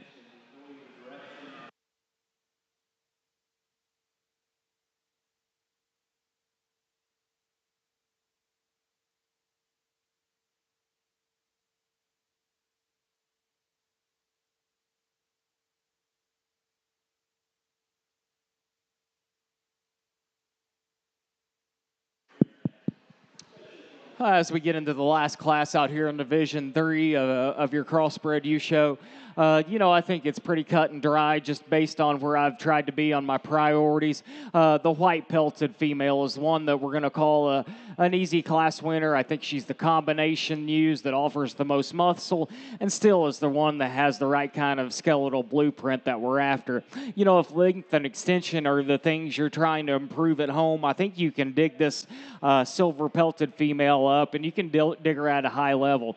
Her length of hind settle might be the comparative advantage over your class winner. To me, I just like to modify her in terms of not only her muscle, but the shape to her hind leg as well. Congratulate both of those exhibitors, a high-quality duo to round out your commercial U show.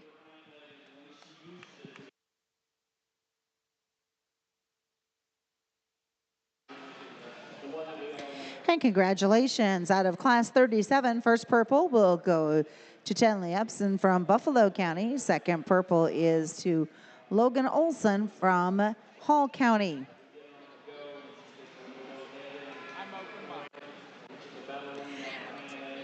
Bringing in our first and second purples for our commercial ewe lambs for the crossbreds.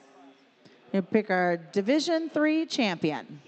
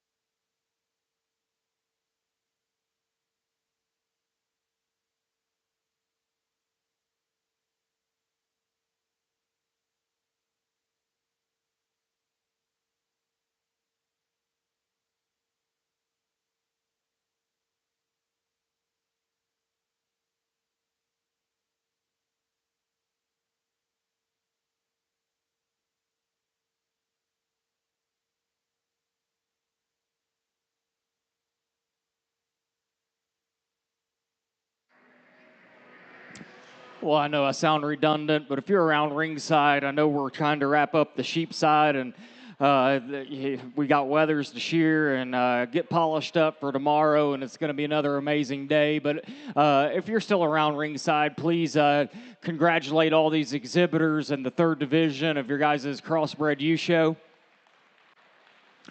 The lightweights treated me good, and we found a pair there that I thought were very deserving and to be representatives. Then that Division II, I thought, was just absolutely very good, especially on the top end. But I think just in terms of pound for pound and quality of animals, I think it's been absolutely immense in this particular heavyweight drive. And my hat's off to you kids and your parents and your breeders and your team and support group for finding females that they don't have to be what I like, but I do think there's been classes where there's 4 or 5 that no matter what your preferences is or your forte, they're still belonging in the show ring setting because they're athletic, they're shapely, but still yet they're sound functional animals. And regardless of your type and kind, I think they all fit the bill of high quality show sheep. And to me, that's a testament of you guys here at Nebraska State Fair. Briefly, I like that class winner a bunch here out of your lightweight division. And, for what she is one that is just very, very good everywhere. She checks a lot of boxes, and I think sometimes that's a juvenile things to say, but I think it fits her pretty logically. She has a bunch of muscle. She's shapely muscle. She's broad and opened up from every angle of her body, and still, when you study her from the side and 3/4 angle, she gives you an elegant enough look to deem her stock show caliber sheep from the side. Is she the longest and most out there in terms of her front end posture? Is she's the loosest hinge one? No, but I think she's one that just totals up and is just elite in a couple different areas. The one that pushed her was one that you can make the case parked is in the same sentence. I just needed to clean her up compositionally to put her in that same sentence as your class winner.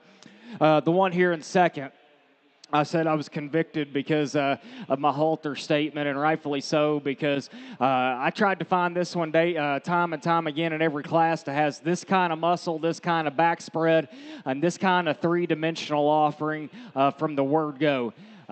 She's the one that I kind of wanted to find from her shoulder blade back to have that kind of rib cage, that kind of loin transition, that kind of upper hip, and still go to the ground with the same consistent impression.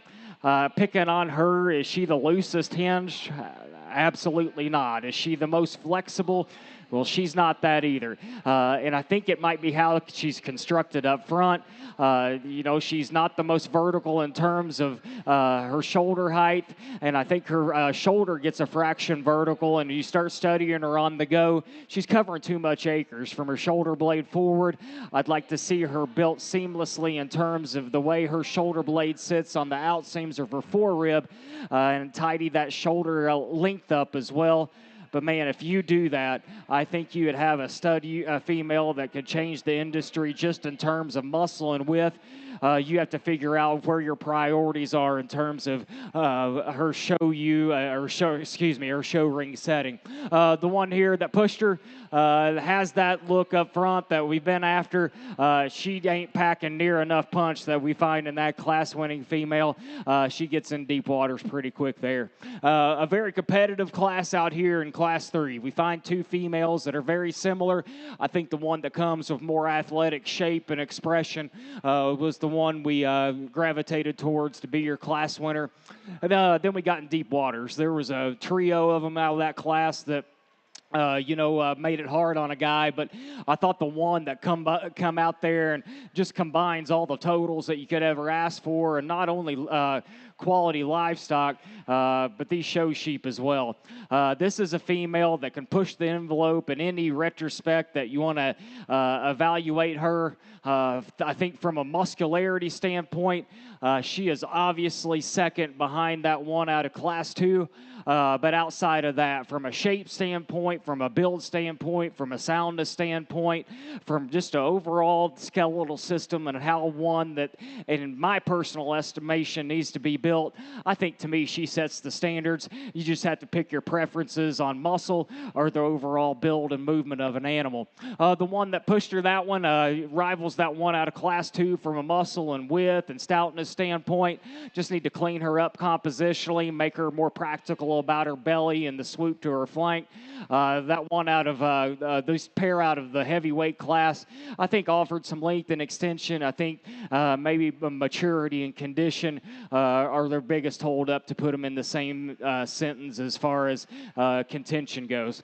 Guys, I think there's a pretty clear-cut class winner division winner for what I think these show sheep need to look like.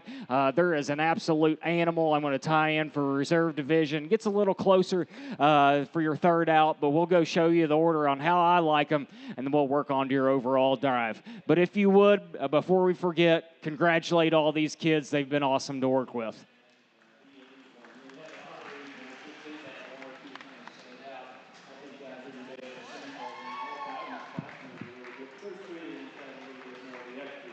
Real quick, let's talk about on fall heifer. We talked about how her presence is really good. I like that about her. Her bone's good. She's got a nice youthful look to her. There's a couple little things that I picked on in class, and I'll do it again. Is the tailhead and still up against and just perfect up out of her shoulder and front feet.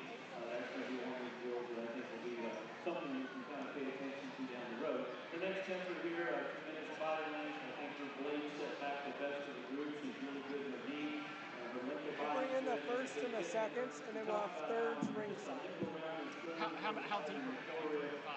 We're going in 3.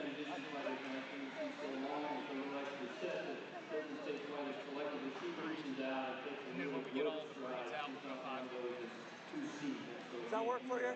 First and seconds, and then thirds if necessary? Okay. Congratulations, your champion Division III crossbred ewe, exhibited by Kasani Crow of Seward County. Reserve champion is Hannah Hasselbrook from York County. And your third place division crossbred ewe, Asa Andrew from Nemaha County.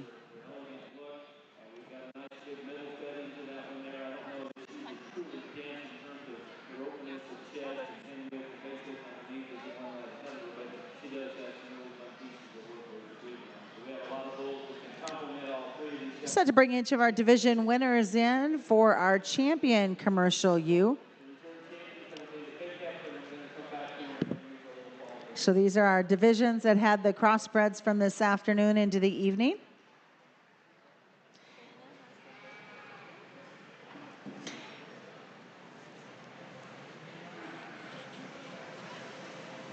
Following this class, we'll make our grand champion overall 4-H breeding ewe. That's where we'll bring all of the registered bred ewes and commercial bred ewes that will be competing for the overall after they've won their designated divisions.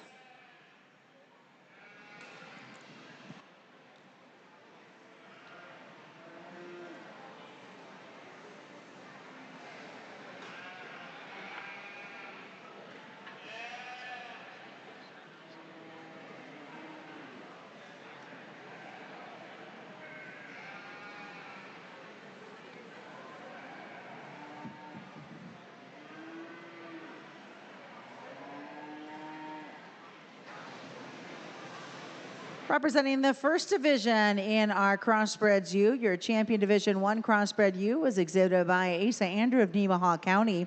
Reserve champion Division I crossbred ewe was Kale Dezeev of Holtz County. On your champion Division II crossbred ewe, Bria Vangel from Wayne County. Your reserve champion Division II crossbred ewe, Reese Ayler from Jefferson County. Your champion Division III, Cassini Crow from Seward County. And your reserve champion was Hannah Hasselbrook from York County. And keeping the show rolling, we will go into our foundation Simmental classes. Class number 59 has completed the ring with 3 entries. This is your foundation Simmental heifer class, cab January through April 2025.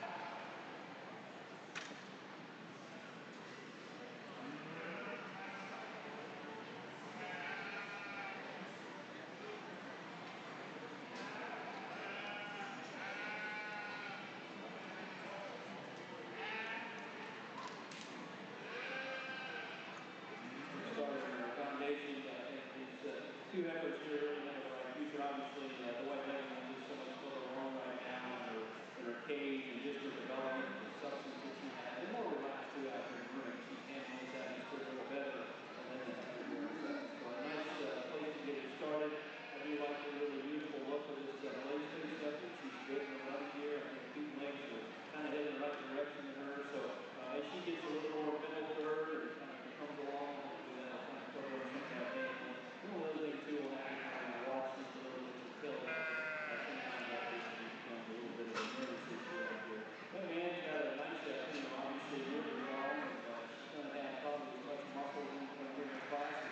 She's a little more age on her. The biggest difference I thought between her and the other two is when they put her on the go, and she's just not quite as comfortable as several hind legs. But good feet. She's long, she's muscular, she's got some gas in her tank.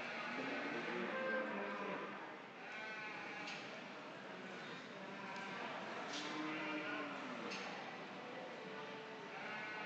And results of class number 59, Ethan Benish receives a blue ribbon, which is from Hall County. And Gracie Clausen receives second purple, and Gracie Clausen also receives first purple. Gracie is from Burke County. Currently in the ring, class 60, Foundation Super Heifers, September-October 24th. Single entry today by Brant Lewiston from Washington County.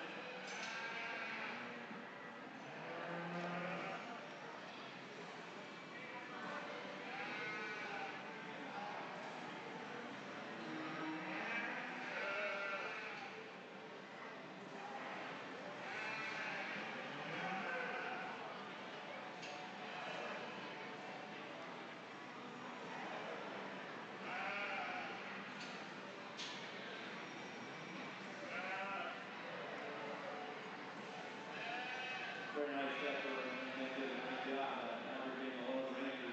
Good presence again. This heifer is really nice in the front third of her body. Big hip when you get in behind her. I was kind of interested to get her stopped and propped up and just see how everything's assembled here from her team to clean and that handles like really nice for her. We'll get some buddies out here in a few minutes and kind of get a better speculation on her. But start and stand here, and I think that's a really nice thing. Congratulations.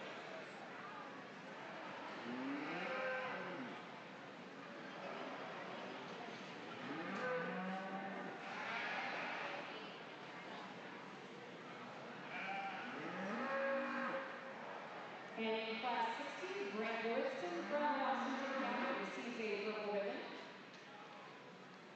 Moving into class 61, Foundation Simmental Yearling Heifers, Cat Cards April 2024.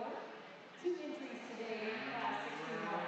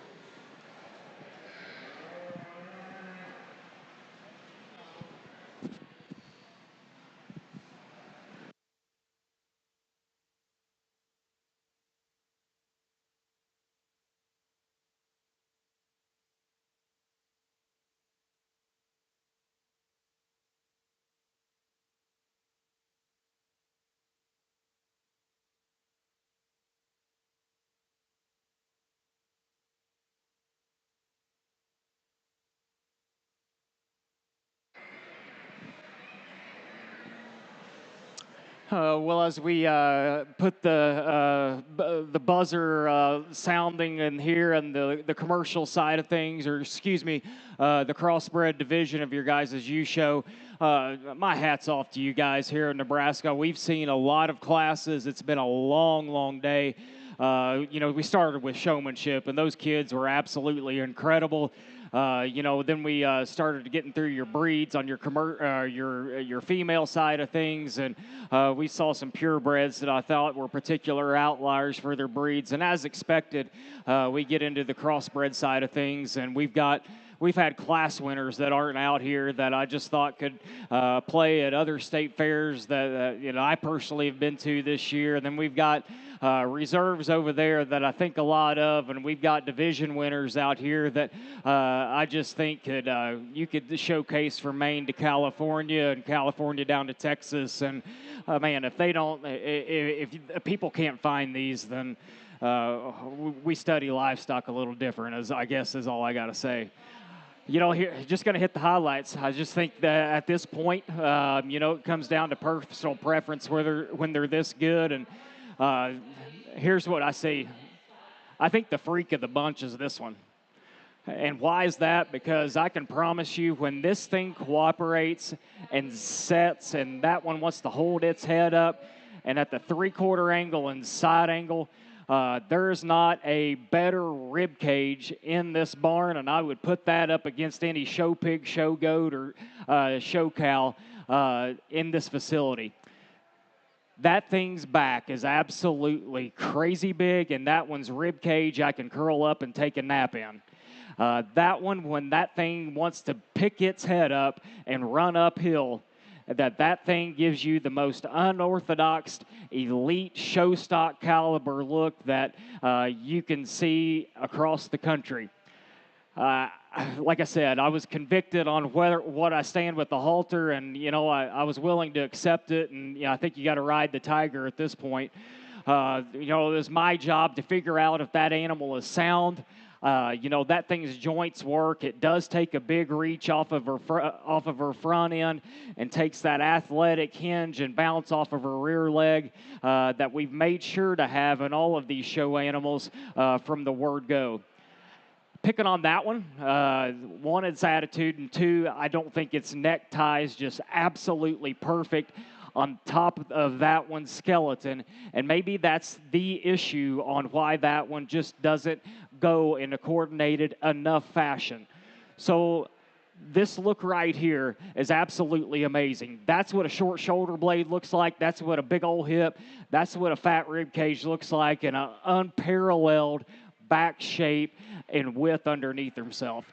If you can't figure out that that's the freak and I'm way in on that particular girl, then I can't do my job any further of describing her.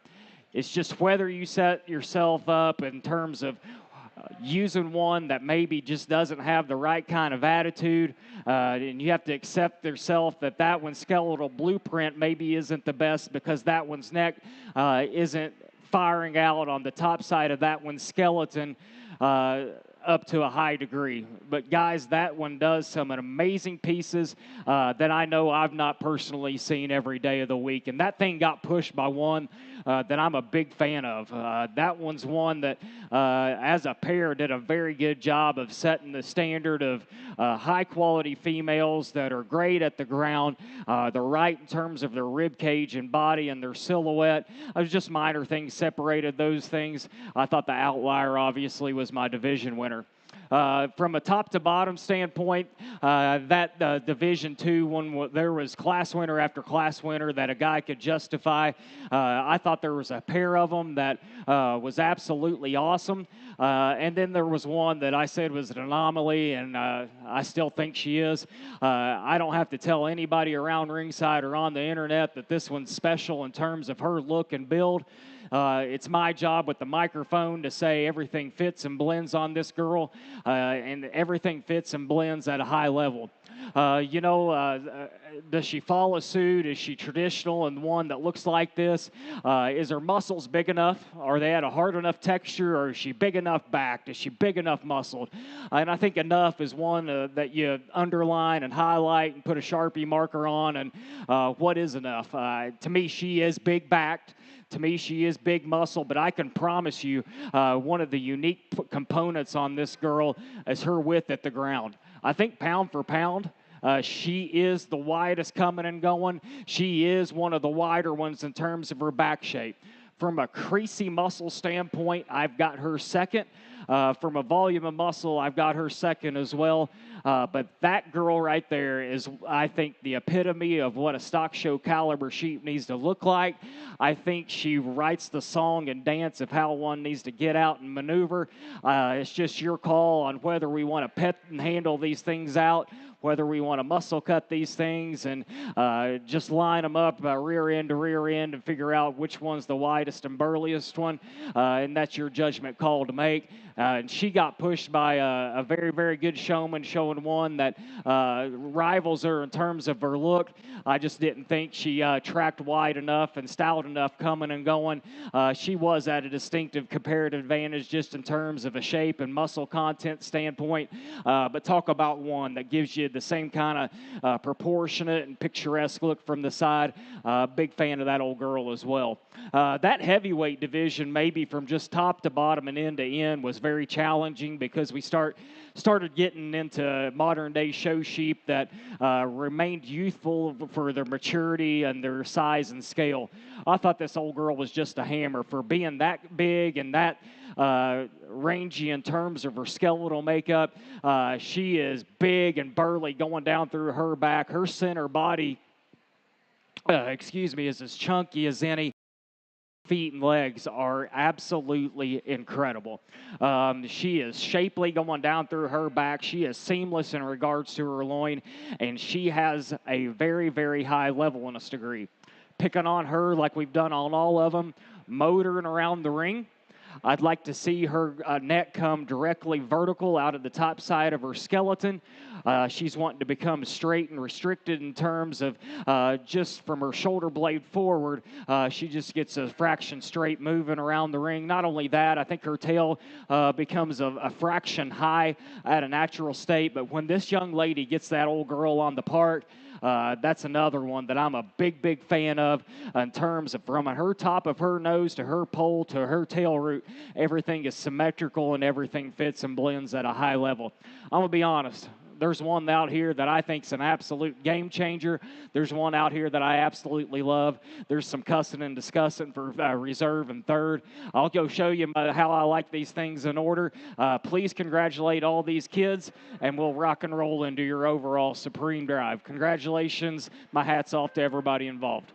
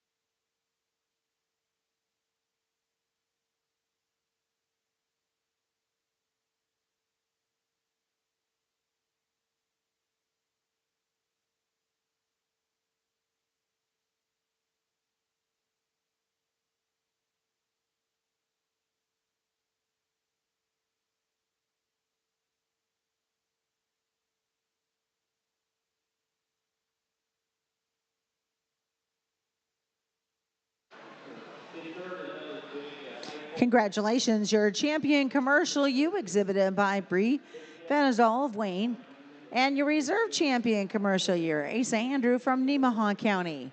Third overall went to Cassini Crow of Seward County. We're going to get everybody organized. It's time to make the selection of your grand champion overall 4-H breeding ewe of the Nebraska State Fair. A big shout out and thank you to the Nebraska Department of Agriculture, who's been our commercial, or just our champions in general sponsor, and Aurora Co-op has been our reserves.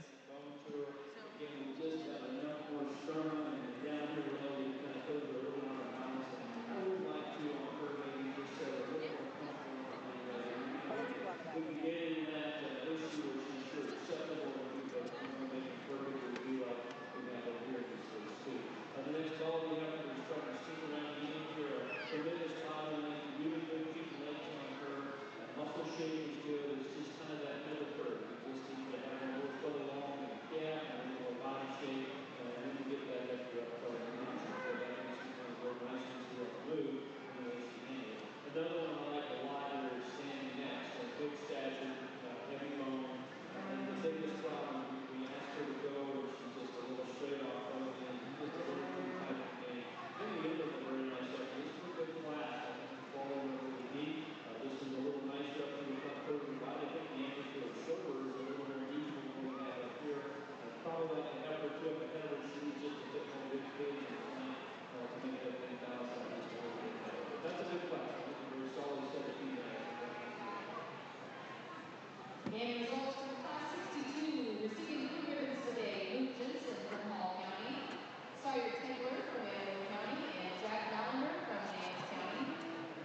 Receiving purple ribbons, Taylor Lee from Seward County and Isabella Warner from Saline County.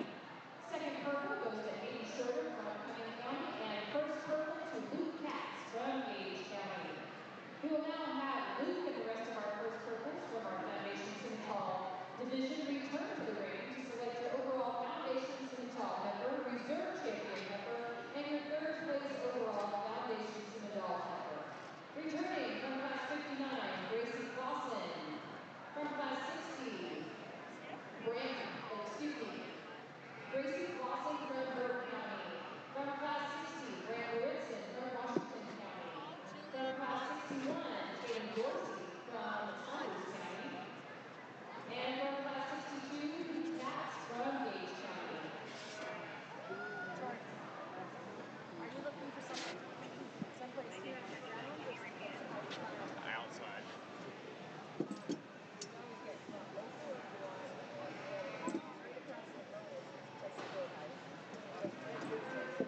Okay. That's usually safe. That's usually safe. No, we're good. We're good. You sound like my wife. Well, we were all getting penetrated with chocolate up here, so it was like, yeah, we got cookies, we got Lots of chocolate different chip I'm pies, good. this was good, but that's a good place. Pretty good. We will offer you candy. I'll probably get off the rear grounds. Put my shorts Another on. very nice. Probably fall asleep myself. What did you suggest to look for Texas Roadhouse? Or if you're open to different things, you can read our night, You have to go home and catch the bird, right? Oh, yeah. Nonetheless, two heifers come out of the same class. The last two deserve a championship, reserve champion banner. So this will be our champion down here in the end. Class champion will be reserved. Congratulations to these two. Hopefully they'll get to study their third overall. I think it's a little closer.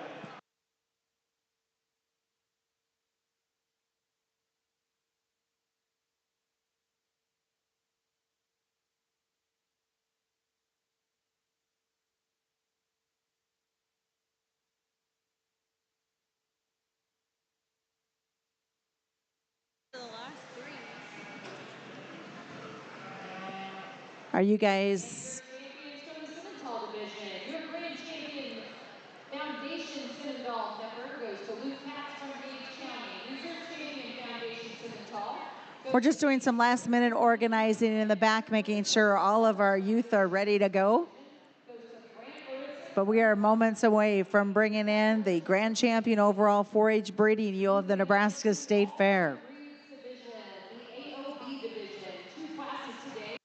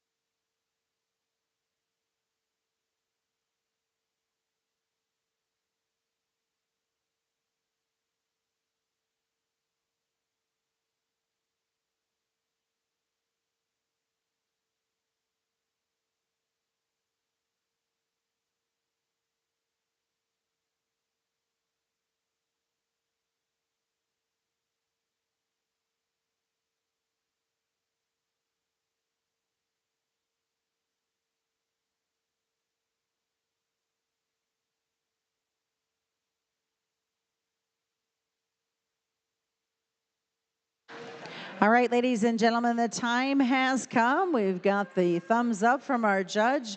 Our youth are ready to go. This is for the selection of your grand champion overall 4-H breeding ewe of the Nebraska State Fair. Representing our breeding divisions during this final drive, your champion all-wool breeds, Leah Lambert from Dawes County.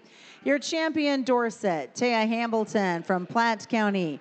Reserve champion Dorset is Piper Anuka from Saunders County. Your champion Southdown, Kai Zviv of Holt County. Reserve Southdown, Dakota Velik of Knox County. Your champion Hampshire is Hannah Hasselbrook from York County. Reserve Maya Jones from Cherry County. Over to your champion all hair breeds, Gavin Kumaro from Otto County. Gavin also will have your reserve champion all hair breeds. Your champion all other registered market lamb goes to Bria Vansdal from Wayne. Your reserve all other is to Addie Stanwyck of Cumming County. Your champion commercial, Bria Vansdal from Wayne County, and your reserve champion is to Asa Andrew of Nemaha County.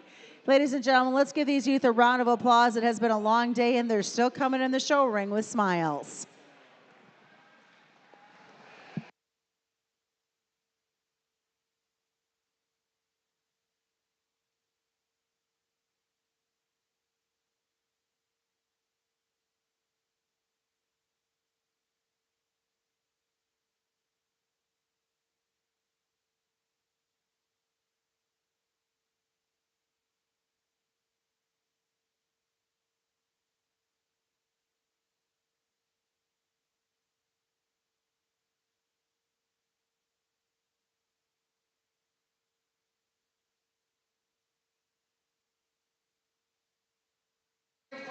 We would like to give a big shout out and thank you as well. Your sponsor of your champion breeding ewe is Beth Burnstill and Farmers Co-op of Dorchester. They are sponsoring both the champion breeding ewe and the reserve champion breeding ewe this evening. So thank you again to Beth and to the folks at Farmers Co-op.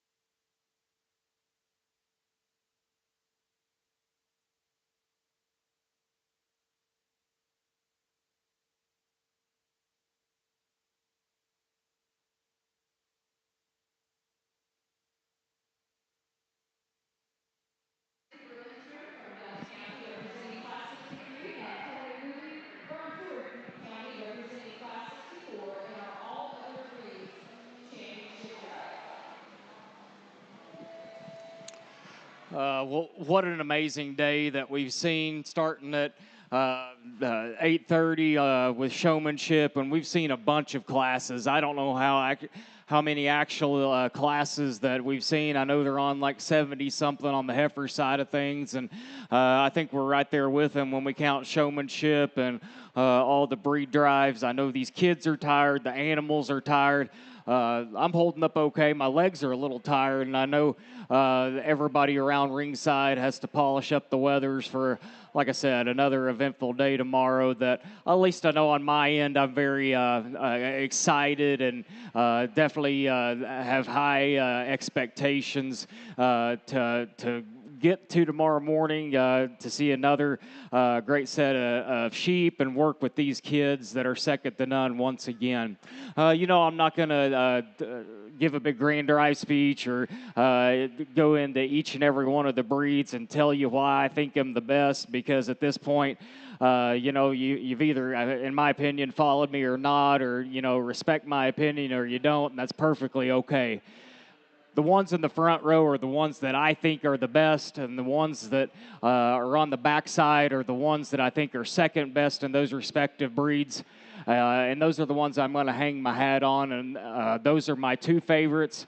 Those are the ones that I'm convicted in terms of the ones I think are their most value in their respective breeds. And like we said in that commercial U-Drive, at that point and at this point, to me, in my personal opinion, it comes down to personal preference on what I think the best attributes are for not only being a show sheep, but I think it's fun that we get to project these things and think about how they would generate and make the next generation of show stock better for my kids, their kids, in 25 years down the road. So I think that's what makes the female side of things, whenever we get to highlight them at this level at a state fair, very fun and very rewarding for the industry.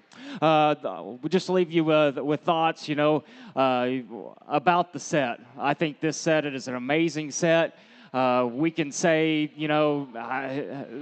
this and this, and this is wrong with the champions, but one thing we can't say are these kids and these animals are good.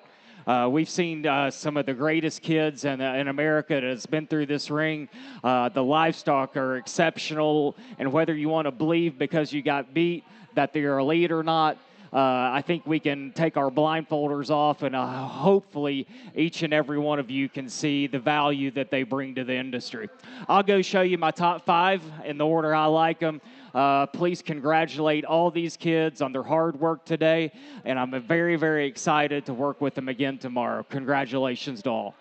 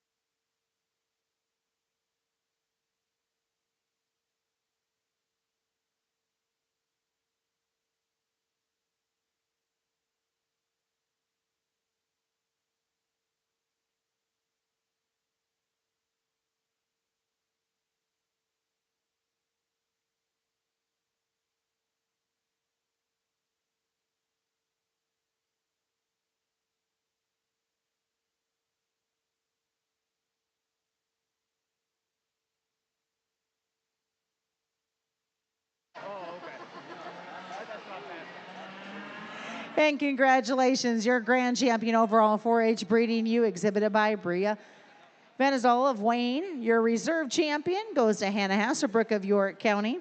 Third place overall 4-H breeding ewe to Asa Andrew of Nemaha County. Fourth goes to Cassini Crow of Seward County. And fifth to Kea Deceive of Holtz County. We will be back here bright and early, 8:30 tomorrow morning for Market Lambs. Have a wonderful evening, and thanks for coming to the Nebraska.